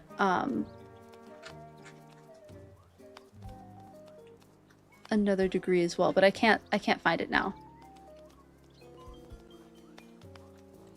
It might just not have it on here. Anyway, the Ologies podcast with the Black Forager, Alexis Nicole Nelson. Definitely look up that podcast because it's fantastic. Like, she's just so fun to listen to, and Ologies itself is an excellent educational platform and pretty entertainment. I think it falls more educational than edutainment, whereas Alexis Nicole, I think, falls into edutainment. But just really, really cool person. So that is the random animal fact. Yeah, W pants. Those pants are fantastic. All of her outfits are awesome. Like, every single thing she wears. And like I said, she's an entertainer. She knows how to put on a show. She knows how to dress to put on a show. They're all so good. All right, thank you for redeeming that random animal fact. I really appreciate it.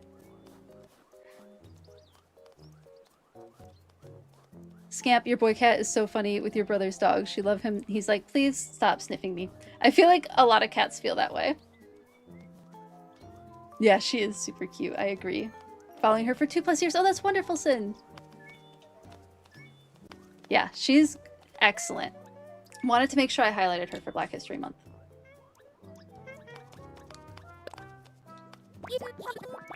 Alright, we're doing 2 feathers and then doing something else. We're gonna keep this trend going.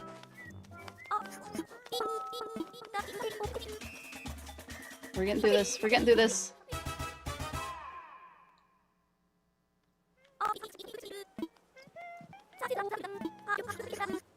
A drum. Wonderful. Thank you, Pave. Ooh. Excellent. Oh, we finally got all of the festival rewards. I'm pretty sure we have 3 rainbow feathers. We did it. We completed it. Yay!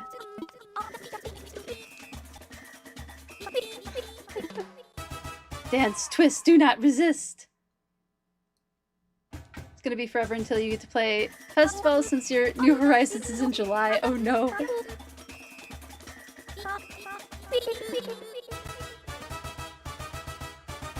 Oh, he's wonderful. He's so delightful. That dance. It was perfection, and Pave has you to thank for it. And Pave. It's true, you do have yourself to thank for a wonderful dance. Yay, we got the festival float!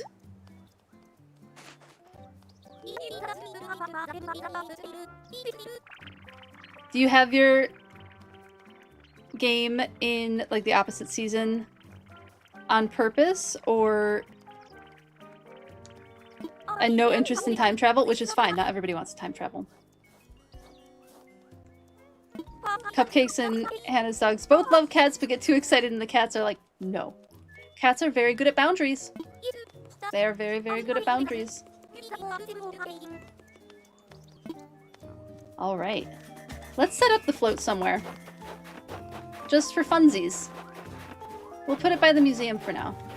Just to have some place to put it. Watch this guy go right where I want to put the float. Oh, Taco, where are you going?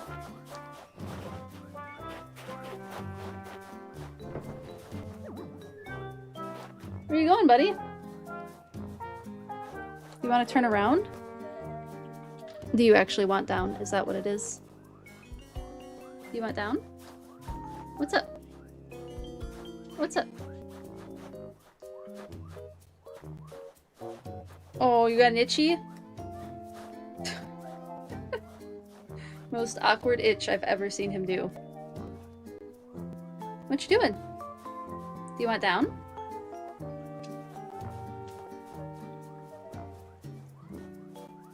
Do you want to go back this way?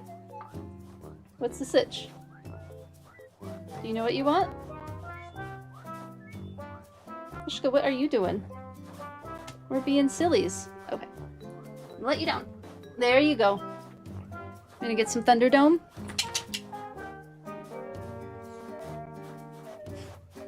You two be good.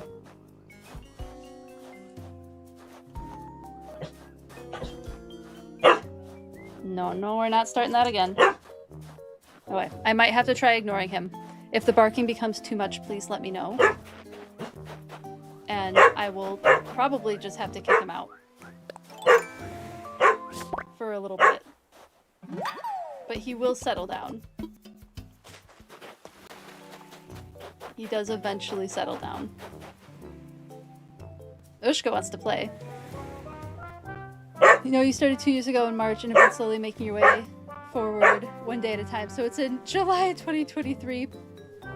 That sounds like a fun way to play it.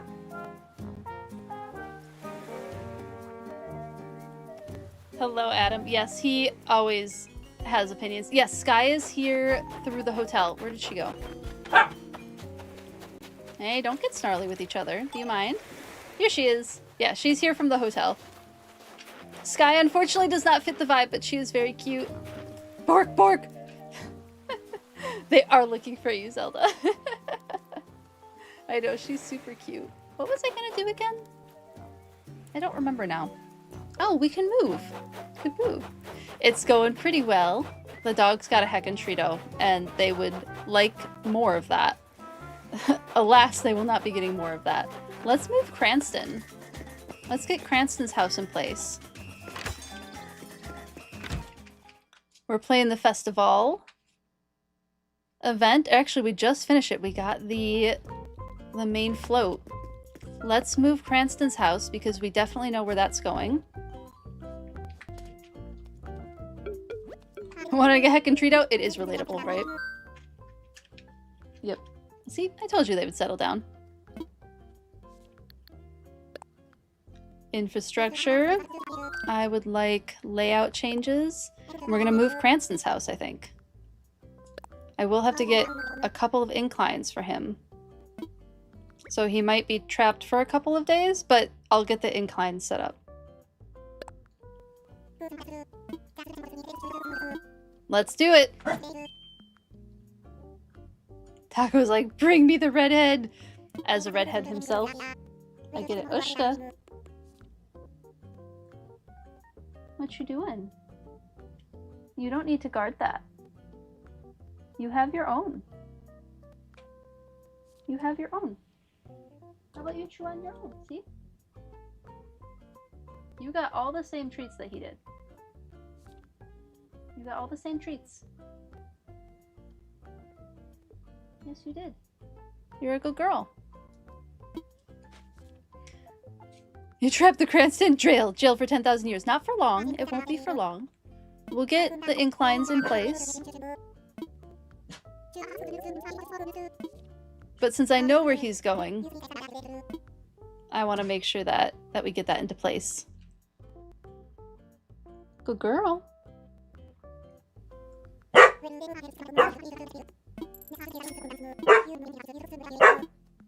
Okay, let's go place that. And we might be able to time skip. If we feel like time skipping, we might be able to time skip and move someone else. Ooh, we're having opinions today. The dogs are barking. Such bork over here. Apologies, everyone. I know it's loud. See if maybe if I move the mic a little bit more this way, it's just a little bit less loud. Be hilarious. Or what if you could wake up and a villager just moved your home somewhere? Or I mean, they do kind of ask for consent, right?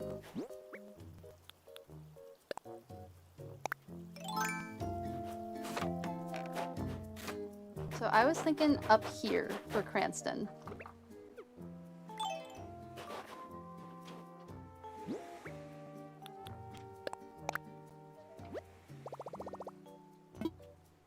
Let's imagine it.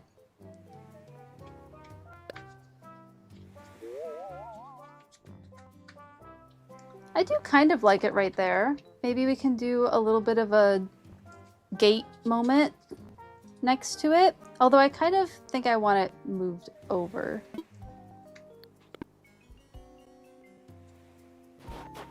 I think I kind of want it here. Oh, that won't work.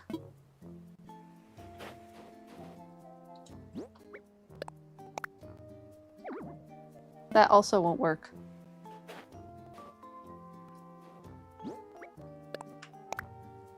There we go. Thank you so much for the stream streak, Adam. I appreciate it. You know, I know we get the villagers' permission, but still, it would be wild if you woke up and one of the villagers just moved your house. Think you lost your streak? Oh, no worries. No worries. It happens. This is better. I want that one. I know. She's being so silly about it. Ushka, why are you just sitting there growling at him? You go over there. You go over there. Here. You want this? There. See? You can go over there. Taco, I guess, will be under the desk. You want this, Taco? You want this? Over there? Are you still afraid of it? Are you gonna be okay over there? Ushka. You that way. Thank you. Chew on your thing over here. See? Look, you have two of them. Two nice and soggy ones. Ushka's being the instigator now. Yeah, go ahead and chew on that. Lay down. Lay down. Down. Good girl. Okay, I think this is going to be the spot for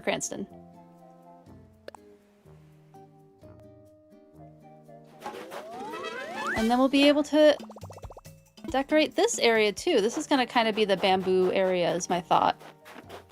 I mean, I suppose we could have moved him over here where there's a lot more space.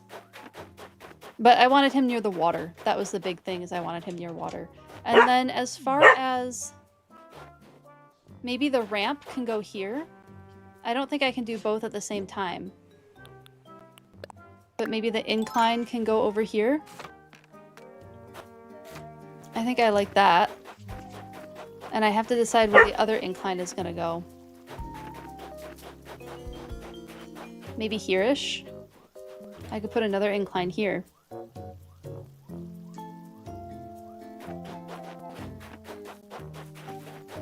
I don't know, the only incline like, along this area is near Drago's place. So maybe here is better for the incline. I think this might be better for the incline. So I have 2 inclines that I need to do. Here. And over here. This will be the other one. Okay. Cranston's house is moved. That doesn't clear up the Bear Paw Lake area, but that's okay. Or it will have to be okay. Let me check. I can see if I can do inclines. I don't think I can. I think I can only have one construction project going at a time, right? Because at the very least, if we get that one incline down, then he won't be completely trapped. He'll be able to get down through Drago's area. So I don't think there's anything stopping him.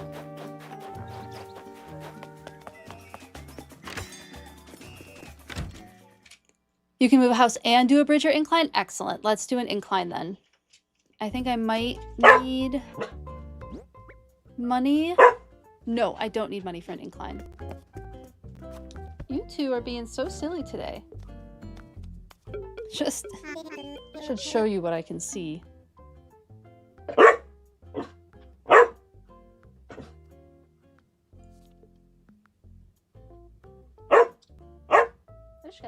Taco. I'll send you all that view. I'll post that in, actually I'll post it in Discord right now.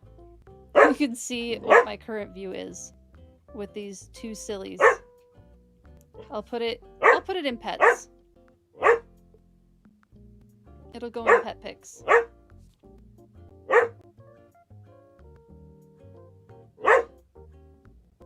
So sorry about twerking, y'all.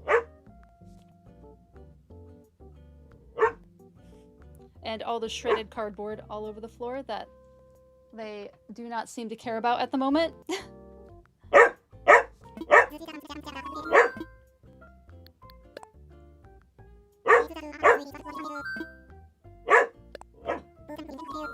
Let's make an incline.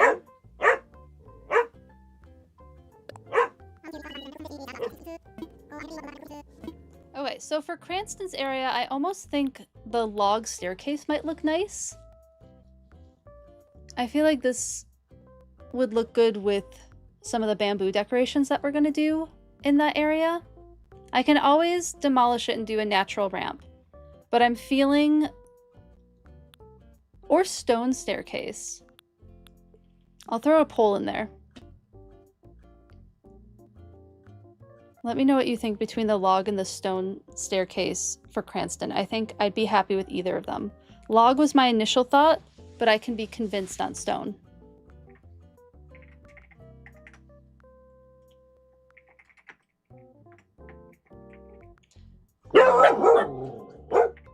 That was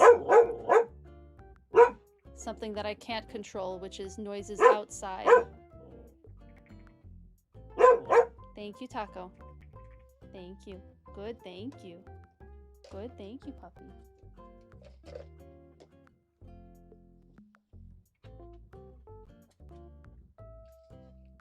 some floor dust, too.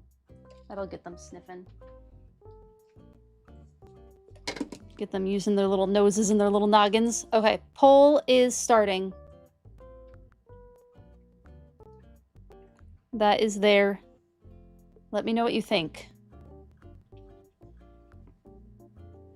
Between log and stone.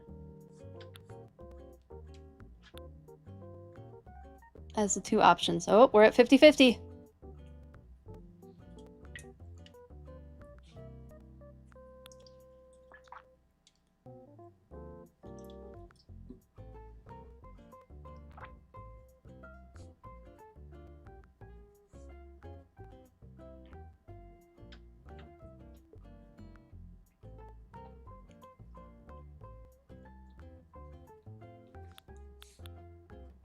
Show both options again.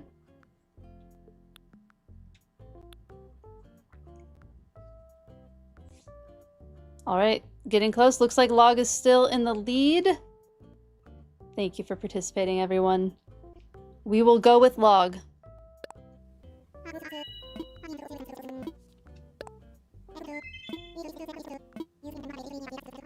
Thank you, Goggles. I appreciate that you knew that we could do both. That's really helpful. And then if we do a little bit of time travel, might have time for just a cute little time travel. Oh, look at them all dancing! Oh, that was cute. They were all doing the same dance movements for a moment. Go put this down. You know, lots of random, somewhat helpful, somewhat dumb things. I feel you on that. I understand this type of knowledge. So I'm thinking here. Will it let me?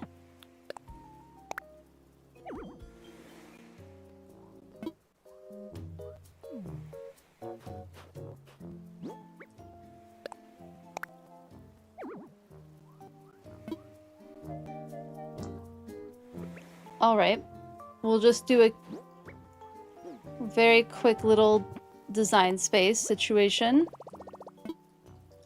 Oh, the rounded cliffs needs to be square. Okay. We'll do this really quickly.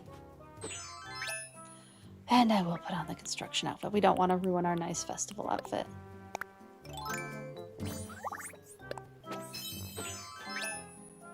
And it takes me no time at all to switch.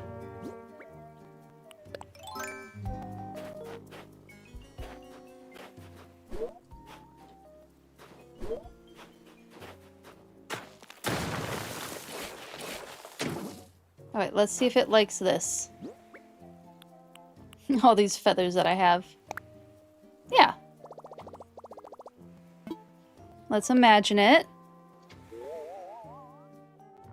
Oh, I love that. Yep. I'm quite pleased with that. Yep, that's a good spot. Love it. Perfect. One downside I just realized is we won't be able to put up like a Torii gate where I placed it, which is a bit of a bummer, but I can always put it somewhere else too. Alright, let me go get the money for that. I can always move it later. How many inclines is max for an island? Is it 10? Okay.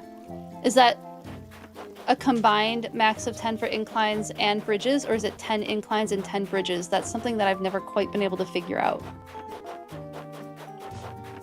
10 each. Oh, wonderful. That's a lot. That's great. I think I was very conservative with it on my OG island because I thought that I could only have 8 total. And so I only have like 4 bridges and 4 inclines, I think, on my OG island. Maybe not. No, maybe I don't. I'll have to check.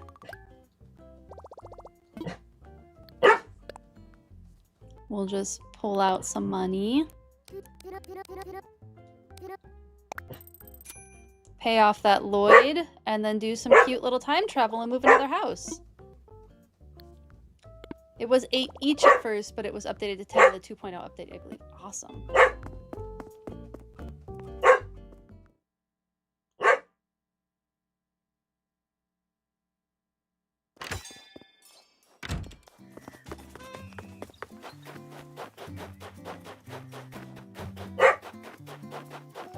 Buddy, you're gonna be okay.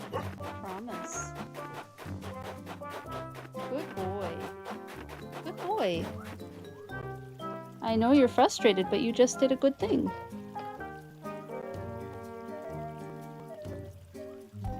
You just laid down. That was good. As frustrated as you are.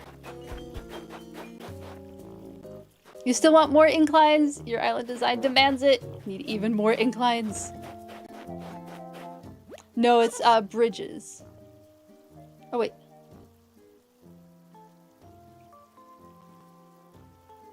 Yeah, that's a combined for stairs and ramps, right? So 10 stairs and or ramps.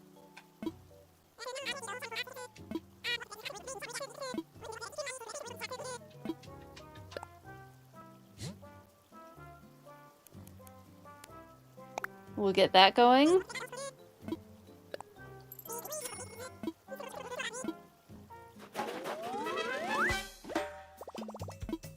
Woo! Oh, I'm so happy. Okay, let me close this down. And then we can maybe do just like a cute little time travel. I don't think there's anything else that needed to happen today. On this day.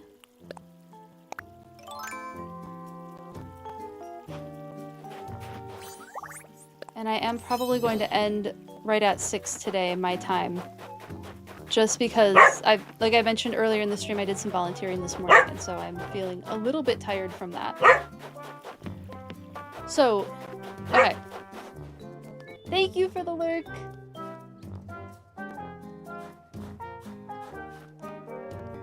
Someplace local. I'm afraid, Goggles, I can't talk about where I'm volunteering. I'm just... It is a very... The community that's being served is pretty vulnerable. But I was helping out my community. Oh, what I did... Yeah, that's the part that I can't talk about. I'm really sorry. That's the part that I can't talk about. They've asked us not to. But I was volunteering. I was helping out. The community being served is pretty vulnerable, and so they've asked that we don't share details. It's okay to say that we're volunteering, just not where and what, just for their safety. Suffice to say, they are being kept very safe and being taken care of. So I do apologize that I have to be cryptic like that. But some other things that I've been doing that I can talk about is I've been crocheting for things to donate. So I've been crocheting hats recently. I'm thinking about doing one of those cool hoods. Oh, I didn't take any photos of the hats that I made. Oh, maybe I did. I can post that. I think I did take a photo of the hats that I made. Let me see. Nope, that's Ushka eating something. Oh no! I didn't. Oh, I took a photo of me wearing the hat, which I think I posted on Discord. Under crafts? Yeah, under crafting, if you scroll up, one of the hats that I made, super simple pattern, just a rectangle that's gathered at the top, is one thing that I've been doing. And that's been... It's been something. It's been fulfilling. And then also the hats are going to go to someone in need. You saw a cool crochet wing shawl? Oh, I've seen those, Goggles. They're so pretty. I did take at least one. Yeah, there's the one that's in the chat. I made a red one too, a red fuzzy one. Not one of the ice out hats. I intend to make those, but I intend to make those for Z and I. I'm not going to donate those. Those are like more protest hats than they are like donate to people in need hats. So I am, yeah, whoever, I'm just kind of giving them to whoever's like, yeah, I can take them. I know where I can give this to somebody. That's kind of been the deal with that. Okay, anything else that I need to do? Maybe water my flowers. I'm gonna water my flowers. And then we'll time travel one day. Look, the hybrid flowers are coming in. I'm so happy. Yeah, sorry for being cryptic. Part of why I haven't talked too much about it is because I haven't figured out how to talk about what it is that I'm up to. It's all very strange. Some people are willing to talk about what they're doing, and some groups are asking not to.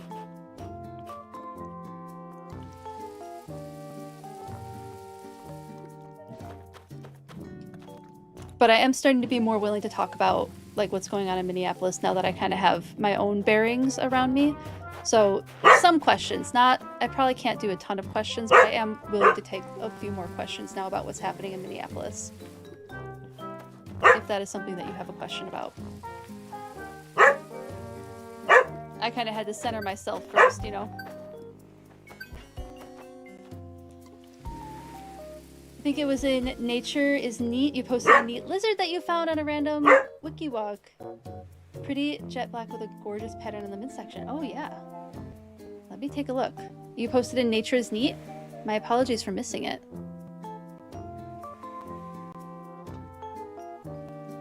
Nature is Neat. Oh, this is the, oh,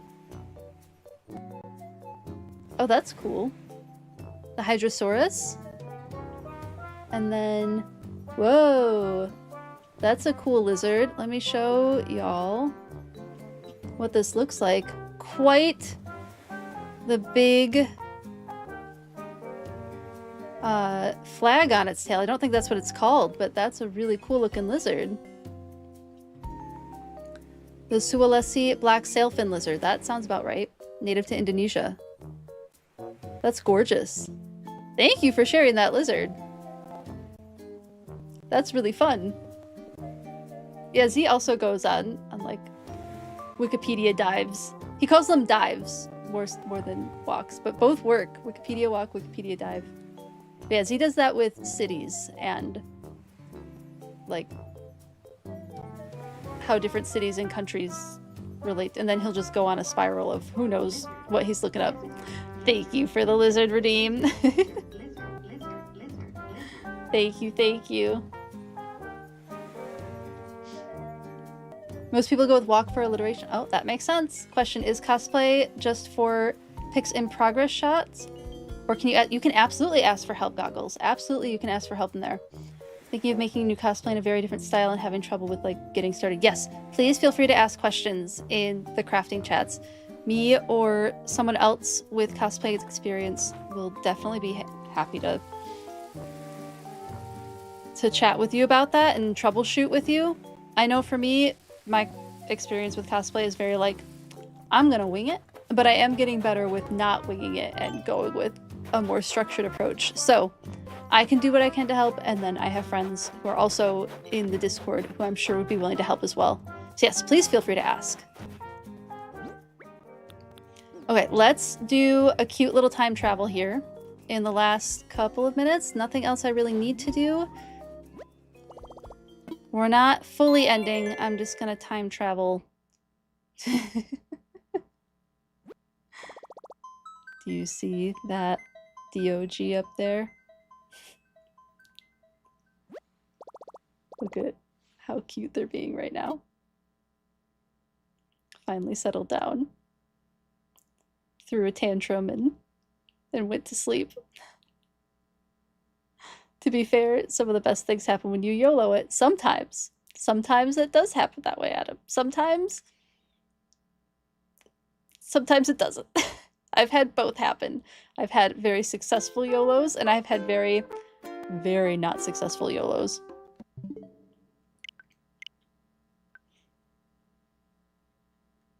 Oh my goodness, they're being so good now. I'm so proud of them.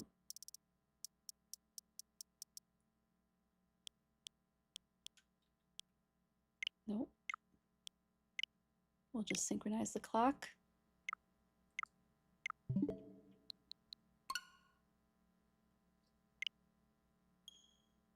we'll be able to do the next in-kind. Why am I whispering? I don't need to whisper. He did tucker himself out. Look at that little man. He's so good. ASMR streaming. I don't think Taco quite... I think Taco would make this not a very good ASMR stream if he started working again.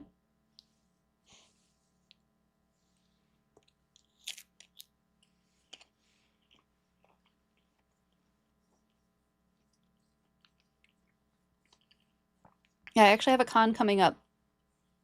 I have 2 cons in March. I have Anime Milwaukee that I'll be at, and I have C2E2 at the end of March. So beginning of March will be Anime Milwaukee, which I'll have to put it in the schedule that I won't be able to stream on that Thursday. So I can decide, I'll have to decide if I want to make it up on Wednesday, the Wednesday before. Maybe I'll do that. Maybe I'll consider making up the stream on the Wednesday before.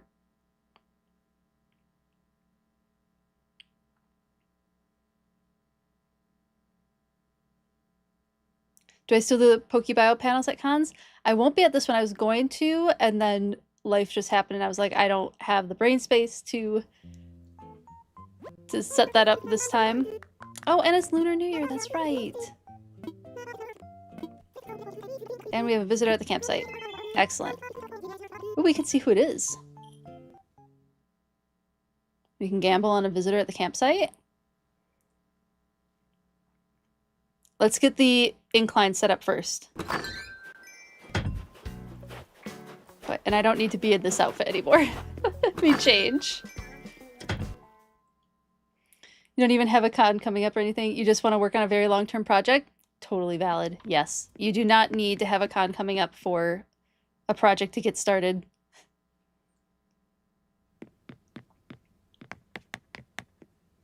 Okay, different outfit. And then we'll do all the things. I might go a little past 6, just kind of depending on what we get done. Nah, I kind of like the acid wash pants. Or the slacks? Nah, acid washed. Ooh. Just hurt my leg. Oh, Ishka, did I startle you? I'm sorry. No, thank you, girly. No, thank you. Where's all the music? Oh, because I'm in the house. That's what it is. We'll go with that hat. Get some socks on. Oh. It begins again.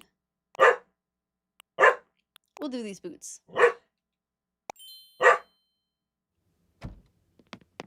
There we go. Fortunately, you're not sure how far afield we can really go for cons. Oh, since your car is getting old, totally understandable. Broke down the next day over. Oh no. Yeah, it's not fun. I've had, like, my car is not that old, and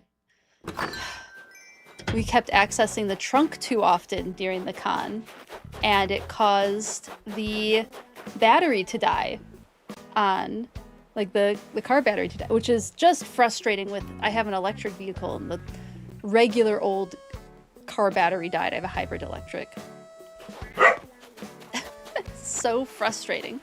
So I had to get a jump, and, like, jumping an electric car could be kind of a weird thing. Thank you. Lay down. Good down. What a good boy. Ushka. I have a feeling they're hungry. Taco gets a treat, Ushka gets a treat. Okay, let's see who's at the campsite. And hope that it is not someone that we might want. And if it is, okay, it's not. We'll say hi, but you don't quite fit the vibe. Groucho. Too bad that he's blue. Oh, his catchphrase is grumble. Cute. What are you even yelling at, dude? He's a corgi. He yells because he can.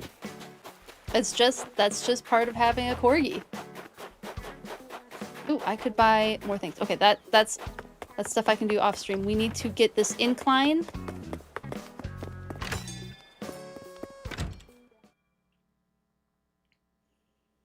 That is the next step for poor Cranston. And then I think this one will be the natural incline, is my plan. Infrastructure.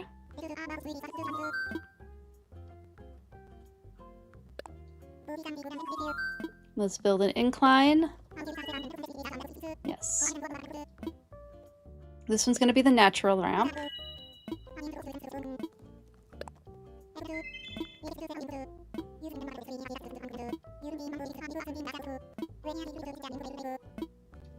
And then I'll grab 100K from the bank really quick. Oh. We're getting more days in a row. Your car is old enough to drive another car. That's pretty good to keep it going for so long.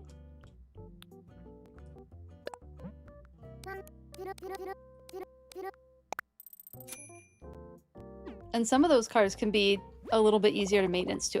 Well, besides finding parts for them.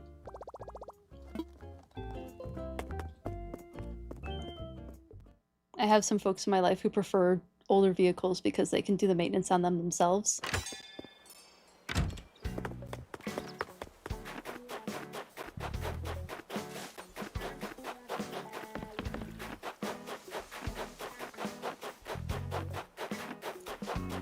T and I did the trade-off of only having one car for the household instead of having two. And that's kind of the trade-off we went with.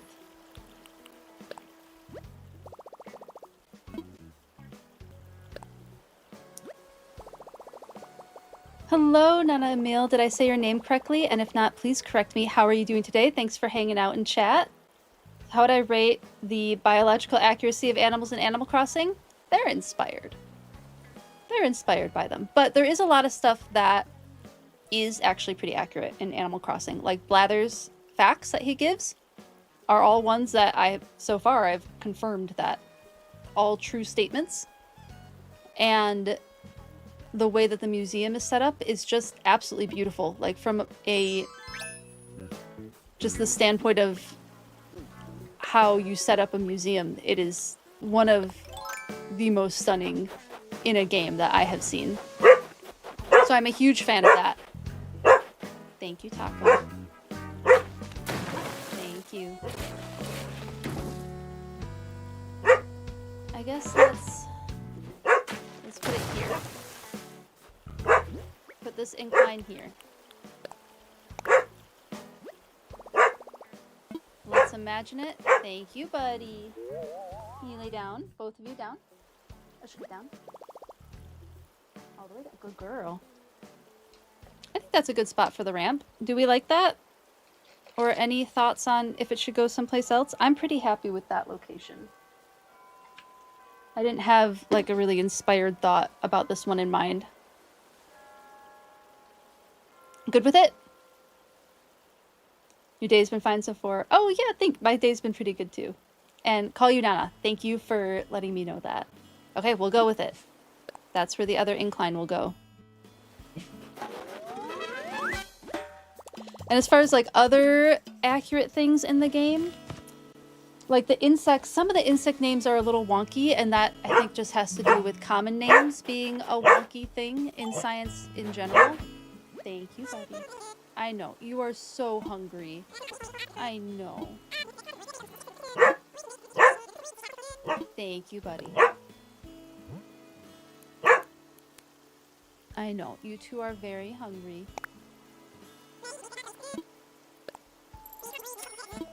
I'm afraid I am gonna have to wrap it up with how Borky's getting. How about I let you out? Because I'll be out in just a couple minutes. Go on. Go on. Ushka's already up the stairs. He's starving to death. He is a cute dog. Oh, so you go under the desk. This is how we deal with this. Ushka might come back. She might not. We'll see. Here she is. Come on in. You're okay, girlie. You're okay. You're okay. You're safe. You're the one who ran all the way upstairs. Why is your paw wet?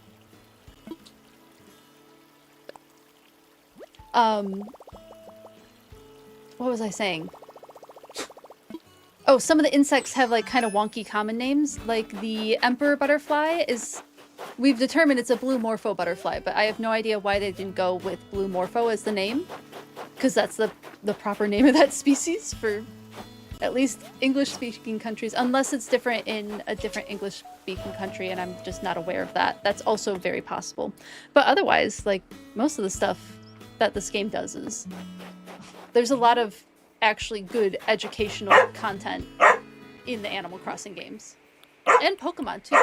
I started usually I'm mostly a Pokemon streamer. But we've been doing Animal Crossing for the past couple of months. Thank you, buddy. Thank you. Okay. The dogs have made their opinion known.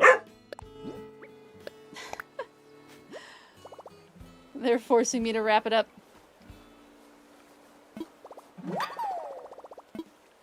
My apologies, Nana, that we're wrapping up right as you got here. I hope that you enjoyed the stream a little bit. Oh, thank you so much for the follow. I appreciate it. Definitely hope that you would come and hang out with us again and get a chance to chat a little bit more, because we'd definitely love to have you back in the stream again.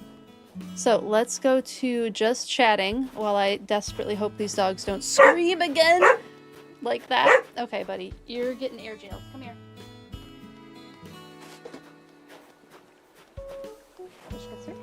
Let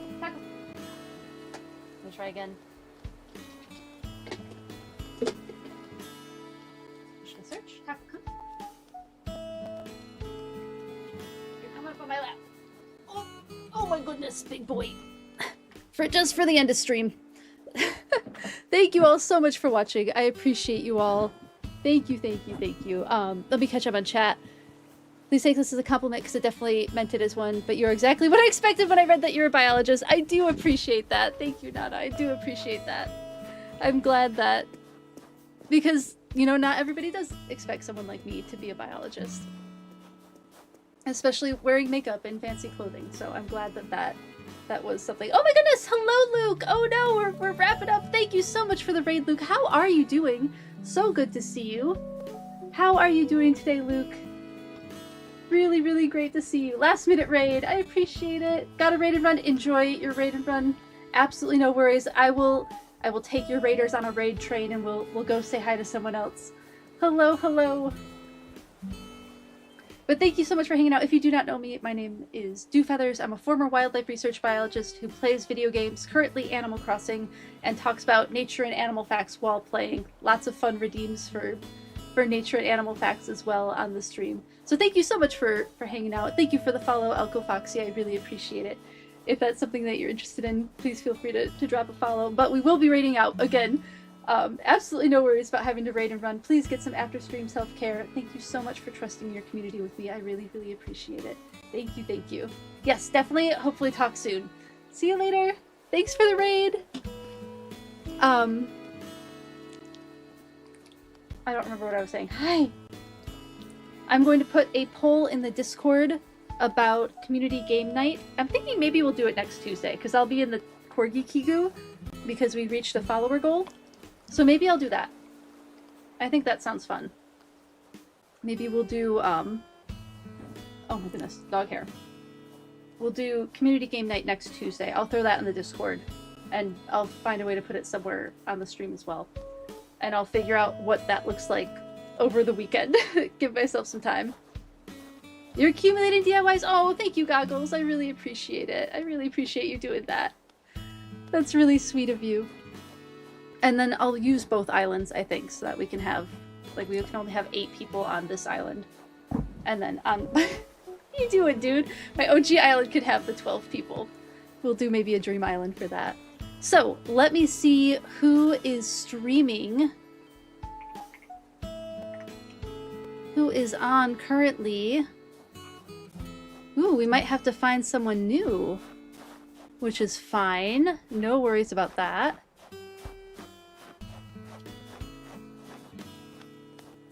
Let's see. Let me do the raid copy. So feel free to copy and paste this into the chat when we raid. I'm gonna copy mine now before I forget. And let's see who is on. Maybe we can raid someone new today. We haven't done that in a minute.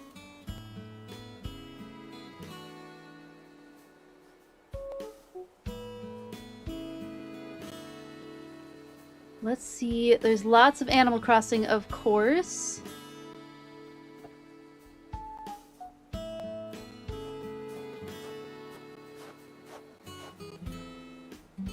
Let me see who all is on. We could do Palia too. We raided the Nom Nommer recently, but we could do some Palia if that sounds fun.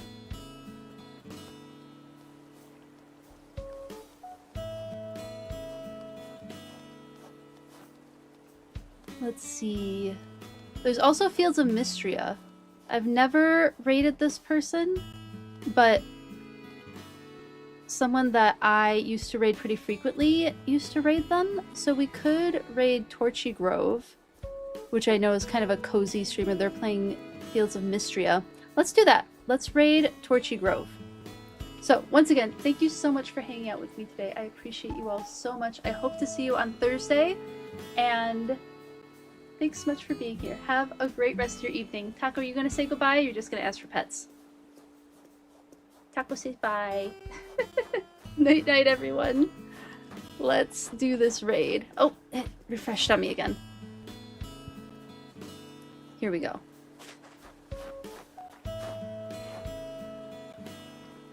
We'll see you over there. Bye, everyone.